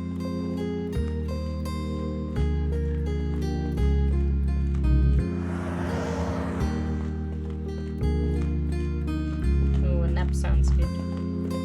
I hope you will have a good nap. Because my naps most of the time betray me, unfortunately.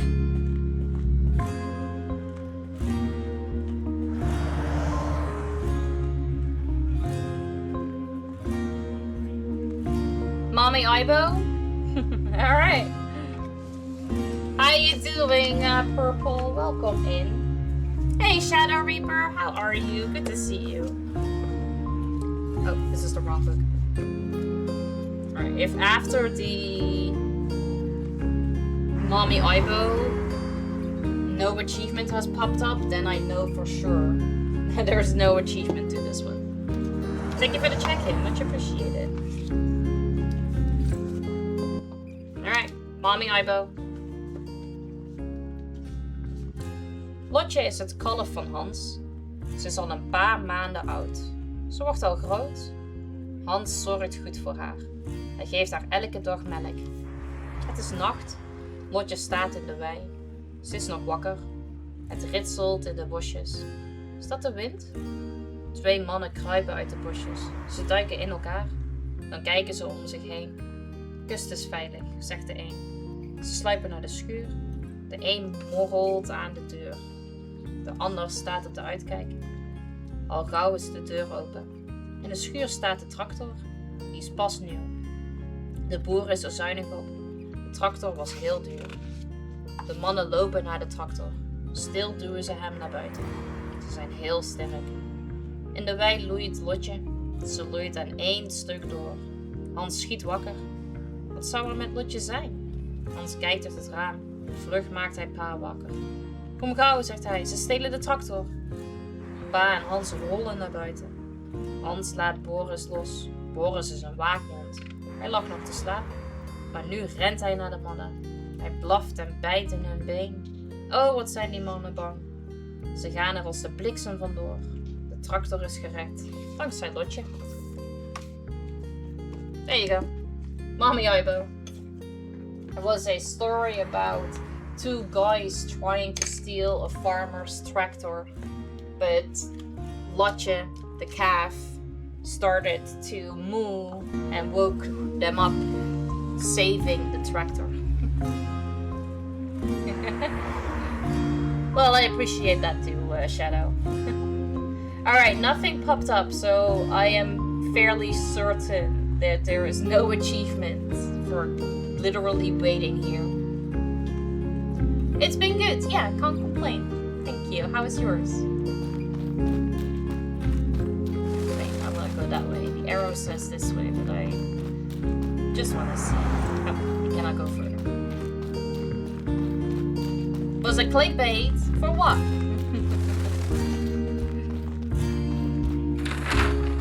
Open Fields bladed? Open Fields is on fire. Local artist GM retires after incident. My son is missing. bird invasion. We didn't win, but we had fun.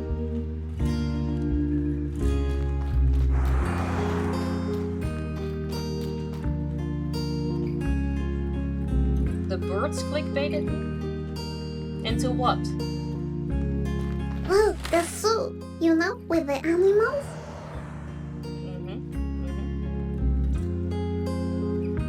I wonder if the address that's on the poster is the address of the actual zoo.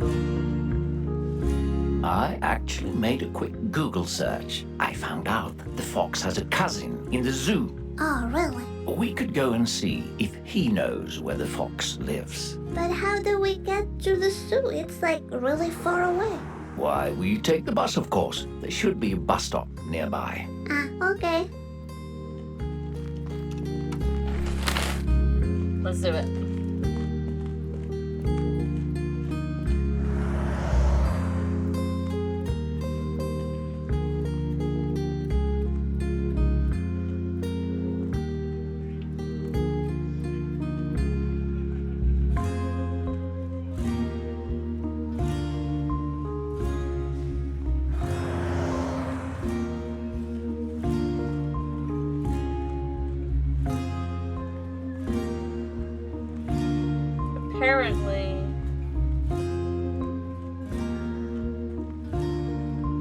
Apparently, it's a very popular children's television series broadcast on SVT Barn in Sweden, where host Larissa Worsek explores the zoo, goes behind the scenes, and teaches viewers about different animals. This is the actual zoo. That's nice. I like that.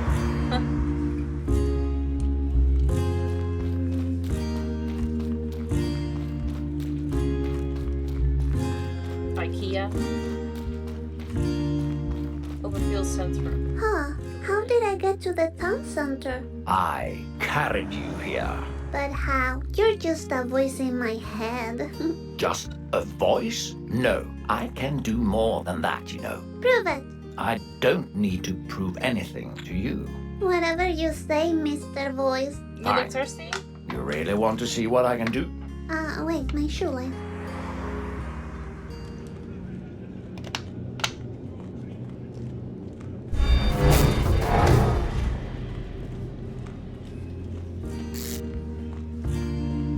There. Did you see? I'm not just a voice in your head. Miss Fortune, Oh, what? did you see? I'm sorry, I had a shoelace problem. She said. Let's just keep going then. Mr. Voice didn't listen, because she said it. KP, thank you so much for making me drink. Kane, thank you so much for the emotes. And hi, Amy! How you doing, sweetie?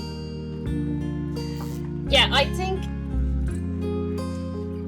Mr. Voice is the bad guy here.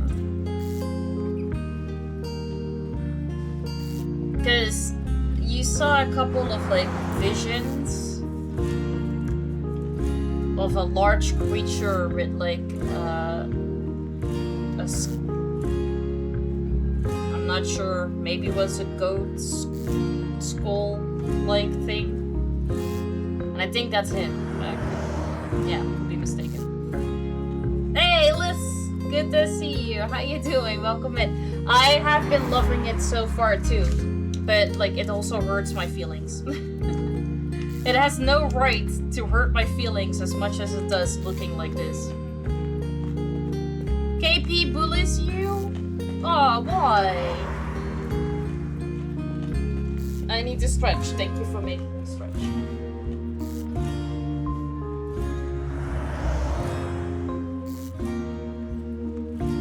Yes, Amy is the sweetest otter.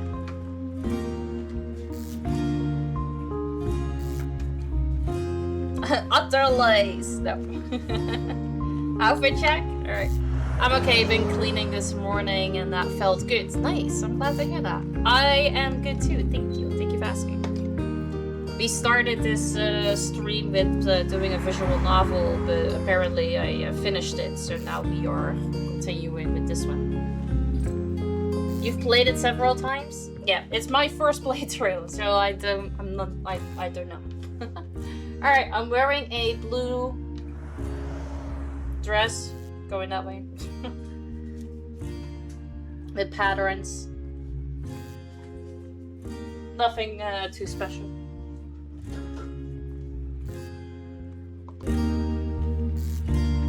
But I'm gonna love finding it out.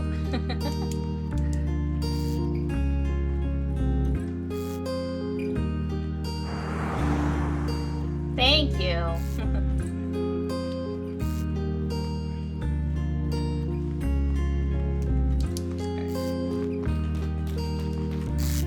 To be honest, that nothing special looks like you are ready for a dinner date. Oh, well. Yeah, I think I've worn it out for dinner. Hey, a 7-stream streak, let's go!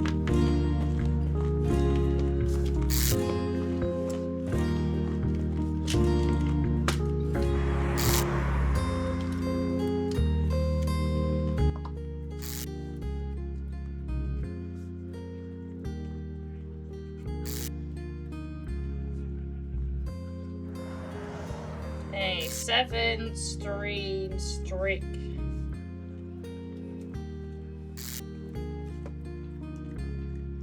Sad story, that's for sure. Yeah, the things I've encountered so far, I feel really bad for her. Oh, you cannot really see it. I promise it's there. Thank you so much for the 7-stream streak.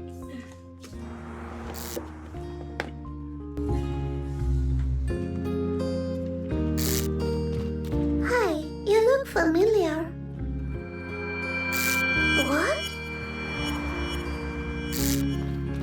Yeah, because, you know, right there. Miss, wait a minute. Is that Daniela Bambini? You know this child? Yes, from school. She told our teacher to shove the homework up his butt. She's very Italian, you know. She probably ran away from home. She will turn up soon. You think so? Yes. Ah, okay.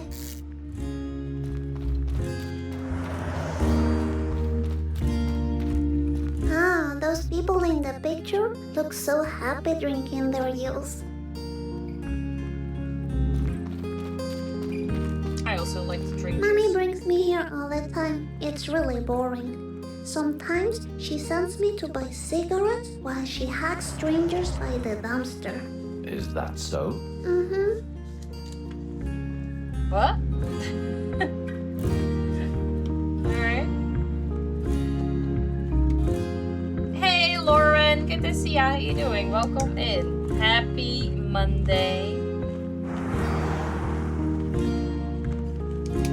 I think she was doing the nasty with strangers at the dumpster. Yeah.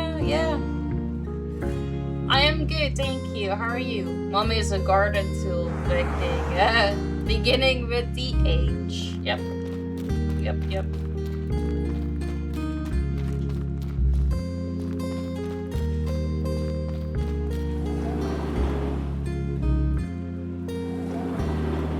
That man just dropped his wallet.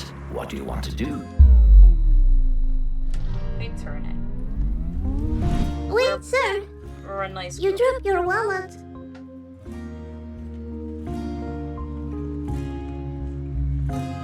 Oh, now you dropped something else. Is this for me? A lottery ticket? Cool. Thank you. Well, have a look. Is it a winner?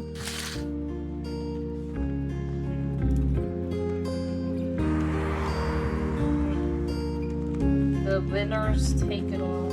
Scratcher will reveal 3 chest of trust. You win. You win. You lose. Ah, no win. Maybe next time. She has such an adorable voice. I know. I love listening to her. Hey, Vigi. Good morning. How you doing? Welcome in. You're doing good? Awesome. I'm glad to hear that, Lauren. Okay. Can we go inside? One time mommy took me here and forgot me. I got to play inside all night until a security man found me. He thought I was a raccoon. Well, that sounds like it was a fun night for you. Yeah, except for me crying a lot, but it was fun. Aw. Oh, we're sparkling. We're sparkling.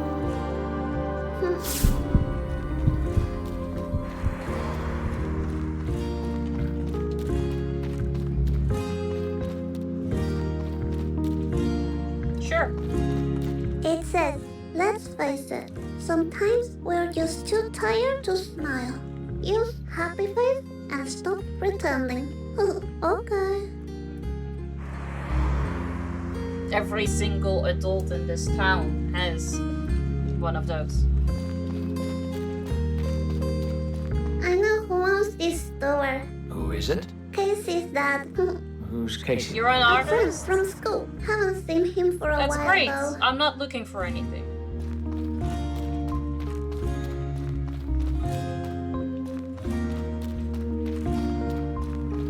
Look, even more missing children posters. So many. I wonder what they're missing. Oh, don't you worry about them. I'm sure they will all turn up one day. You think so? Of course. I don't know, Mr. Voice. This is starting to smell mysterious.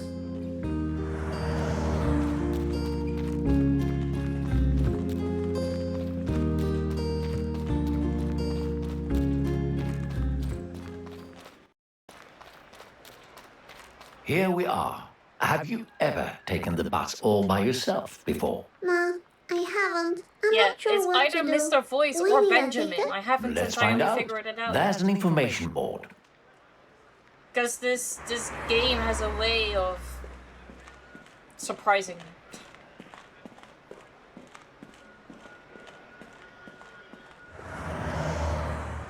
Am I not an artist? I am an artist, actually. I paint.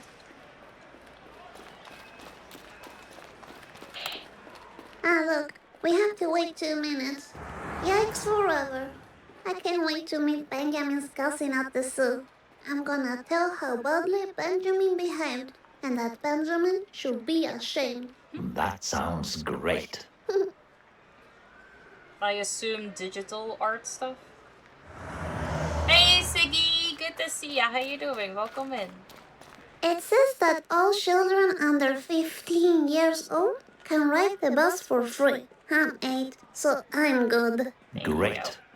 You're good. Now that Awesome. I I'm think glad to hear about that. it, How was your weekend? maybe you'll need a bus ticket. You sound old. I'm definitely older, but nobody can see me. Ah, okay. Are you like 20? Yes, more or less. Ah, 20 is old. Oh boy. Steady, steady. Good, good. Mine was busy on Saturday and relaxing yesterday. should I sit down and wait? Do as you please. Okay, thank you. Check this out. That street is called Dickens Road. Got it? Dickens Road. Dick. Misfortune.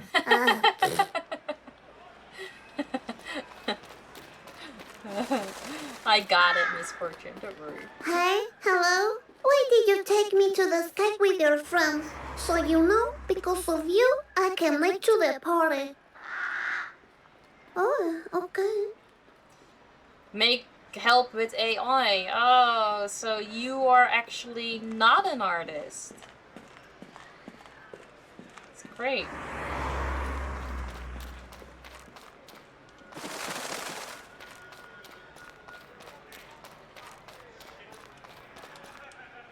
I'll sit.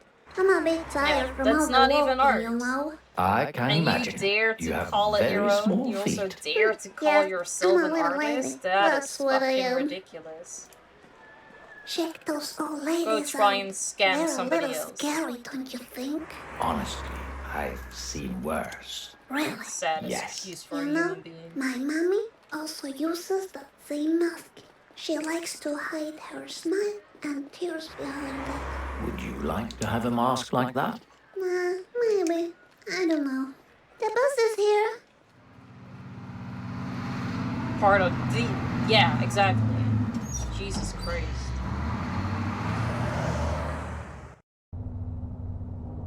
Free of regrets, free of This bus self-doubt. trip might take a while. Are you okay with that? It's okay. Hiro is keeping me company. Who is Hiro? He's my friend from Japan. He's a ghost, you know. He's always saying, "Kiri wa doko desu ka?" You're really funny, Misfortune. There is no such thing as 2 ghosts. years old? Kiri wa doko Damn. desu ka? Okay. Hey, Misfortune, look. Think she There's a was bunch saying of she doesn't cows need on the some from field. Oh, I love cows. Either way, she started with, I'm an artist. Oh, And I said, that's I'm not so interested. cute. And then she kept going. So regardless of either she does use or That's a don't little use bit. AI, Run for your life, little baby cow. get the fuck out of here. Unlucky things seem to happen all the time. I think we're getting close to the zoo now. Okay, great.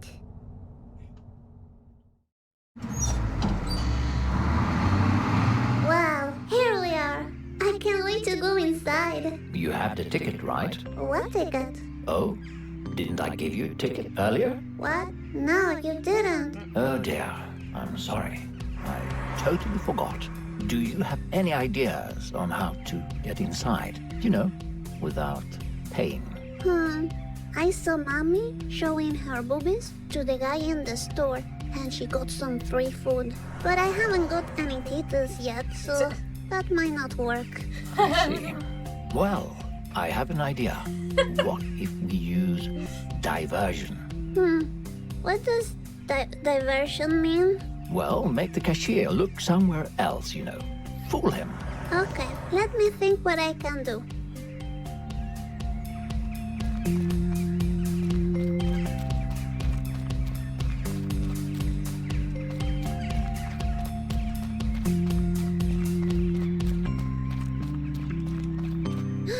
A wolf. Can one pet the wolf? He looks really sweet.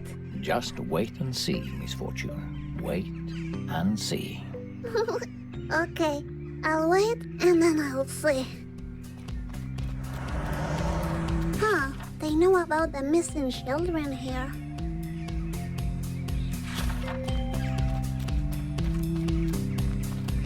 Any tickets to the zoo? Ew, yucky. No tickets, only yucky.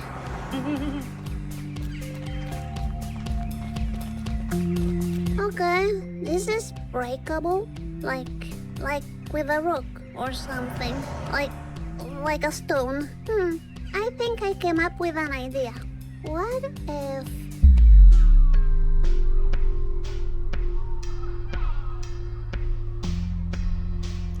Did bring the stone. What if I break this window and make a hell of a noise? Wow, that's a wild idea, but I like it. Thank you.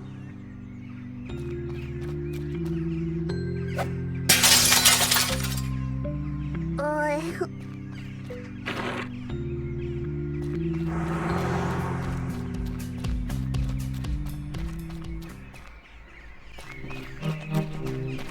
Isn't this wonderful? We'll get to see so many caged animals. caged animals? By the way, you did a great job not getting caught by the vendor. Very impressive. Thank you. But now, we should find out where the wolf exhibit is. Why? You mean Benjamin's cousin is a wolf? Yes, remember, he knows where the Yeah, fox the emphasis lives. on caged animals was not necessarily. I really think it was needed. But what? Look, Birdie Nam Nam. Oh, what? What did you just say to me? Give yourself a fuck. Oh, Misfortune, watch that mouth. I don't care. This bird is mean. Oh dear, we need to get your happiness back as soon as possible.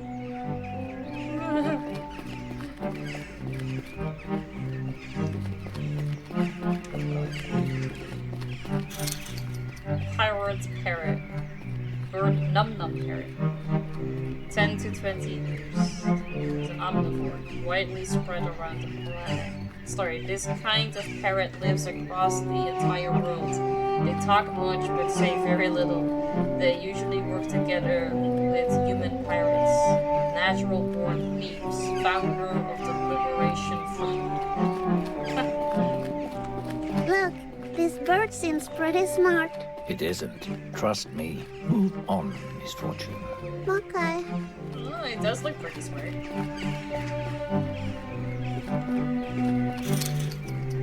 Owl delusions. 60 to 100 years. Omnivore lives in big cities. These owls normally hang near libraries, bookstores, and coffee shops. Although they seem incredibly smart, their huge self-centered lifestyle drives them to gather useless information. They live off of attention. Hey, how you doing, Lynx? Good to see you. Welcome in. Happy Monday. Did you sleep well?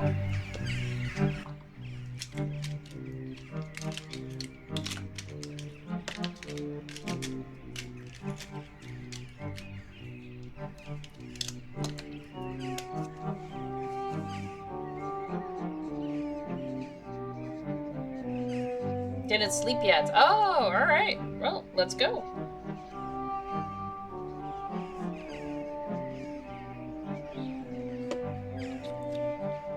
Hey, Vinmation! Good to see you. How you doing? Welcome in.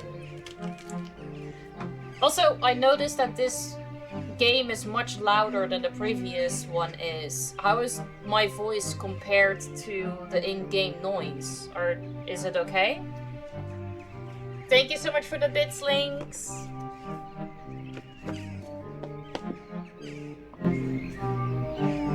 I could be a tiny bit louder. Let's see if... Then I just gonna... put this a little lower. Is this better?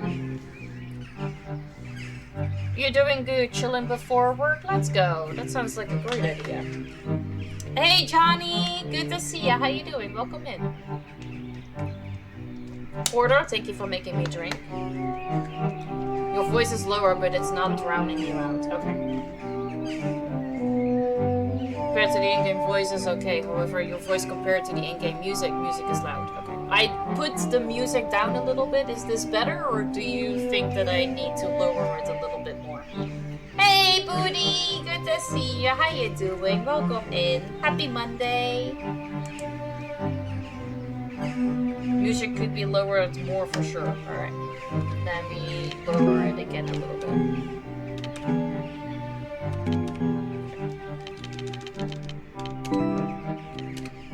Doing alright. Happy I didn't miss the stream. Nope.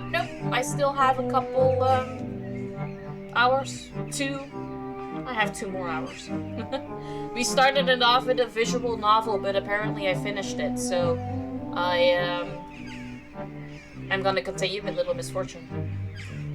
Do you have Windows 11? Lower the game volume from the mixer if you do. Yeah, I always do the in-game thing. I have Windows 11, so I could do it from there. Yeah. Hey, let's go! 10 stream streak, hell yeah!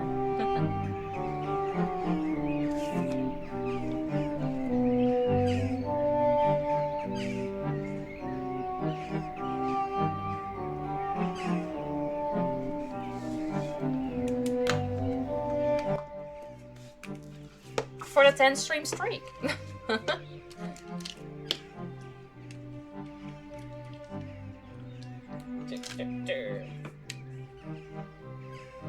It broke the streak for you again? I can't keep that shit on part. That's okay. Neither can I. Most of the time I lose all of my streaks during the weekends because then I'm not on my PC as much. Because the kids are at home. So and Niz is at home. But yeah.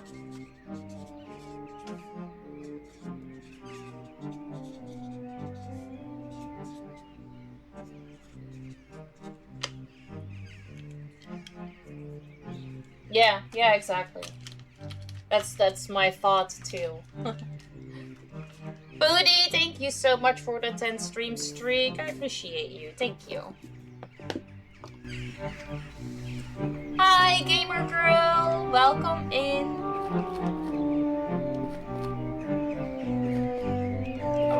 Oh, this is the bird that Somehow flew I me feel offended by this bird.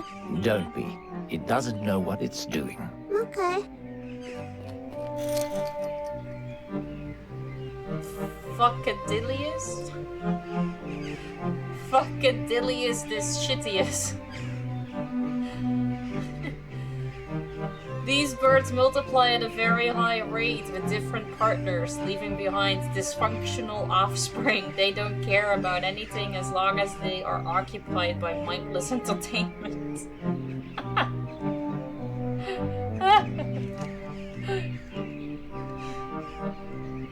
How you doing, gamer girl? Welcome in. Danny! Did you manage to get a bit more sleep? Still birdseed? Nah. Nah, I don't want to steal things, even if it's good for birds. I'm a little lady, you know. Doing It's good. not what a little lady does. Simple as that, okay? Okay, Miss Fortune. I'm glad to hear. I'm good too, thank you. What? So much to see and do. Find a wolf area so we know where to go. I think the zoo is about to close.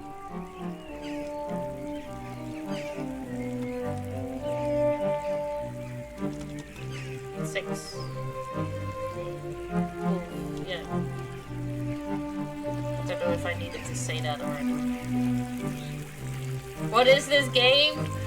It's Little Misfortune. It is a game that looks incredibly cute, but has been hurting my feelings. You know, I'm feeling really annoyed. Like a lot. What's happening to me? I smell hormones waking up inside you. What? Homos? No, hormones. Ah, okay. What's that? Your body's preparing to create life inside you. You'll get a lot of new feelings that are completely normal. Ah, okay. And you'll bleed for 3 to 5 days from your vagina. Ew, yikes forever. You will also suffer each month for many, many years. Great. And society will treat you like garbage. Are you for real? Yes, I am. I think I need some emergency glitter. Ah, so much better. I hate how on point that is. There are coins at the bottom of the fountain. Yes, those are people's wishes. Can one pay for wishes? People nowadays think they can buy everything with money. I wish I could throw a coin and This ask game is for my wild and I happiness love it. back. Also that Benjamin transform into a good foxy because I would totally go out on a date with him. If he was good. Are you done here, Miss Fortune? Yeah. Yeah, Little Misfortune has a crush on a fox. Are you actually treated like trash? Women in general? Yeah. It's like a very big thing in like the working.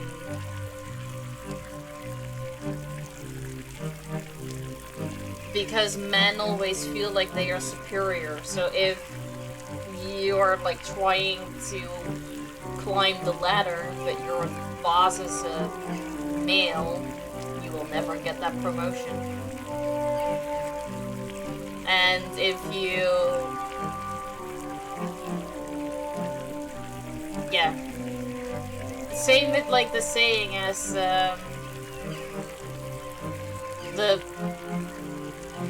in Dutch, I don't know if you have like a similar thing in English.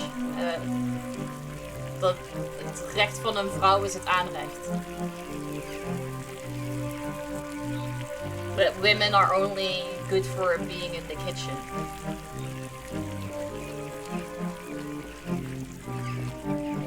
Oh wait, I don't think it's good. Glitter, yep. I'll throw hands at anyone being trashy towards you. Oh yeah, no. I have absolutely no problem in being trashy back. Which I think is why me personally don't have that much problems with it. I wish got a I big could mouth on write me Japanese when needed. so I could send a cute postcard to my friend Hiro. But where does a ghost live? Stop lying, Misfortune. Ghosts are not real. You're just jealous because you don't have a ghost friend.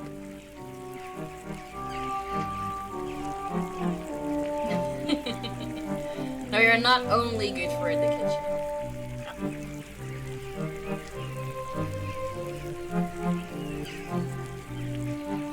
Yeah. If you look nice on the streets, people make assumptions. Also, the hypocritical statement of if a guy sleeps with X amount and women sleeps with the same X amount, the guy is player, great, doing a good job, and the woman is a whore.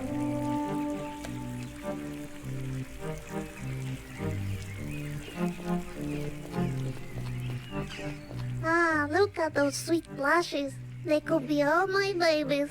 Don't get too attached to those toys. Don't worry, I'm just looking.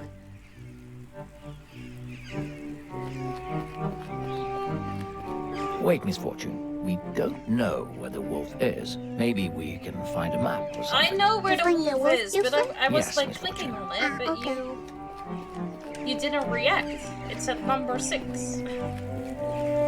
If a lady sleeps with a massive amount of guys, people would say she's a slut indeed, but in my eyes if a man does the same, then he's a slut too. Yeah, but society treats it differently.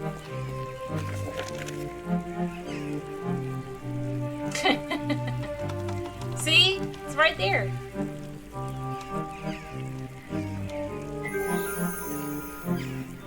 There, you see? That's the wolfie. Great job. Let's hurry up now.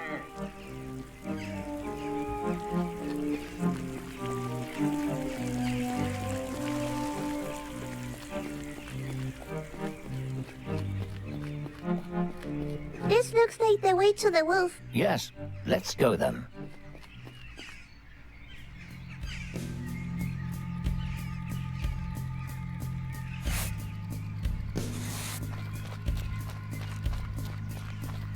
Oh my. Looks like this area is closed to the public. Ah, damn it. You will have to sneak past the janitor to get to the other side. Don't let her see you. Otherwise, she will lock you in and call your mommy. Don't worry. I'm like a sweet little ninja. I could hide behind those boxes, right? Great idea. Hide behind a box until she turns her back to you. Alright, I'm ready. Let's do this.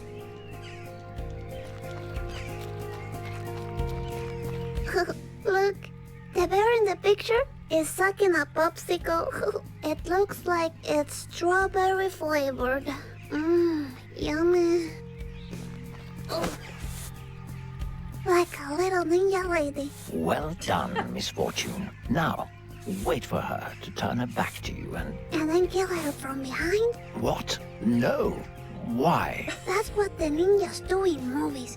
I've seen like all of them. Don't tell mommy. Well, this isn't a movie, so just do as I say. When she turns around, that's a you can jump pro. out and keep moving. Alright then. It just looked a lot cooler on TV.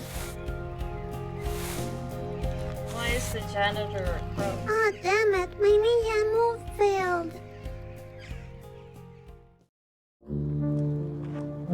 Oh man, we got caught by the cops. Busted by the law. We should get out of here and find the wolf. Alright.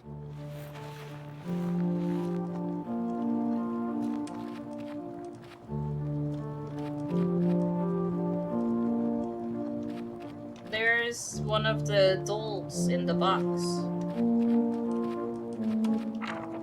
Safety rules for handling the big bad wolf. If the wolf runs at you ready to attack, then you should not have any regrets about your life because you will most probably die. Thanks. But what if I do have regrets? Then what?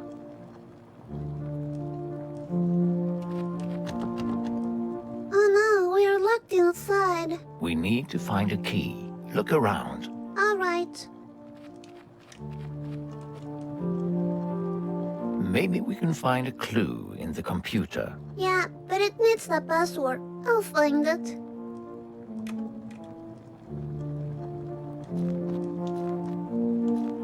Any keys inside the bucket? Nah. No key inside, but you know, these boots are made for walking. And that's just what they'll do. Miss Fortune, focus. Okay. I'll check those buckets. Look, I found a paper with some numbers on it. Keep it. It might be helpful. Okay. 8645.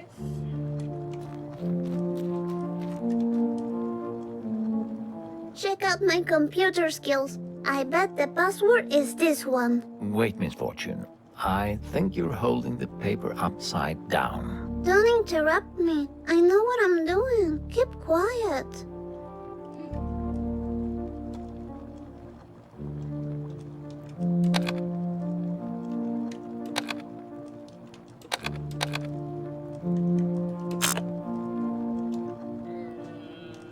So is it enough?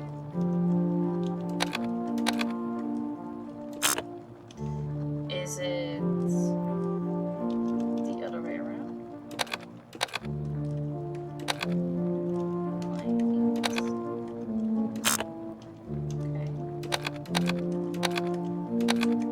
Oh yeah, Miss Fortune Ramirez Hernandez is a computer scientist. You really surprise me. A private shot. Let's see what it says. Popsicle? Is that a code? Talk about crazy. Yesterday. Urania Orwell. Hey, you there? Bladder bloats? Yeah, it was in the toilet. Oh my god, what the fuck? No need that info. How's that ear infection? It's fine. Super. We can talk some other time. Take care. Bladder boat sends a massive dig. I forgot to tell you about there's a spare key inside the safe. If you need it sometime, it opens all the doors and cages. 27581. Thank you, Slayer dude. Okay, I don't think I need it at the moment. I already have one, but thanks. Today. Feeling much better today. How's the bear doing? You keep sucking that popsicle. Is that normal? I'm not sure, but I like to watch. With a winky. Lol. Gotta go fix Kelvin's cage. So R-rated. Wait, where was it? Spare key again, sorry. Spare key inside the safe. Alright, yeah. Huh, a secret inside? Fancy. Fancy. Okay. We are changing this. I don't know if I have to do it from up top to bottom or the other way around. We shall see.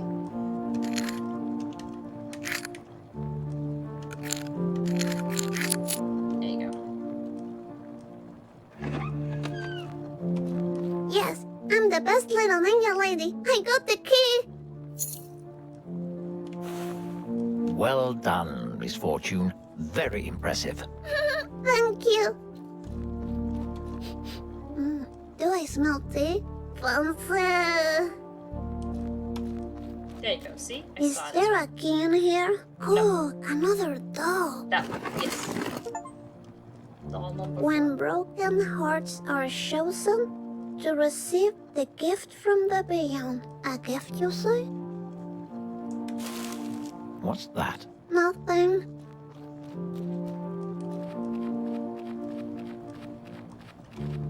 Time to find the wolf. And if we get lucky, I'll pet it.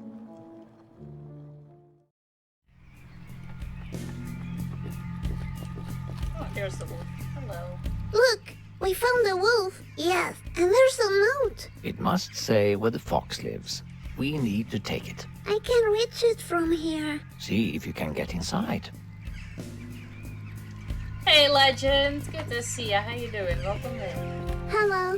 Are you Benjamin's cousin? You know, that fluffy fox with the most dearest big blue eyes? No? I don't know anyone called Johnny. Who's that? I'm talking about Benjamin. He's the sweet-looking fox that ended up stealing my happiness. I'm not that into him anymore. Maybe you should stop talking to him and find a way inside the cage, Miss Fortune. Alright. How you doing, Legend? It says Canis lupus, also known as the big bad wolf. His favorite snack is red-hooded little girls. That's silly. Remember the missing children? Mm-hmm. Maybe he's behind it all. You think he's eating the children? So far, so good. Knows. Awesome. You're I'm right. glad to hear We that. should call I the am good cops too. on Thank you. him. Thank you for No, asking. we don't want to get involved with the police. Okay. Time to meet the wolf. Come, Wolfie, come. Let me pet you. I'm a nice person.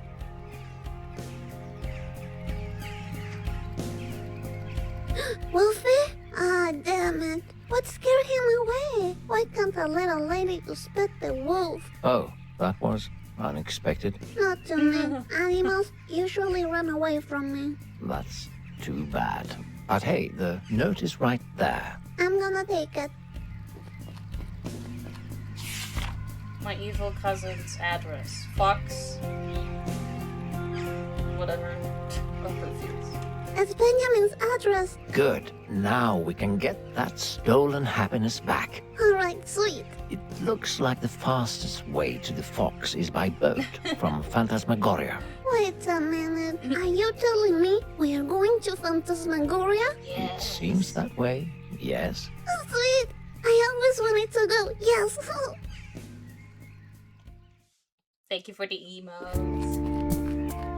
Are you up for another round of questions while we walk? Sure. My question answering skills are all warm up. Great, great. And, as usual, just be honest and you'll do fine. First question. Have you ever heard this question before?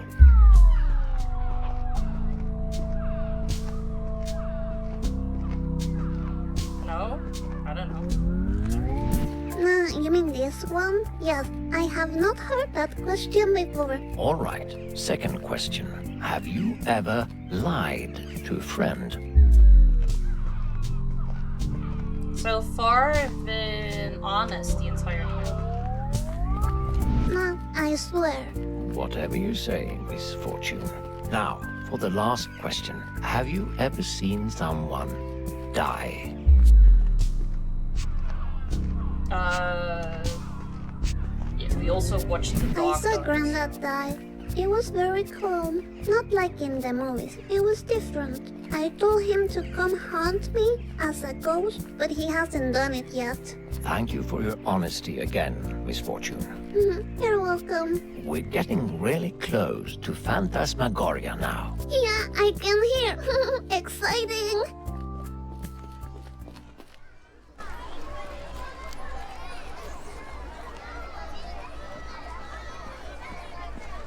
Wow, this looks like the creepiest place to ever exist. So scary. I wish I had a ticket to ride, though. Really?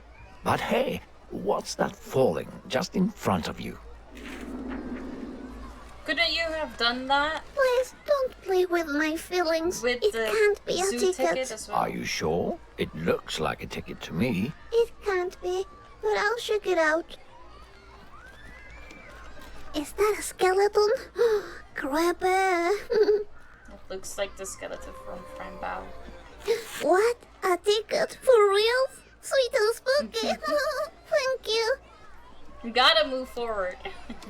You're welcome, Miss Fortune. Now, let's go find a boat to the fox, remember? It says Welcome to Phantasmagoria. Oh, thank you. You don't like the clown. A creepy clown? That's creepy. Did it say something about ghost? A ghost? Damn, that's creepy. Miss Fortune, please mind your language. But I got scared. It's totally understandable. That's no excuse. Okay.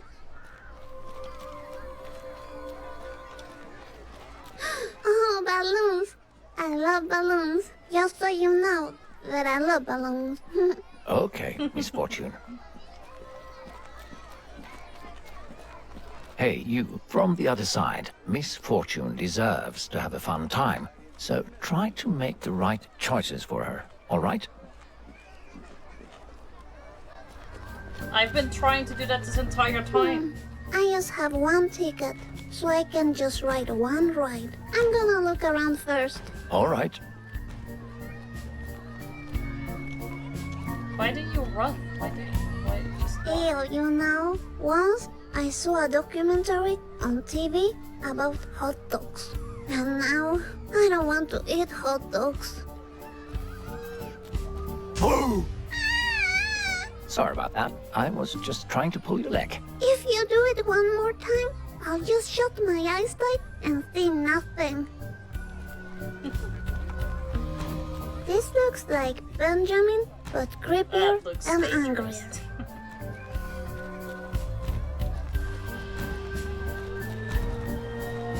Check out those sweet unicorns. Look, little baby sweet unicorn. This is your family. Say hello. Did you say? Okay. Now say bye-bye, and we'll go. Is this the ride you want to spend your ticket on? No. Not sure yet. I'm gonna look around more. The mean children at school say that I have a pumpkin head. I can see the resemblance. Oi. The what? Nothing. Huh, okay. No, she doesn't. Ah, the smell of freshly made candy is delightful. Ah, yes. Too bad we can't afford any. There's some candy on the ground. I could use the party hat to make my own mixed candy corn. Come on, Miss Fortune. Don't even think about it. I'm doing it. Ugh. Are you really gonna eat some of it? It depends on what you take, because there is a candy still in the wrapper.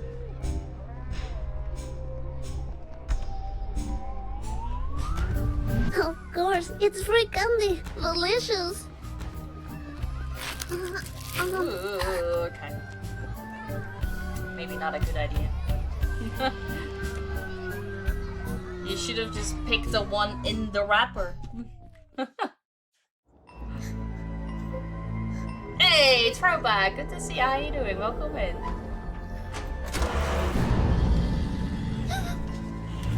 Yeah, it means I assume that she would have seen that that was a cigarette, right?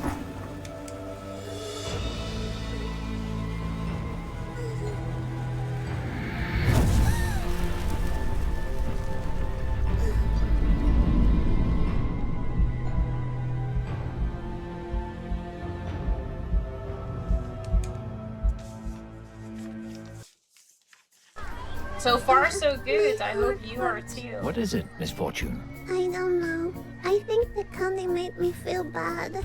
Well, I told you not to eat it. Yeah, that's true. Silly me. Happiness to misfortune. Ah, much better. Oh, sweet. That haunted house must be terrifying. Is this the ride you want to spend your ticket on? We're gonna look further still. So no. Not sure yet. Hey, I'm gonna Tough. look Good to around see you. more. How you doing? Welcome in.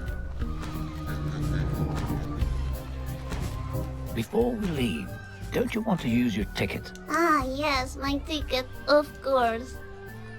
Okay, so we only have the haunted house or this carousel.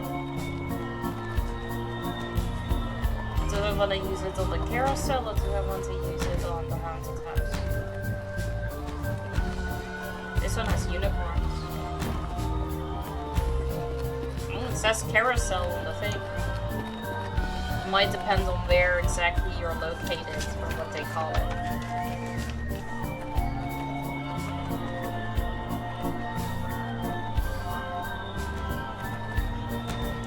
So, I think maybe the carousel is the safe option. As safe as this game can be. That could also be the case, yeah. I'm gonna go here because we brought a unicorn with us, so that will fit. Yes, All right then. Have a pleasant ride.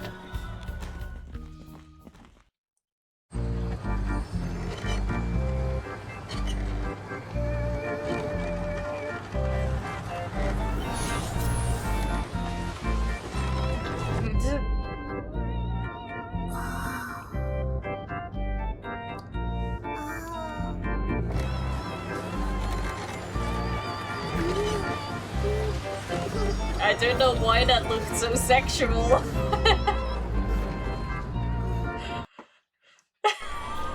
oh, I don't feel so good. I'm feeling dizzy. You think you're going to puke? I don't want to, but the ride went too fast. It was fun. All right, good. Take a deep breath and you'll soon feel better. Oh, she has been. Oh my god. Okay, Good, good. Now, let's go find that boat. the boat. Okay, I'm okay. Can't wait for replaying this again and see what happens in the horror house. Hira?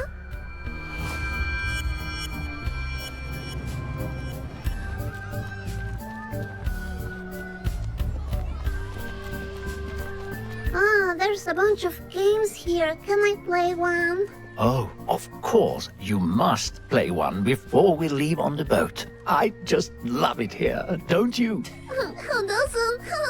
I want to play a game now. Fucking sarcasm on this guy.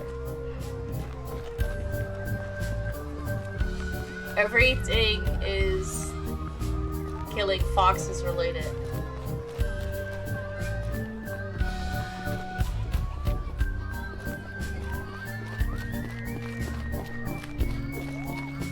This one is free. I want to play it. Oh, please do play it. Play it as much as you want. Really? Alright. Well, check this out. Now with real bullets. Wow.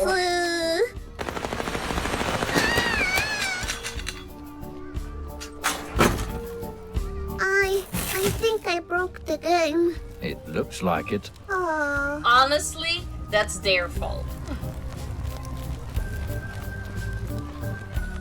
Check this out. I can get a reward ticket if I win. I'm gonna play this. Please, go ahead. I can't wait to see what it's about. Oh wait. Are these tiny foxes like Benjamin? They're dangerous foxes. Pretend they all stole your eternal happiness and whack them. Whack Tough, them. thank you so much for the Okay. 5 stream streak. Oops. Head down. Hell yeah, we've got a real badass over here. Nikki! Oh, I missed. Hi! Thank you so much for the raid. Much appreciated. Yes, I won. Great whacking misfortune. Play again? Yes. Okay. How you doing, Nikki? How was your stream?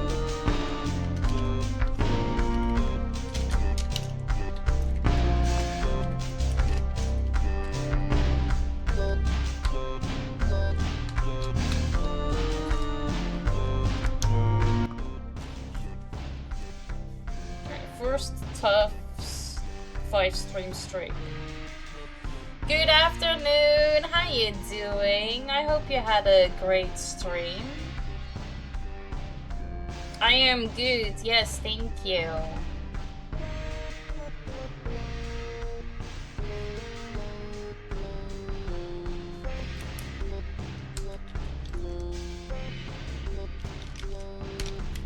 I hope you're doing great as well.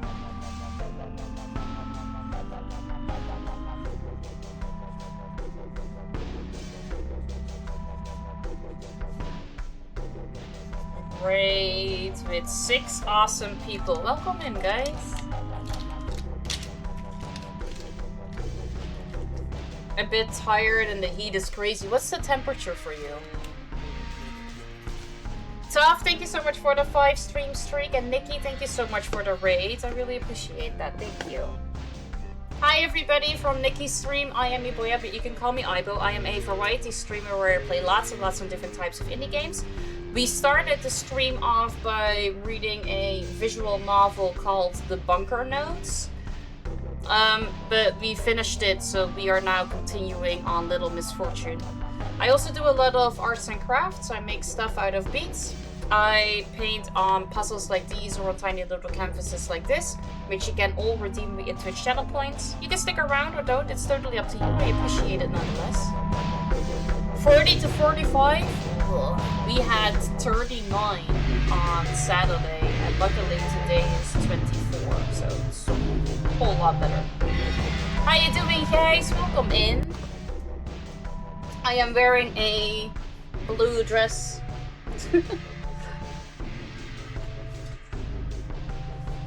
That is off the shoulder on one side, and it has patterns.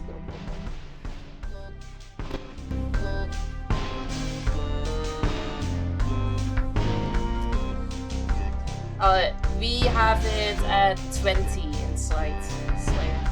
Looks good, thank you. How are you doing? How's your Monday? And my workplace is without AC.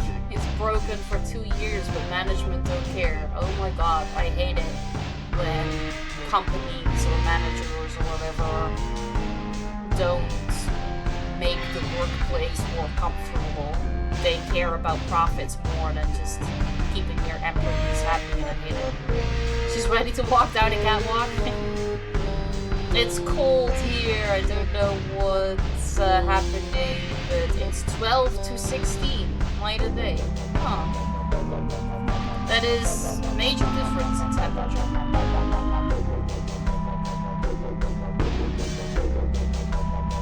Lobby is 34, that's wild. It's too hot to work, yeah, for sure.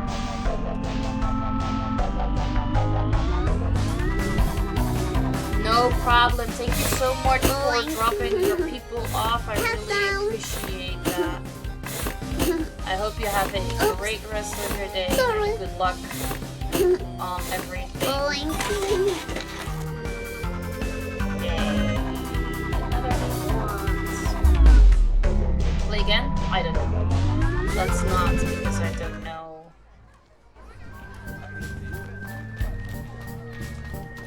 Mr. Voice, can I get a balloon? Because my mommy never gave me one, so maybe you can give me one. Well, you know we can't afford any, but look! What's that? A floating balloon! What's this? Is it for me? Yes! Okay, thank you. Grab it. Oh. Just my luck. Oh, Miss Fortune, I'm sorry about the balloon. Don't worry. Thank you anyway. I don't like cold, but Zero don't like heat even more. Words. Check those sweet rewards. A golden sugary coin, a cute tiny skirt, and a doll. Oh, sweet. Let's see what I can get. I have 2 tickets. We need to get the doll, but I also want the unicorn. I think we need 6 tickets total, but maybe we can get everything out of the machine.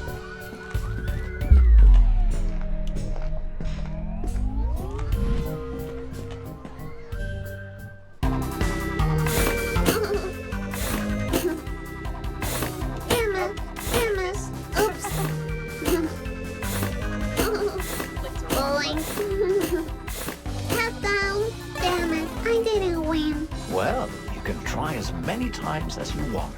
Alright, cool. Alright, so you need to have 7 hits and up before you get a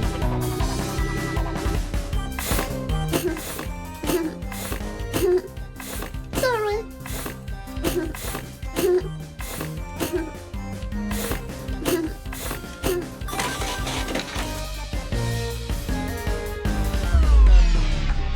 Yes. I need 3 more tickets. Oops. Oops. Boink. Sorry. Oops.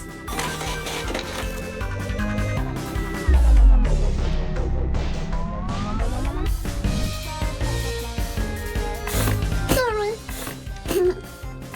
Boink. Sorry. Head down. Boink. One more, and then I think I have enough tickets for it. Sorry. Head down. Head down. Oops.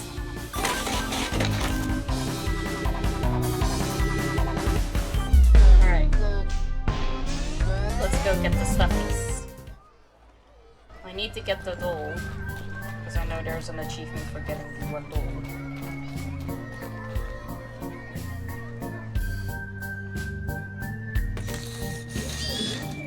So I Oh, got that one of those dolls again. I want it.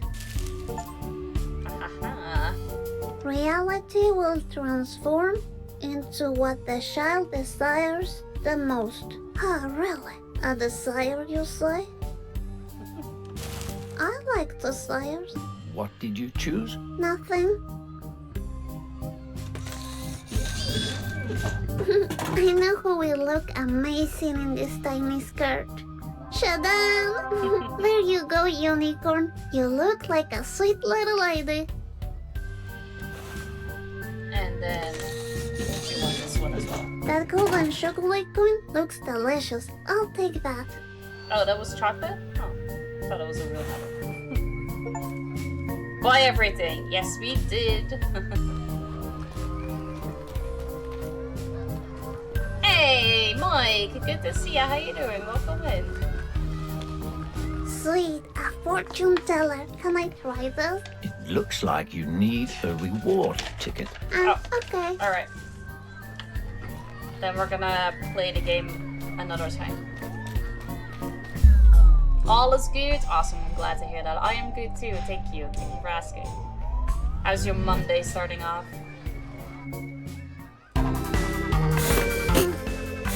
Sorry. Oops. Boink. Boink. Yeah. I believe one was enough. Just starting work, but I had to catch a stream. Streams catching is way more important than work anyway. I totally get it. Sweet, a fortune teller. Can I try this? Yes. Hello, I'm Miss Fortune Ramirez Hernandez, and I want to know the future of me. Please, thank you.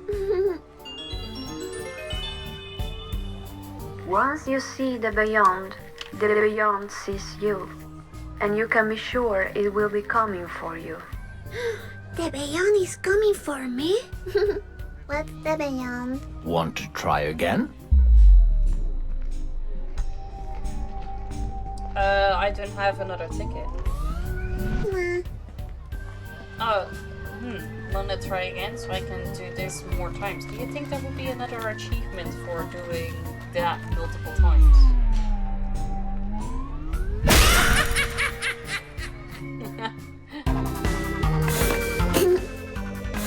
Oops. Boink. Sorry. Boink.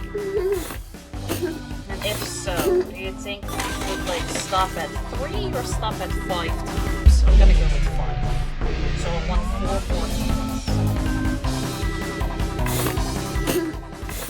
Boink. Head down.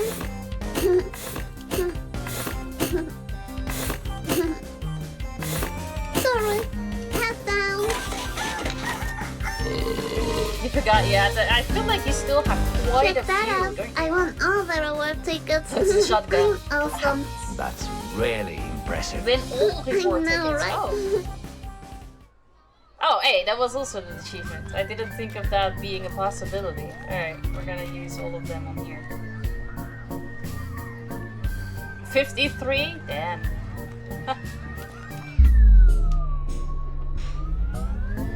Yes, again.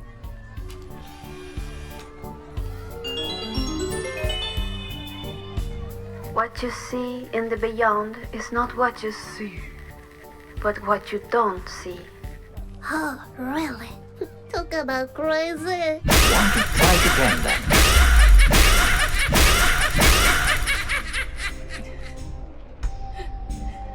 So many clowns.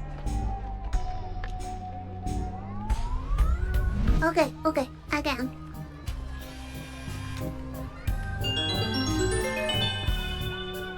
You are being lied to at this very moment. Trust me. Don't trust anything. Oh, really? Who is the lying to me? voice. Is Benjamin lying to me? No, Mr. Voice is currently talking to you. And I did get the achievement. I also got one more that I didn't realize was. Oh no, too bad. Yes, poor little birdie. Maybe he was flying drunk. You know, Maybe. like my mommy did once and crushed that little birdie crushed with its body, you know? So fucking Yes, I loud. get it, Misfortune. It's still sad. It crushed. Alright, we did all the things here.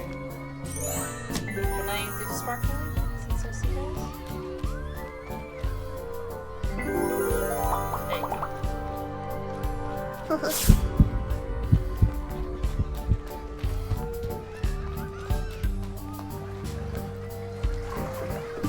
It says you need 1 golden coin to ride the boat. Huh, okay. Luckily, we have that. Ah! The Grim Reaper! Check this boat out. It's like a black She was swan. being How warned cool about is being lied that? to, and the crow Really, flies into really cool. the one Tell thing me that about could it. reveal the truth. Anyway, Very this sus. boat will take you where you need to go. You mean to Definitely Benjamin's Mr. Voice. house? Yes, and it's just 1 golden coin. I got this sweet chocolate coin reward. Is that good? You have I so many golden don't tomatoes. think that would... No, see, it's fine. Oh, look at that. Well, are you ready to leave? How long do they stay? Leave on the boat, stay on. No, we did all the stuff on Fast. This is going to be so cool. I hope we don't get attacked by pirates, though. Or the Kraken? What's a Kraken? kraken? Well, if you see it, you'll know. Isn't But that the tell carpet? me, I'm curious now. We don't have time for that, Misfortune. Just No forget problem, it. Throwback. Thank you so much But for I will hanging think out. I about really it appreciate it. I hope you forever. have a great day at work.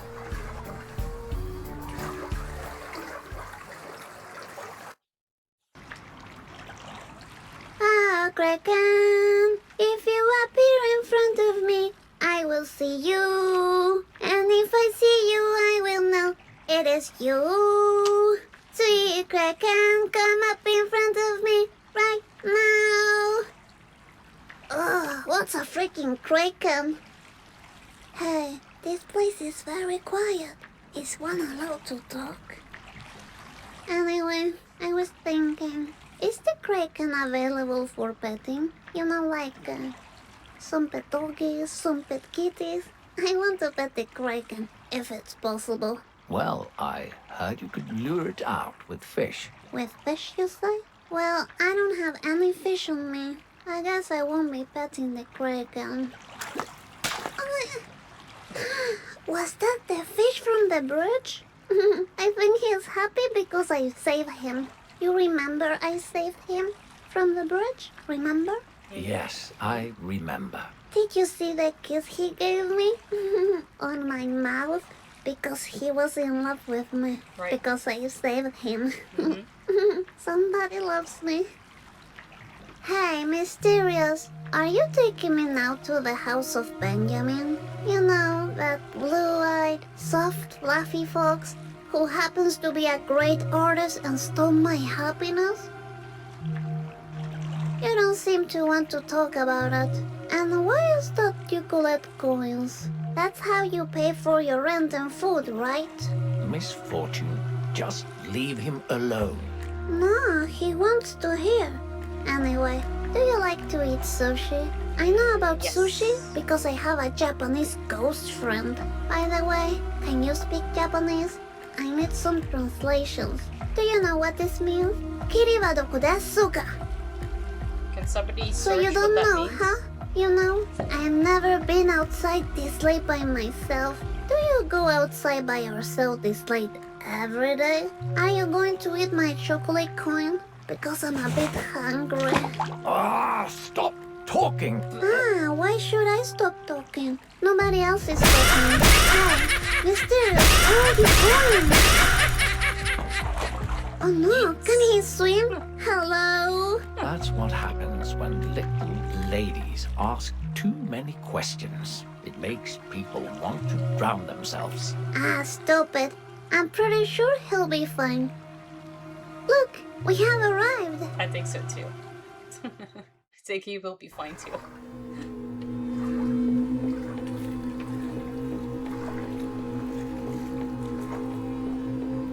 He did. He was like, I'm having enough. Check that Toy. out. It's the toy graveyard, I'm telling you. Whatever you say, Miss Fortune. What time is it? It's getting really dark. Mr. Voice, are you there? Hello? There's something wrong here. Something very wrong. What's wrong, Mr. Voice? What do you mean? It's coming. Hide. Hide. I don't know what you're playing, but if you scare me, I'll close my eyes. Ada?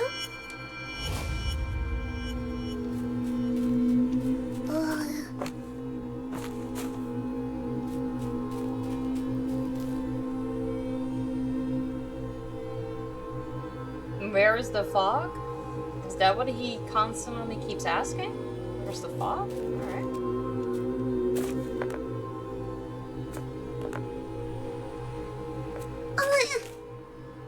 Oh, damn it. My little foot got stuck.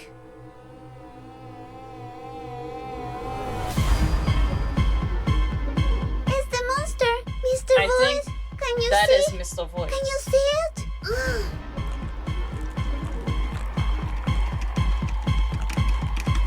Leave me alone. What are you running away from? Is it the fox? I'm pretty sure it was the fox. No, it's the monster. I She saw it does. again. You don't know what you're talking about. Yes, I do. I saw it.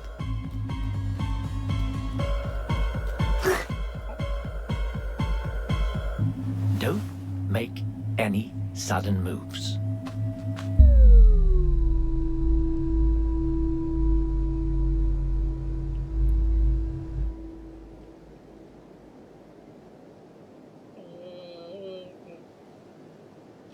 Okay. Let's give you the benefit of the doubt. Let's listen.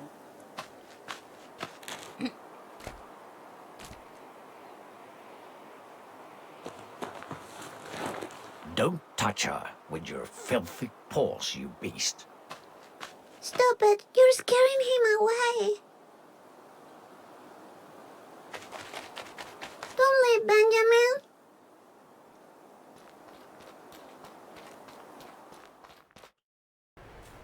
Please, Miss Fortune, stop and listen to me. There's something I need to tell you. If you keep running, you'll end up badly hurt, and I don't want that. You're too important. But I want to find Benjamin. He was nice to me. Trust me, What's he? it's dangerous. Stop running, please.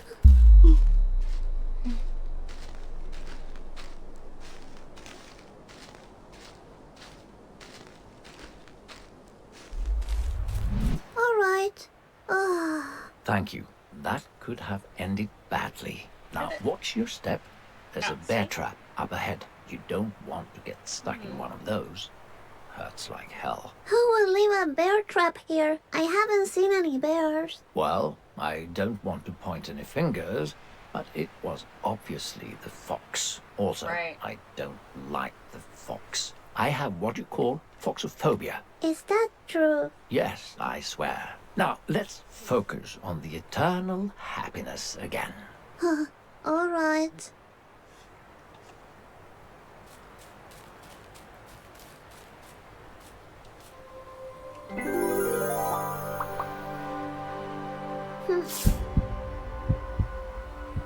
Can I now? Yeah. Walk safely. This one looks like the other one that didn't look like the other ones. You see? Yes, So you know. yes. It's stuck. Huh. Ah, so this one The fits better. illumination of Primate will dissolve the filth of the beyond. Oh, really interesting.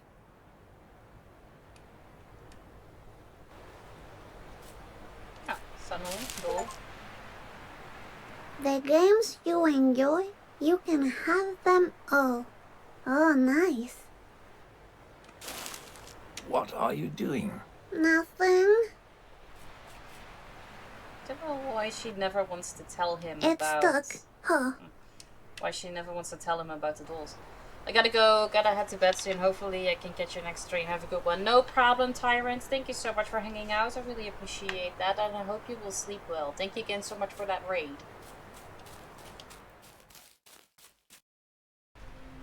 So, Miss Fortune, I have a couple of questions for you. Are you ready? Yeah, I'm ready. Wonderful. Now, just be honest and think about it before answering. First question. Do you believe in magic? Yes, I do. When Mommy and Daddy scream, I go to my secret hiding spot. And in my secret spot, they never drink juice and never scream at me. That's magical, don't you think? Oh, yes.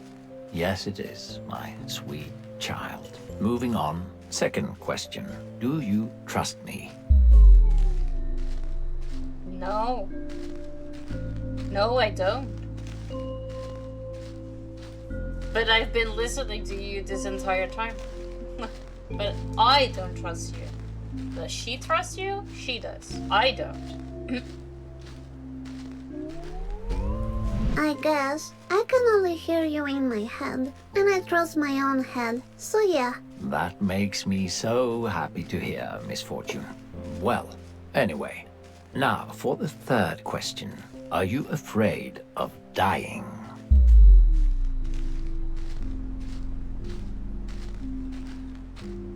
She doesn't look like she is. No, I'm not afraid of death because all dead people I know never came back from being dead. So it must be pretty cool to be dead. Well, I guess you'll find out when you die. Looks like there's going to be a storm. Oh no, I hope it doesn't rain that much. I don't like my feet getting wet. I'm a little lady, you know. Just like noodles. Hey, look at that. I think we're here.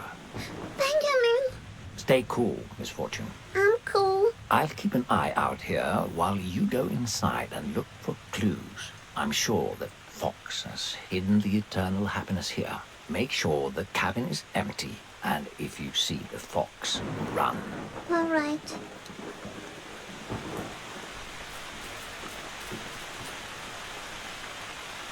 Oh, it looks like Benjamin's good at cutting wood. He must be so muscular.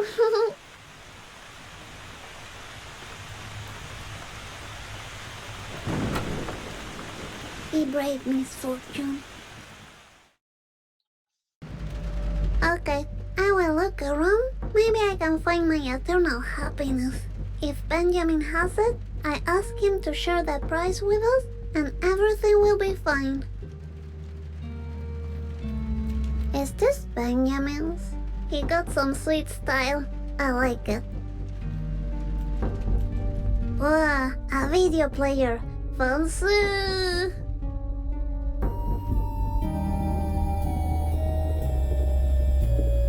Let's see. Benjamin's on TV? Is that the monster! The monster. I think that Damn is. it, I broke Benjamin's tape. I think that's Mr. Voice. Maybe I can fix it. Happiness to the video player! Ah, what a cozy couch. Is that Benjamin's diary?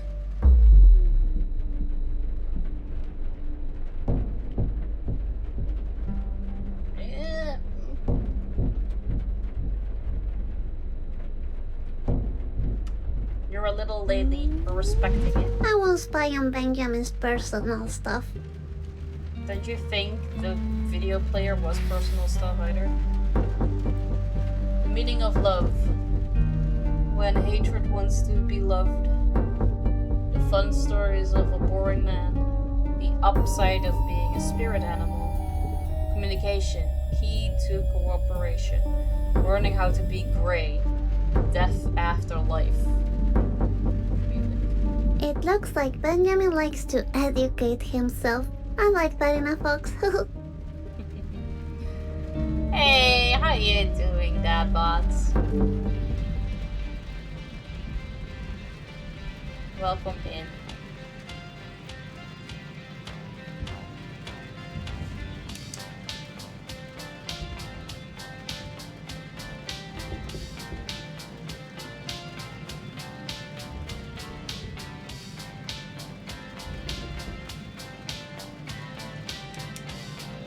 Just got to work not long ago. I hope you will have a great day at work. I am good, thank you. Thank you for asking.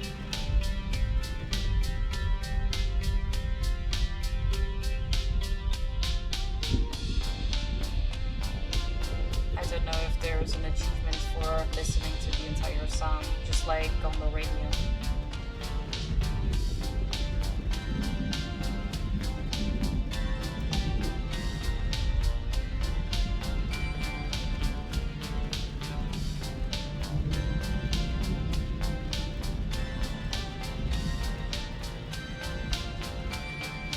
Let's try it. No harm done. Just waiting for a little while.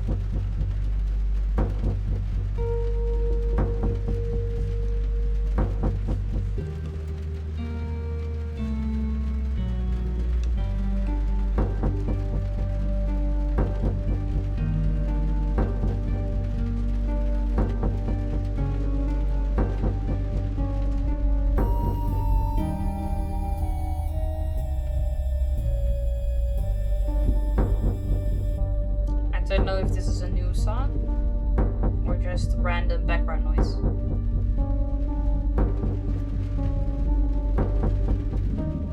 Because otherwise the song got a little dark. I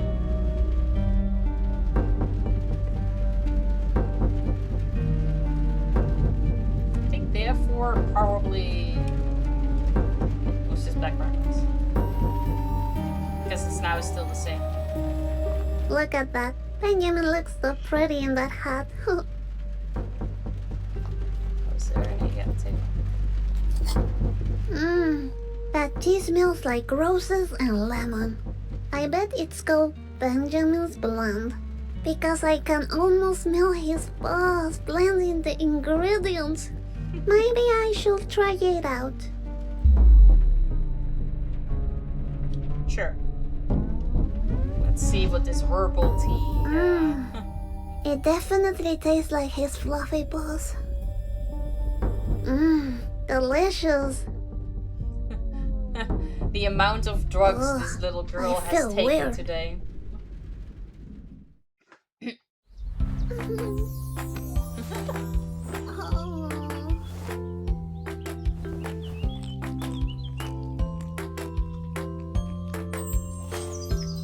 Why are there so many flies?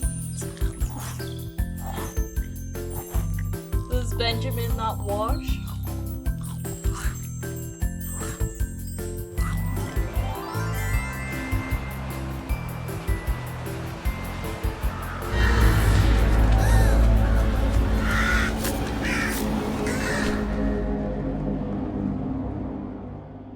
This poor girl. She just wants to live happily ever after with a fox. Benjamin? Peanut butter? What? Oh. Peanut butter.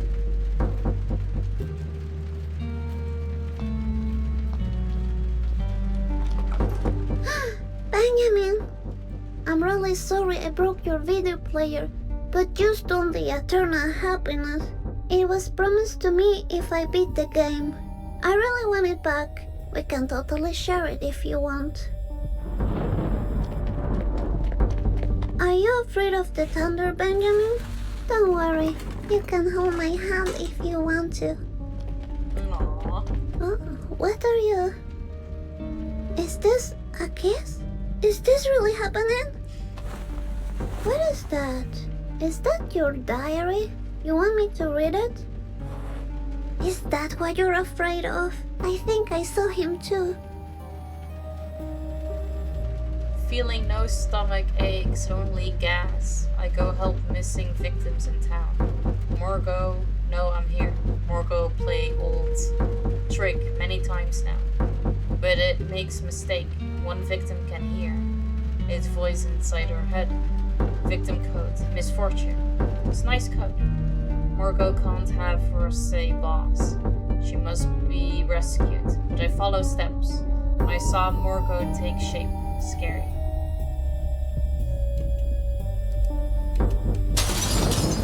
You can't hide the children.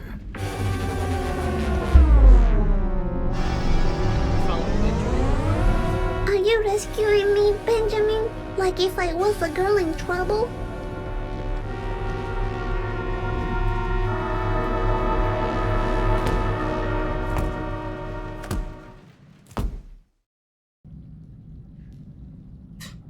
She always falls. Benjamin, where do you go?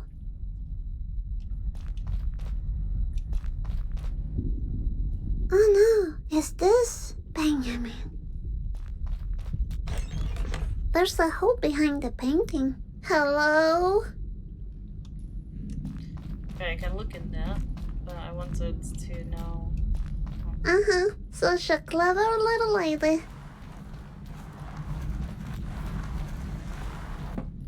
Time to use my ninja skills.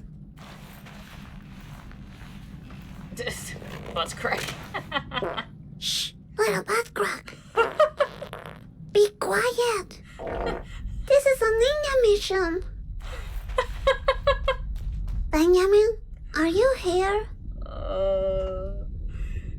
Kind of reminds me of when I was a kid and we were playing hide and seek. Whenever I finally had a hiding spot, I always had to pee.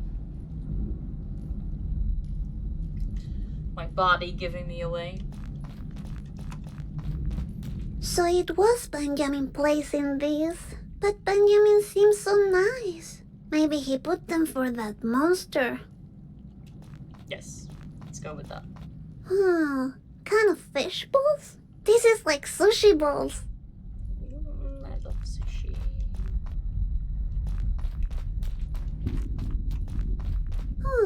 A picture of a key.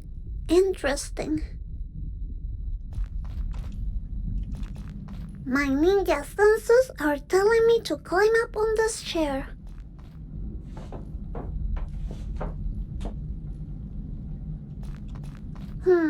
A real ninja lady always touches everything. A secret button. I don't think that's true. Wait, let's not push the button just yet. I decide not to push the button. Let's see what happens. Nothing. It's because you haven't touched it. I wanna what she says when I do the save. It's locked. Alright, then we're gonna push the button.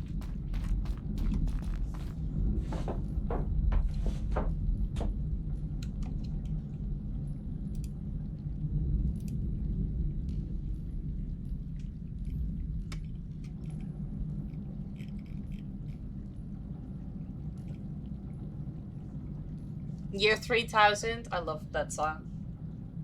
Such a childhood song.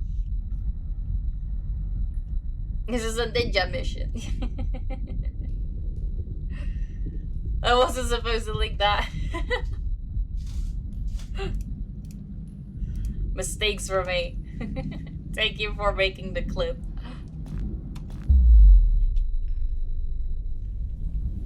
Alright then, I push the button.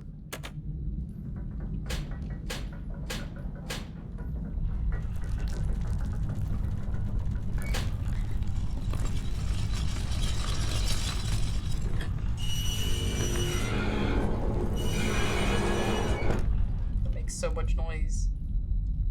That Y'all was look easy. thirsty? Thank you for making me and everybody else drink, Hidden Goal.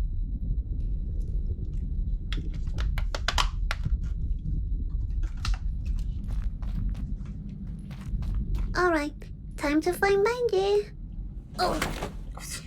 Oh, that was unfortunate. I hope things get better when I get the eternal happiness.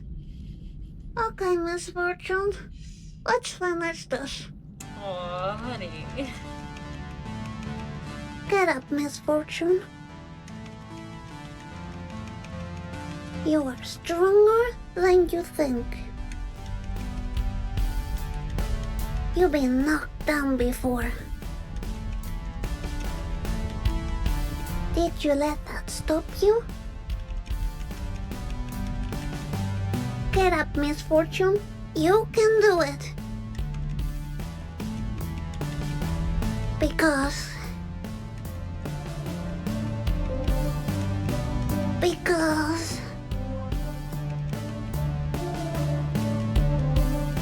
you are the little lady Miss Fortune. You're so cute.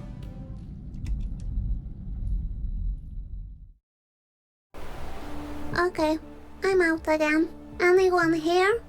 Benji? Mr. Voice? I guess I'm alone. Oh, a baby deer. So sweet. Dream come true.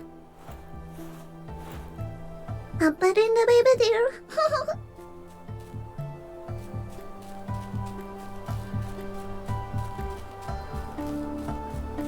Is that Benjamin's bag? Benjamin? Are you around? He must be in trouble. I'm very disappointed in you, Miss Fortune. Ah, there you are. Hey, have you seen Benjamin? I think he's in trouble. Didn't you hear what I just said? I'm very disappointed in you. Mr. Voice, please stop playing games. You have lied to me all the time and that's very sucky. I trusted you. What are you talking about? Benjamin made it really clear with a Holy picture crap. he showed me. You're the one taking the children, and I'm not the hero of this game, right? I guess the eternal happiness was all a lie. Stop this nonsense. We have to keep playing my game. You can't make me. Yes, I can. Stop that! Then play with me. You need to find your eternal happiness. I'll give you a clue. It's at home, waiting for you. I'm sick of that eternal happiness. I don't want it anymore. You can't say that. That would break the rules. You heard me. I don't want the eternal happiness anymore. I won't tolerate this behavior. I'll be waiting for you at home. Now, tell me where Benjamin is. What did you do to him? Freaking monster. Let's see what's inside. Maybe a clue where to find Benjamin.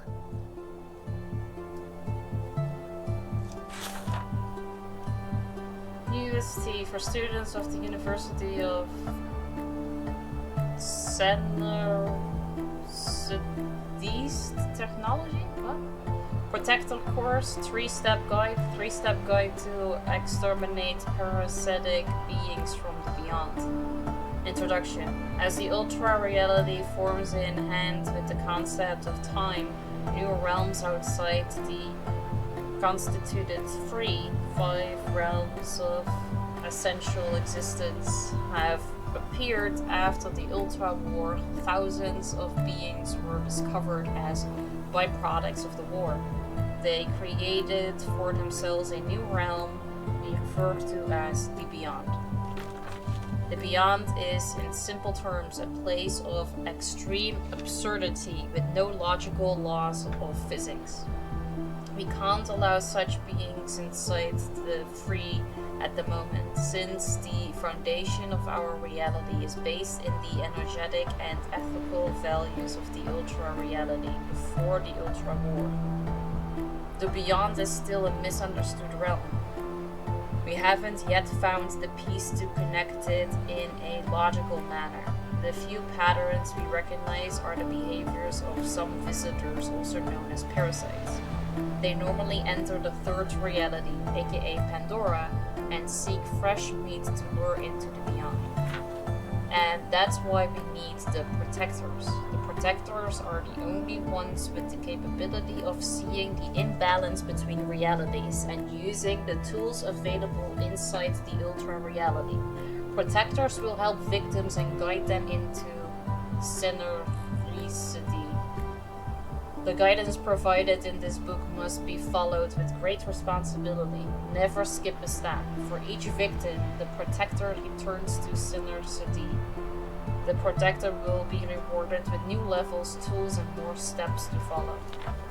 Step 1. The Protector must locate the victims and the parasite. Protector's parasite case is Morgo. Evaluate if the victim is in need of assistance. If so, then proceed to step 2. Need of assistance checklist. The victim seems to have forgotten his or her identity. The victim is already dead but doesn't realize it. The victim believes the illusion of the Beyond are real. The victim sympathizes with the parasite. Checklist of Parasite Morgo. Deforms reality into absurdity. Parasite seems friendly, yet it lures the victim to play dangerous games.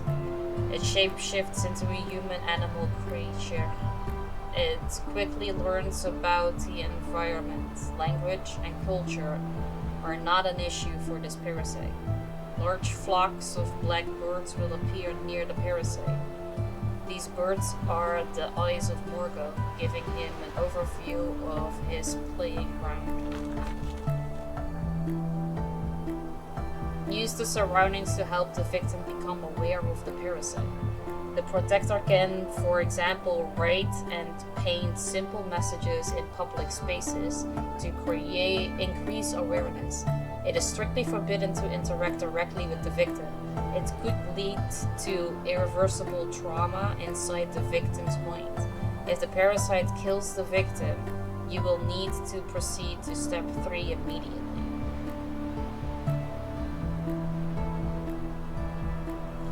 Step 3. Prepare for direct contact with. With the what? Now I will never know. Oh, this is really mysterious. The parasite.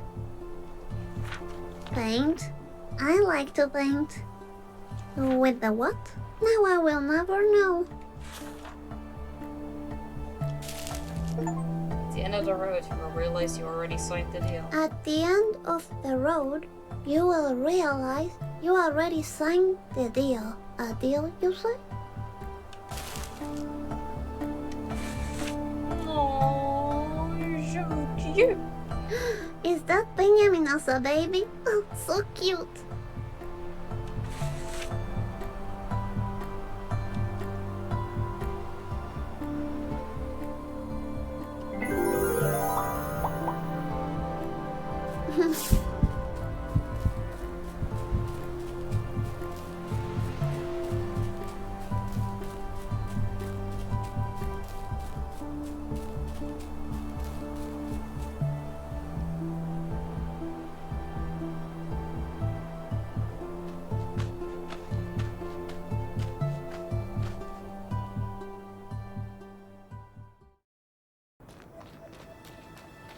Alright, I guess I'll take the train back home.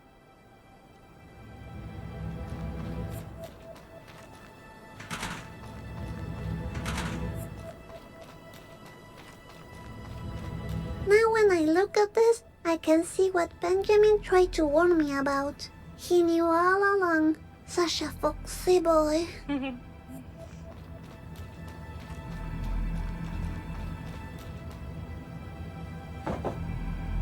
Okay, I'll wait here. Waiting for a little while. Okay, I'm gonna talk to myself. Yep. Alright. So, Miss Fortune, how have you been? Okay, I have this like weird day. I saw monsters, I saw dolls, I saw Benjamin, and then I went to the zoo and everything was everywhere. And then I realized Mr. Voice had lied to me a lot. And he took Benjamin, and now I'm alone. I don't like being alone. Wow, sounds like you had one hell of a day, Miss Fortune. The train is here. It was a nice chat, Miss Fortune. Talk to you later. You go, girl. Aw.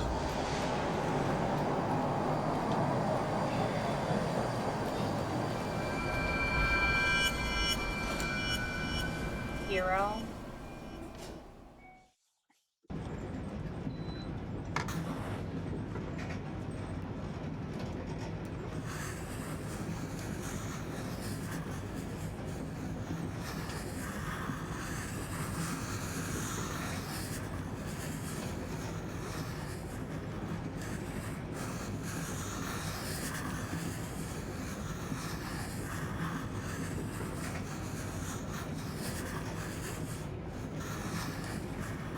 Oh. I was doing it. It's like, okay, we're doing green.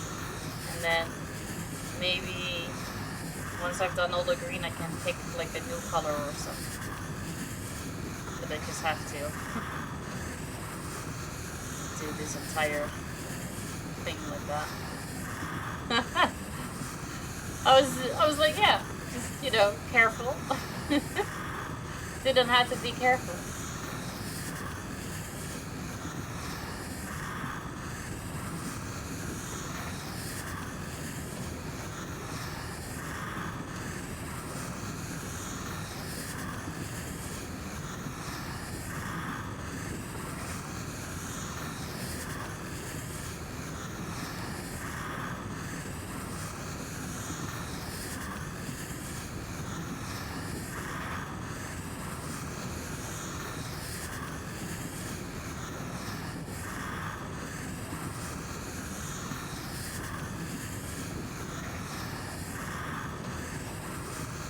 Yeah, it didn't work like that for me either. I also feel scanned. I would like to have this magical crayon.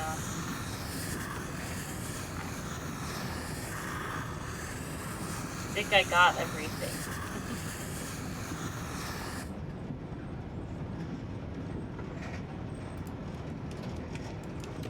Hello?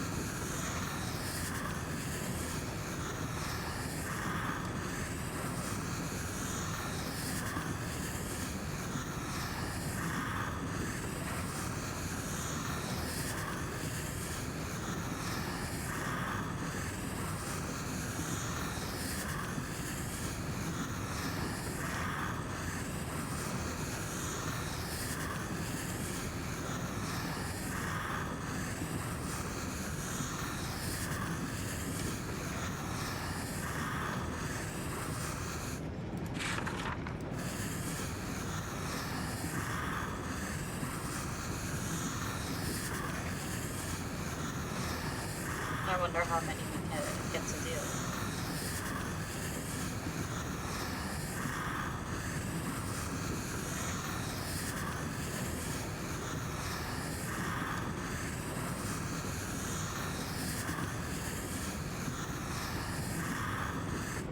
Oh. Paint all the pages. I'm not done. I don't feel inspired.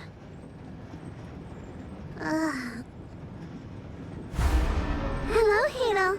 I didn't recognize you. Such a coincidence that you're on the same train as me. You know, I had a big fight with the silly voice in my head. I get the feeling that Mr. Voice is not who he says he is. Have you ever heard voices in your head? I know, Hiro. What does it Where's the mean? fuck? It's the monster! Leave Be Hiro alone! aware of consequences of your recovery or scout building. Hiro, hold my hand! No! Hiro!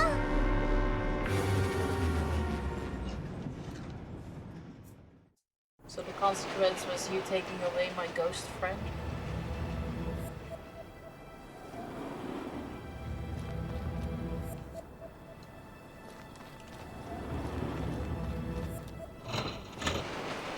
I hope I get to see Hiro again. I wonder what that monster did to him.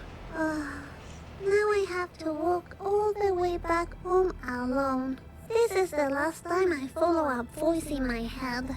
If Benjamin was here, he would walk with me.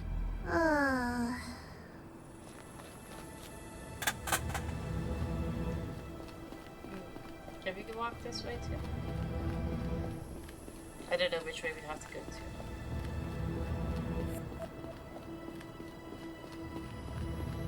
The other way.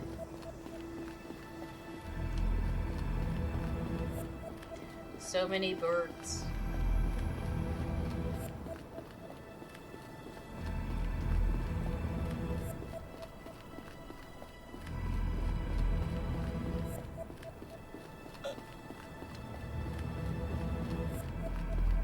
Benjamin was warning me all the time, but I couldn't see it. I wanted that eternal happiness so bad. I'm a silly little lady. That's what I am. Oh.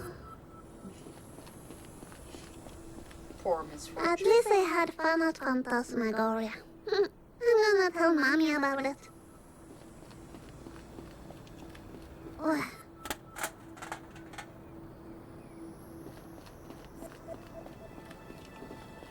Oh.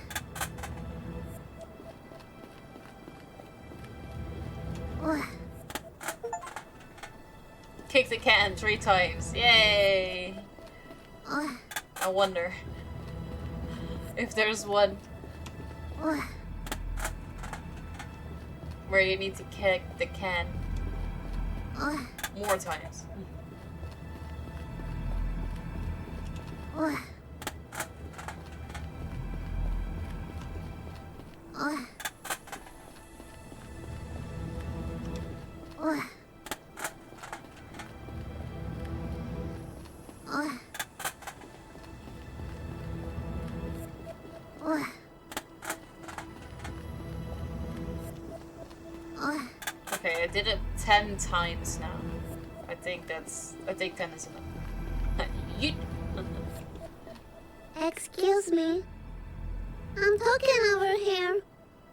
Well, if that's how you treat little ladies, then give yourself a fuck.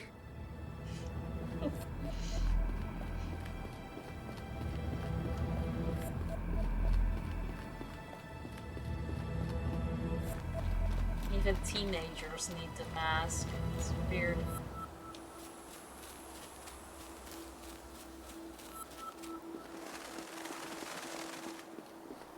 She has. She really does. Huh? Where's the car? Is Daddy gone again? The pool is gone too. No car, no pool.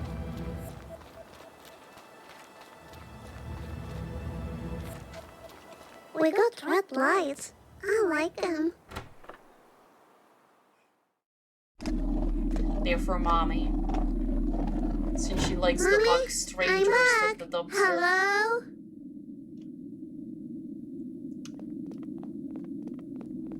Also, the table is gone. What's that sound? Benji?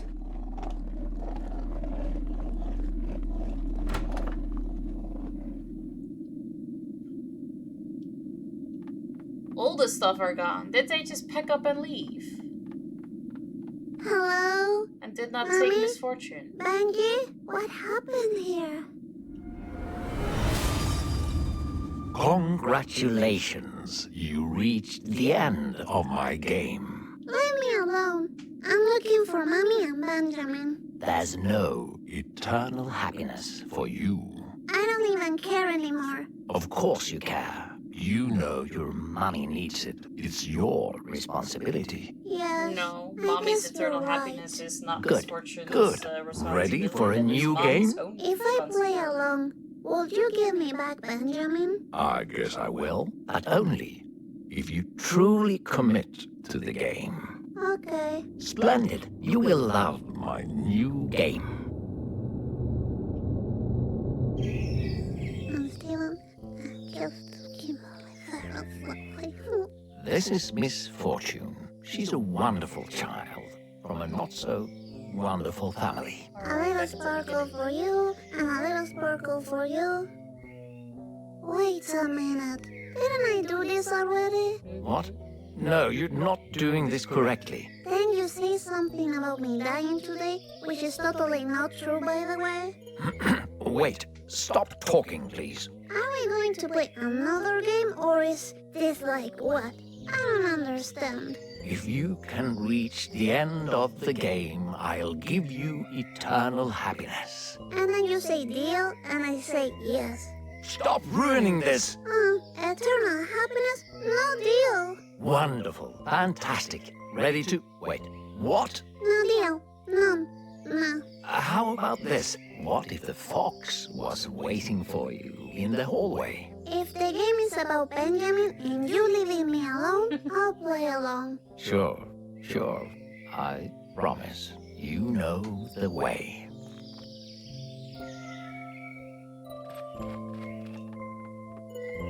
If Mr. Voice scares me again, I'm gonna run and hide in here.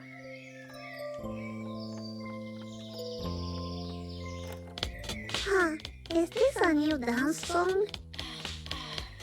Alright, now we're gonna listen to this one in its entirety, since it's new.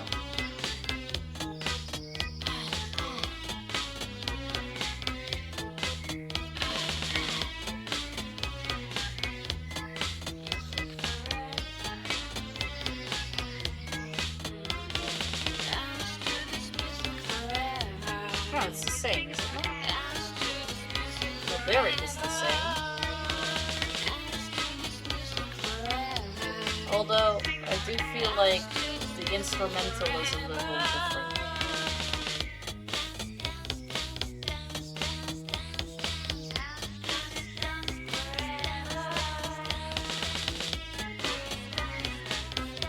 Kinda feels distorted a little bit.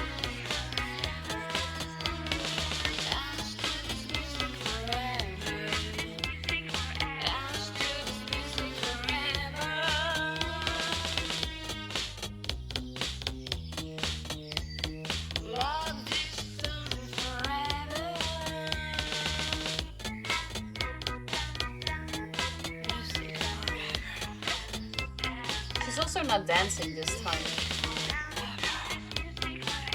It's like Little Misfortune is not having it.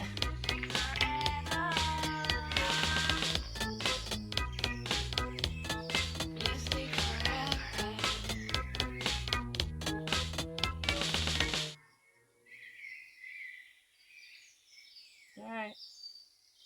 We listened to it forever, but there was no new achievement this time. Think she's gonna break through the Matrix? Maybe. I have a little hunch that Mr. Voice is the monster in my closet. Yes. Okay, I'm just gonna play his game one last time.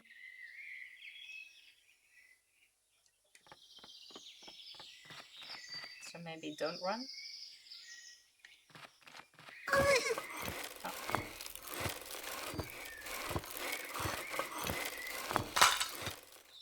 Oh no, not again. You promised he wouldn't be like last time.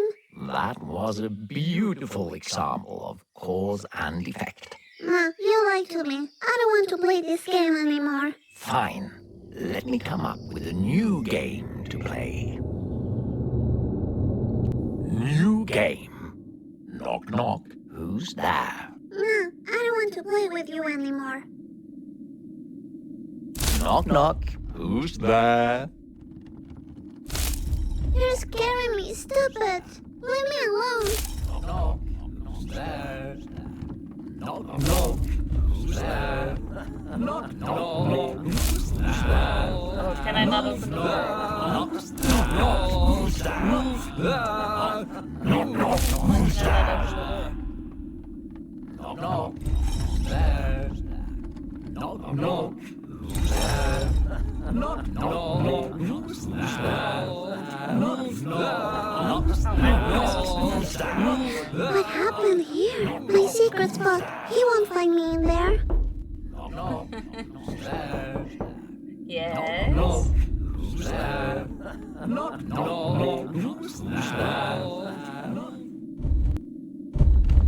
Open this door right now, Miss Fortune. We have a new game to play.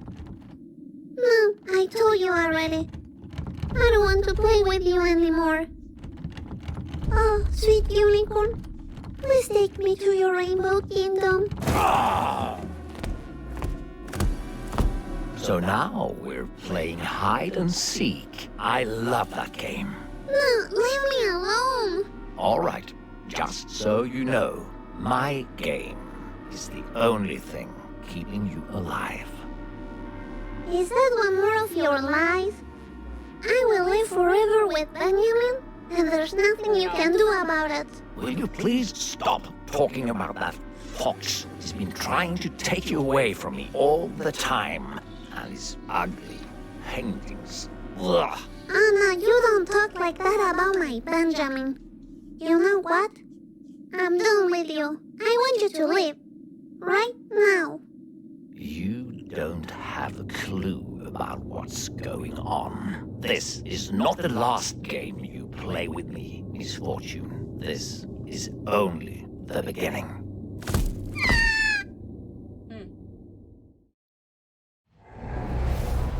You silly little child. Another toy for my collection.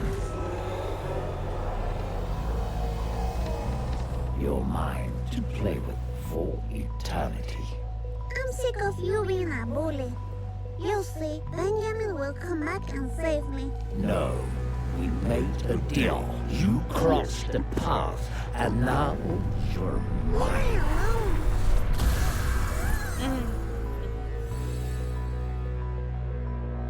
Benjamin!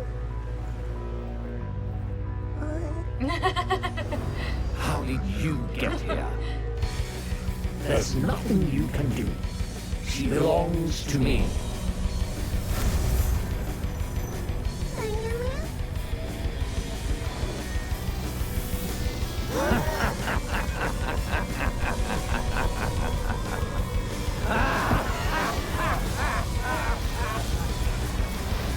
Hey, Andy.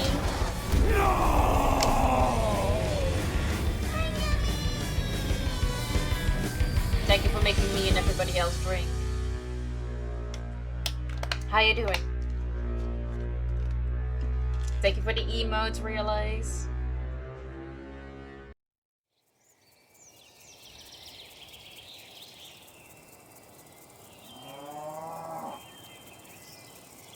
All the stuff is back. You doing good? Awesome. I'm glad to hear that. I'm good too. Thank you. Thank you for asking.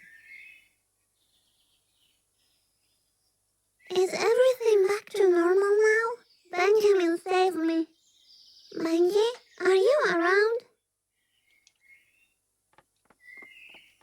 I guess I have to rebuild this. I'll make some improvements.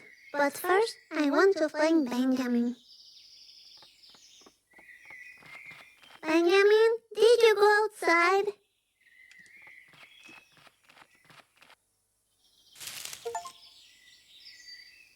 Margot is coming. Open your eyes. He's the voice in your head driving you mad. Margot is coming. Open your eyes. He's the voice in your head driving you mad. Well, now I know what to call Mr. Voice. Benjamin, where are you?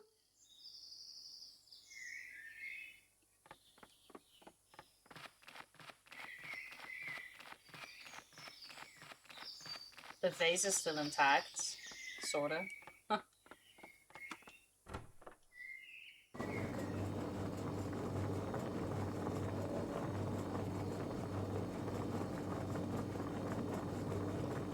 Mommy gone too?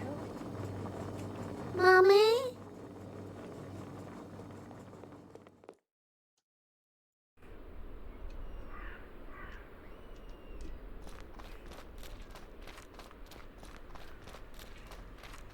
Mommy, I'm back. Oh. Mommy, don't ignore me. Are you angry because I couldn't get the happiness for you? Oh no, I think I did. What's happening? Mommy? This must be a bad dream. Oh no, I don't think I'm alive anymore. Oh, did I get hit? Even though I looked? Is that...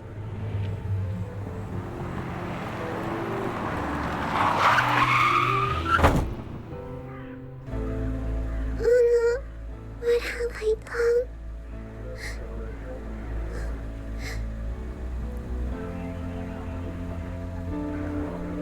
Aww, poor little Miss Rose. Oh, Benji, you're back. I thought I lost you too. Aww. What's this?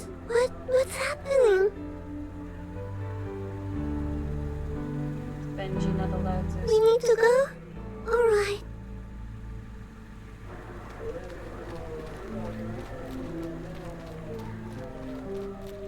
The fox got hit too. Well, the fox is a protector. Benji, wait. Are you taking me somewhere else? Because I have nothing against it, but I have to talk with my mommy first.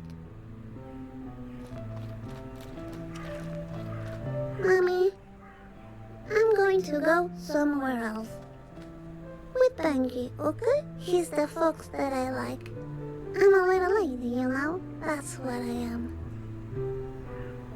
I guess I was your little misfortune for a while, but you need to find your own happiness now. I love you forever.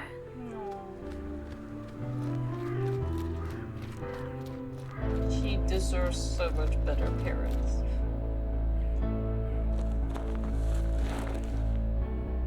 In fact, Mom still cries now.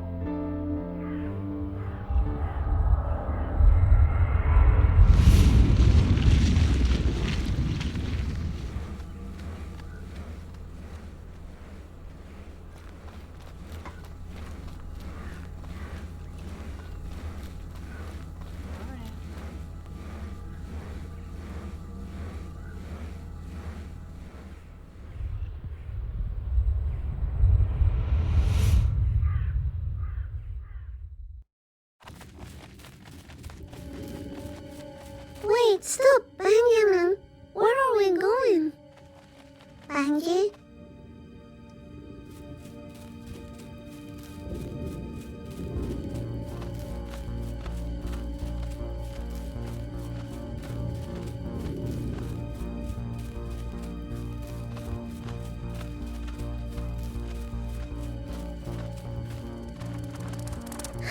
All of that Puppy, stuff I'm so floating. happy to see you again. All the Wait for me, trees and puppy. things, they look to be floating.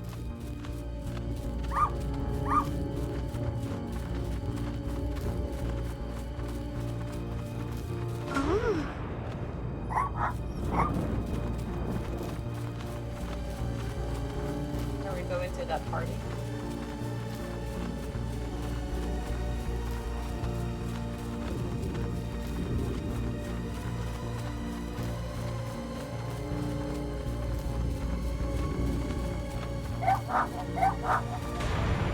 Oh.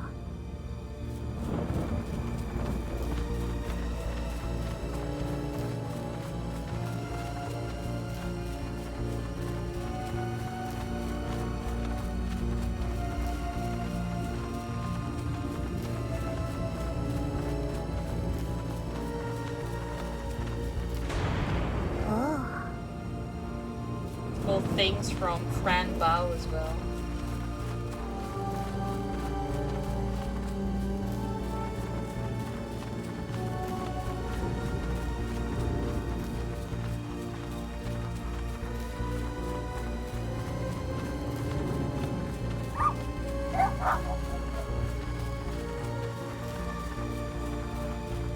This is a very long one.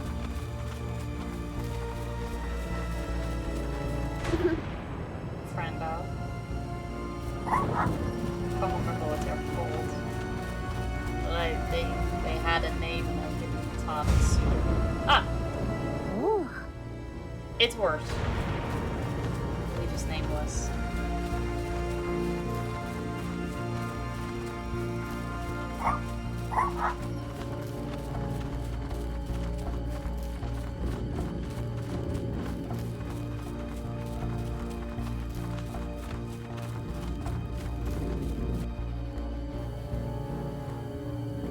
Thank you for the emotes. Oh, this How you place doing, is really bestie? cold.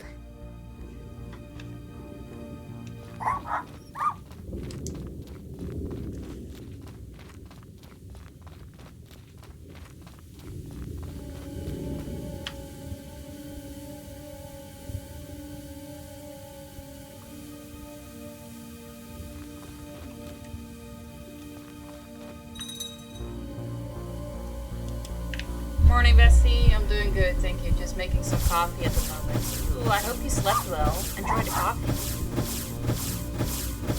Oh. What about the other two?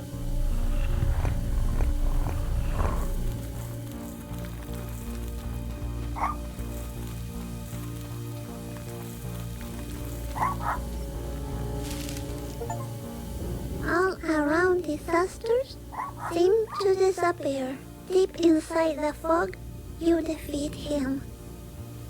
Alright. And Hero also I went guess into Mr. fog. Voice game is over now. Benji?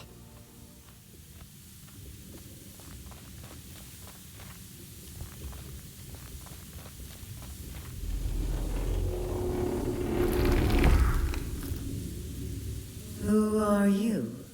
I'm a little lady. Misfortune. That's who I am. Lady Misfortune? Yes, you could say that. Good.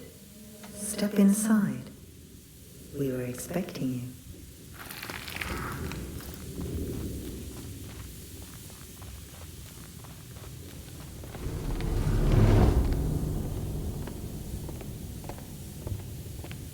What is this place?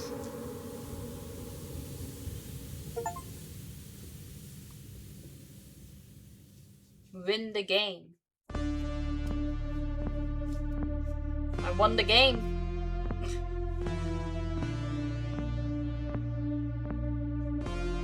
But that means we died. And we found our way to a better place instead of Morgos. Whatever. I do not have it 100% completed. That I know. Because there were 35 achievements and I didn't hear 35 bings. What a game. It was like watching a movie for real. I loved it. And now we can play it again. Because achievements.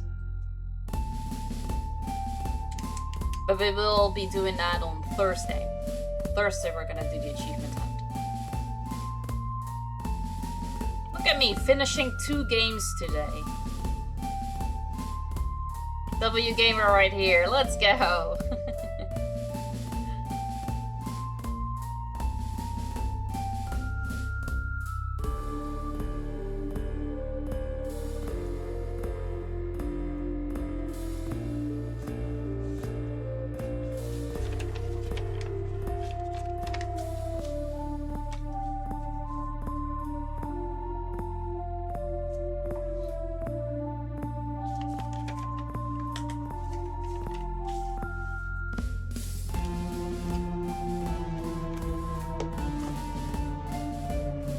We're watching this entirely. Because who knows? Maybe there's an achievement for watching the credits. Now I kind of want sushi. She talks about sushi.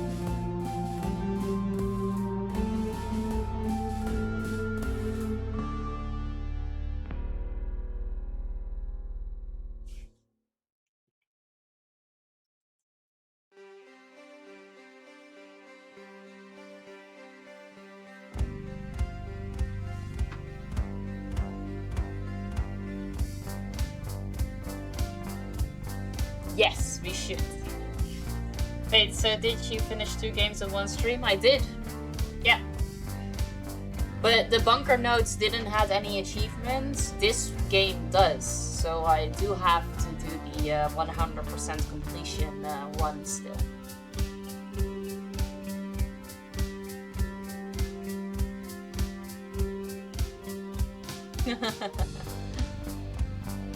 On Thursday, we will be doing the achievement hunt.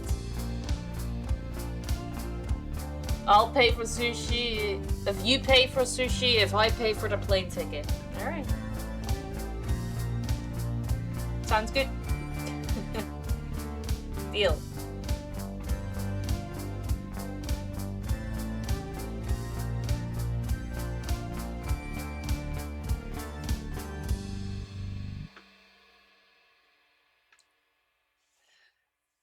That means I will have to order a shitload of sushi. Order all the expensive sushis. And then get to-go boxes. Load my freezer up with sushi. Alright, we're gonna look into that on Thursday. I need 16 more achievements.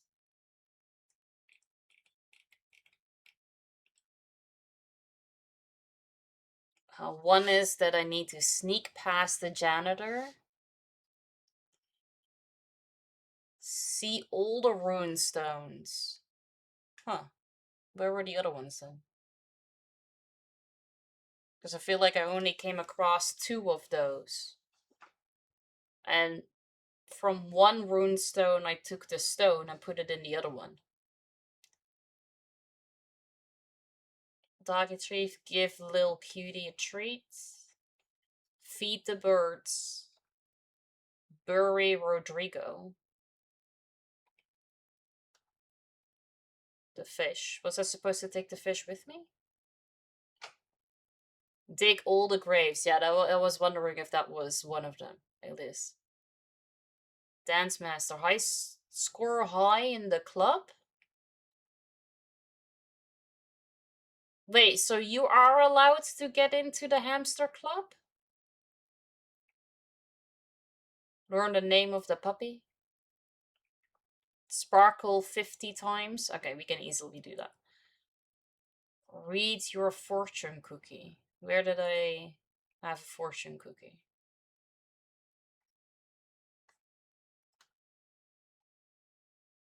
We go to all you can eat. Yeah, but Mojo, where we went, that's also all you can eat. But some of the sushi you need to pay extra for. Ordering sushi with sushi chef from Japan. Exactly. Have a little private omakase.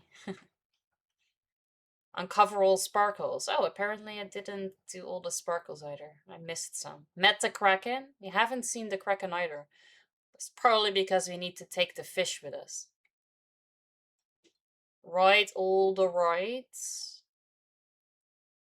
But we only had 1 ticket. So how were we supposed to do that?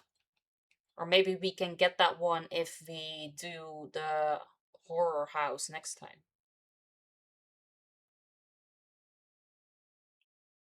Pretty sure you couldn't order that much, you would fill up. Eventually I will be full. But that's then where the doggy bags come in place. So I just order everything to go. And then put everything in my freezer.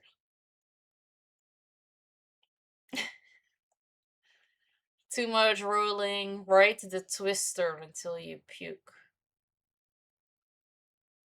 Oh, in the park. Oh, okay. Alright, yeah, we got a couple things to do on Thursday. No. The deal was you pay for the sushi. You didn't say I had to eat it right then and there. I will eat it. Just later.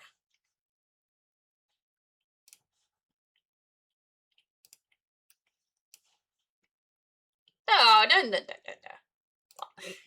Cannot change the rules. Deal has been made. It's done is done. We both know frozen sushi is no good. I mean, you can freeze fish. So why can I not freeze sushi?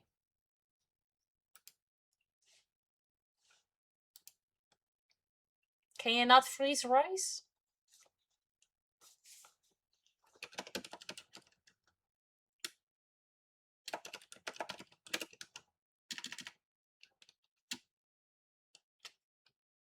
Yeah, well, it'll taste differently.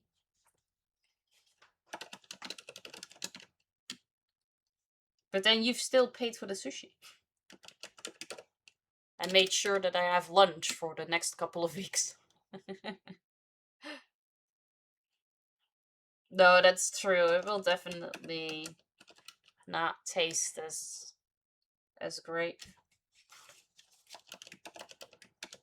It's a chance she's willing to take it if you're buying it.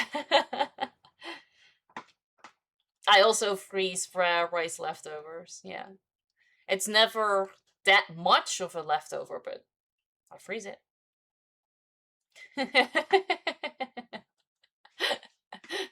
Sounds like you know me.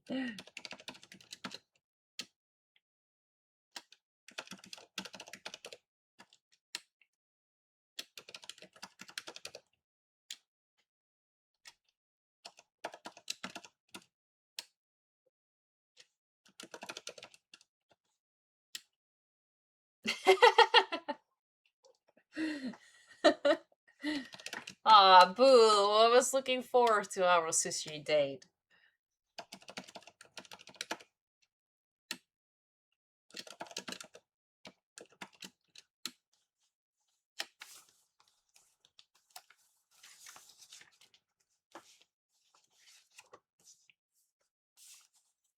Hey, Liam, good to see you. How you doing? Welcome in. Oh, I see. Not even seeing me again, just the food. Hey, I said date. That includes the other person too. I do like sushi, but I also don't need a plane ticket. We can just take the car. I mean, I can too. I don't even have to take the car. I can just order and then the sushi comes to me.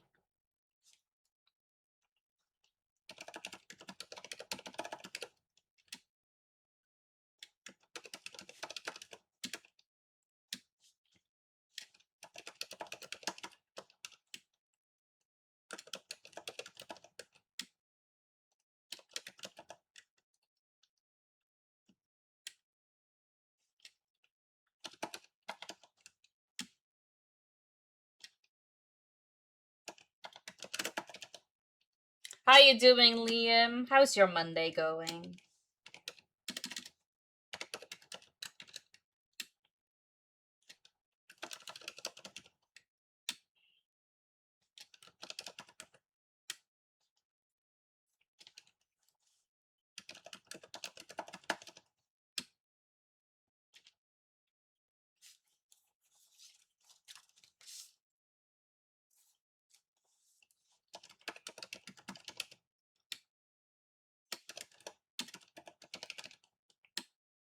good so far. The heat wave is finally gone. Yeah, here it's cooled down as well.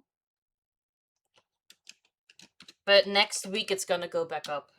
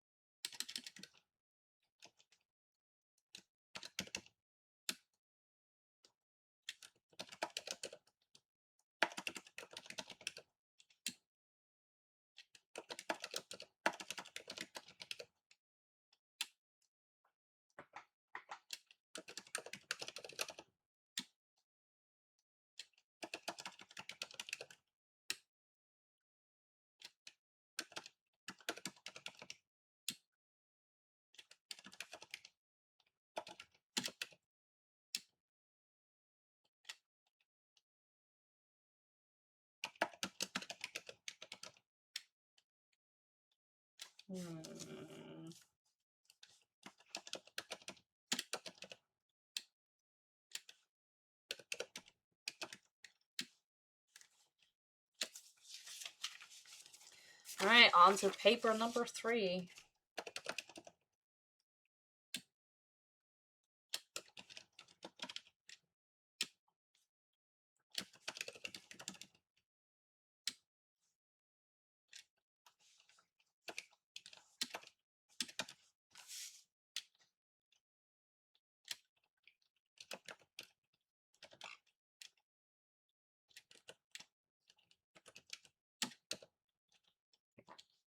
What you're writing? I'm not writing anything. I'm looking for somebody to rate. And I have all of these pieces of paper with names of the people who have rated me in the past. And I want to rate them back. But they're never live. Lurky lurk. Thank you for the lurk, Emily. She's putting our names on her death note. No. Have a good rest of your evening, Ibo. Thank you. You too, Enset. I appreciate you for hanging out.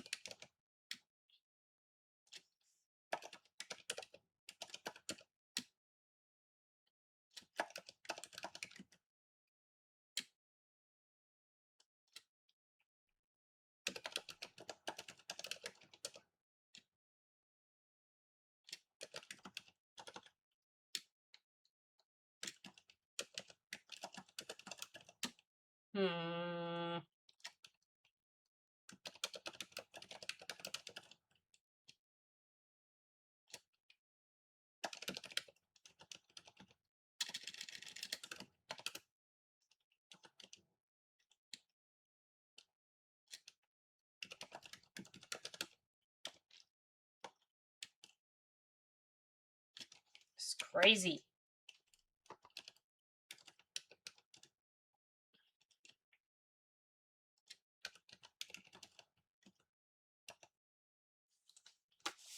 Okay, I found one.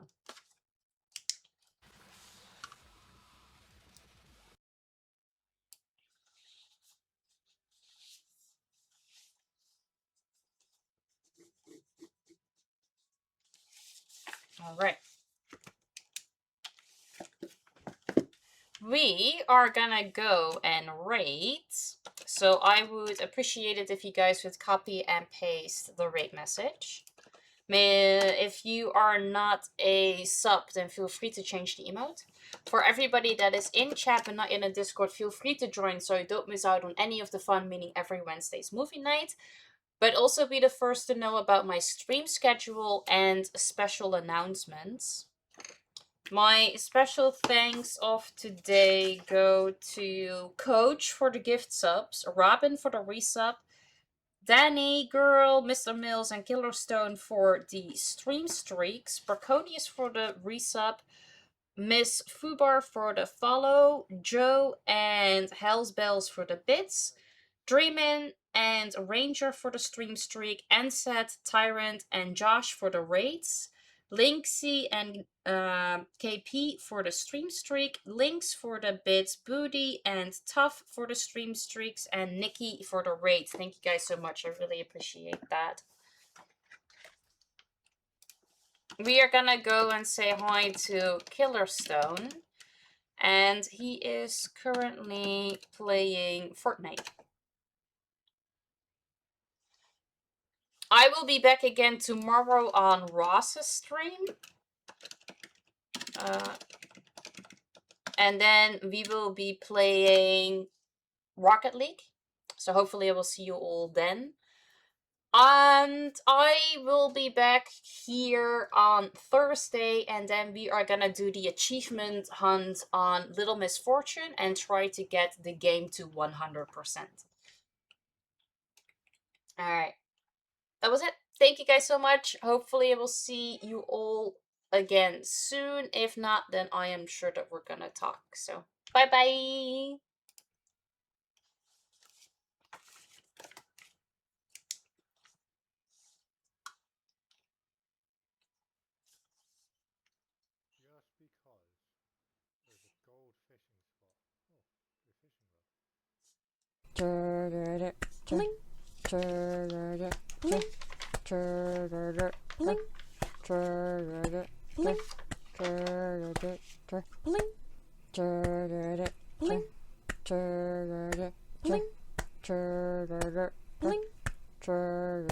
Hot down, beating down, falling so hard, I'm going down.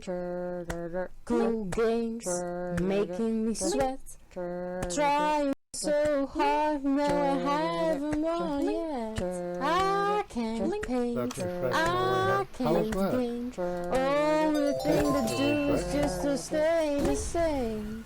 I can't sing, I don't care. Holy Yes, shit. I'm amazing, Welcome but in, please Raiders. don't you faint. Why God did this to me? Thank you so much for the raid. I Hello appreciate you. Kitty sitting How was your on the stream? bed, noodle sleeping tighter, barking away.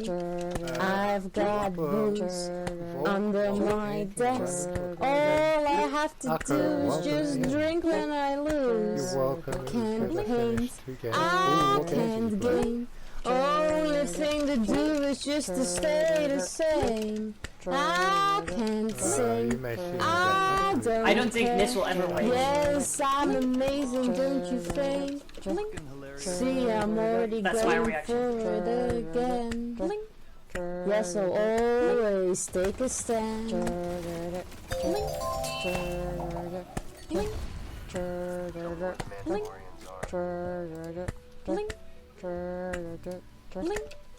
The stream goes on, the level goes down. But baby, don't you worry because I told I ya. don't frown. Absolutely fucking shut Laugh up. so hard, Welcome in, Raiders. makes I've me just finished snort. playing. I never thought this Escape the stupid Back Room. I joke fucking would love it. crack me It's great. up. I haven't completed it I yet, but can't it's a work in paint, progress. I can't Hello? game. Wait, who's Only the thing to Crash do Back is Room. just to Welcome in. stay the same. I I can't hope you're sing, doing well. I don't care. Yes, I'm amazing, don't you think? Where is this fucking- All those little jokes all the time. Return to life. Nothing truly bad, no, Hi. it's Well, hey, alright. welcome in. How are you doing? Having a blast with some friends. Not good and Little Misfortune. Okay, so out of them, which two are your favourite and why? Any good choices? No, I can't paint, I can't game. Only thing to do is just to stay the same. No, I can't Do I have a Grim sing, Sprite? I No, don't have any care. Grim Sprites. Yes, I'm amazing, but please don't you Thank you faint. for that follow Crash Bash. Yeah, I don't have any green. No, I can't blame. That's all I need left. Devil Galaxy? No, I can't game. Do you mean the boss? Of Misfortune, because it's cute and the dialogues keep surprising me. Bunker Notes was fun too, but I found a few too many mistakes.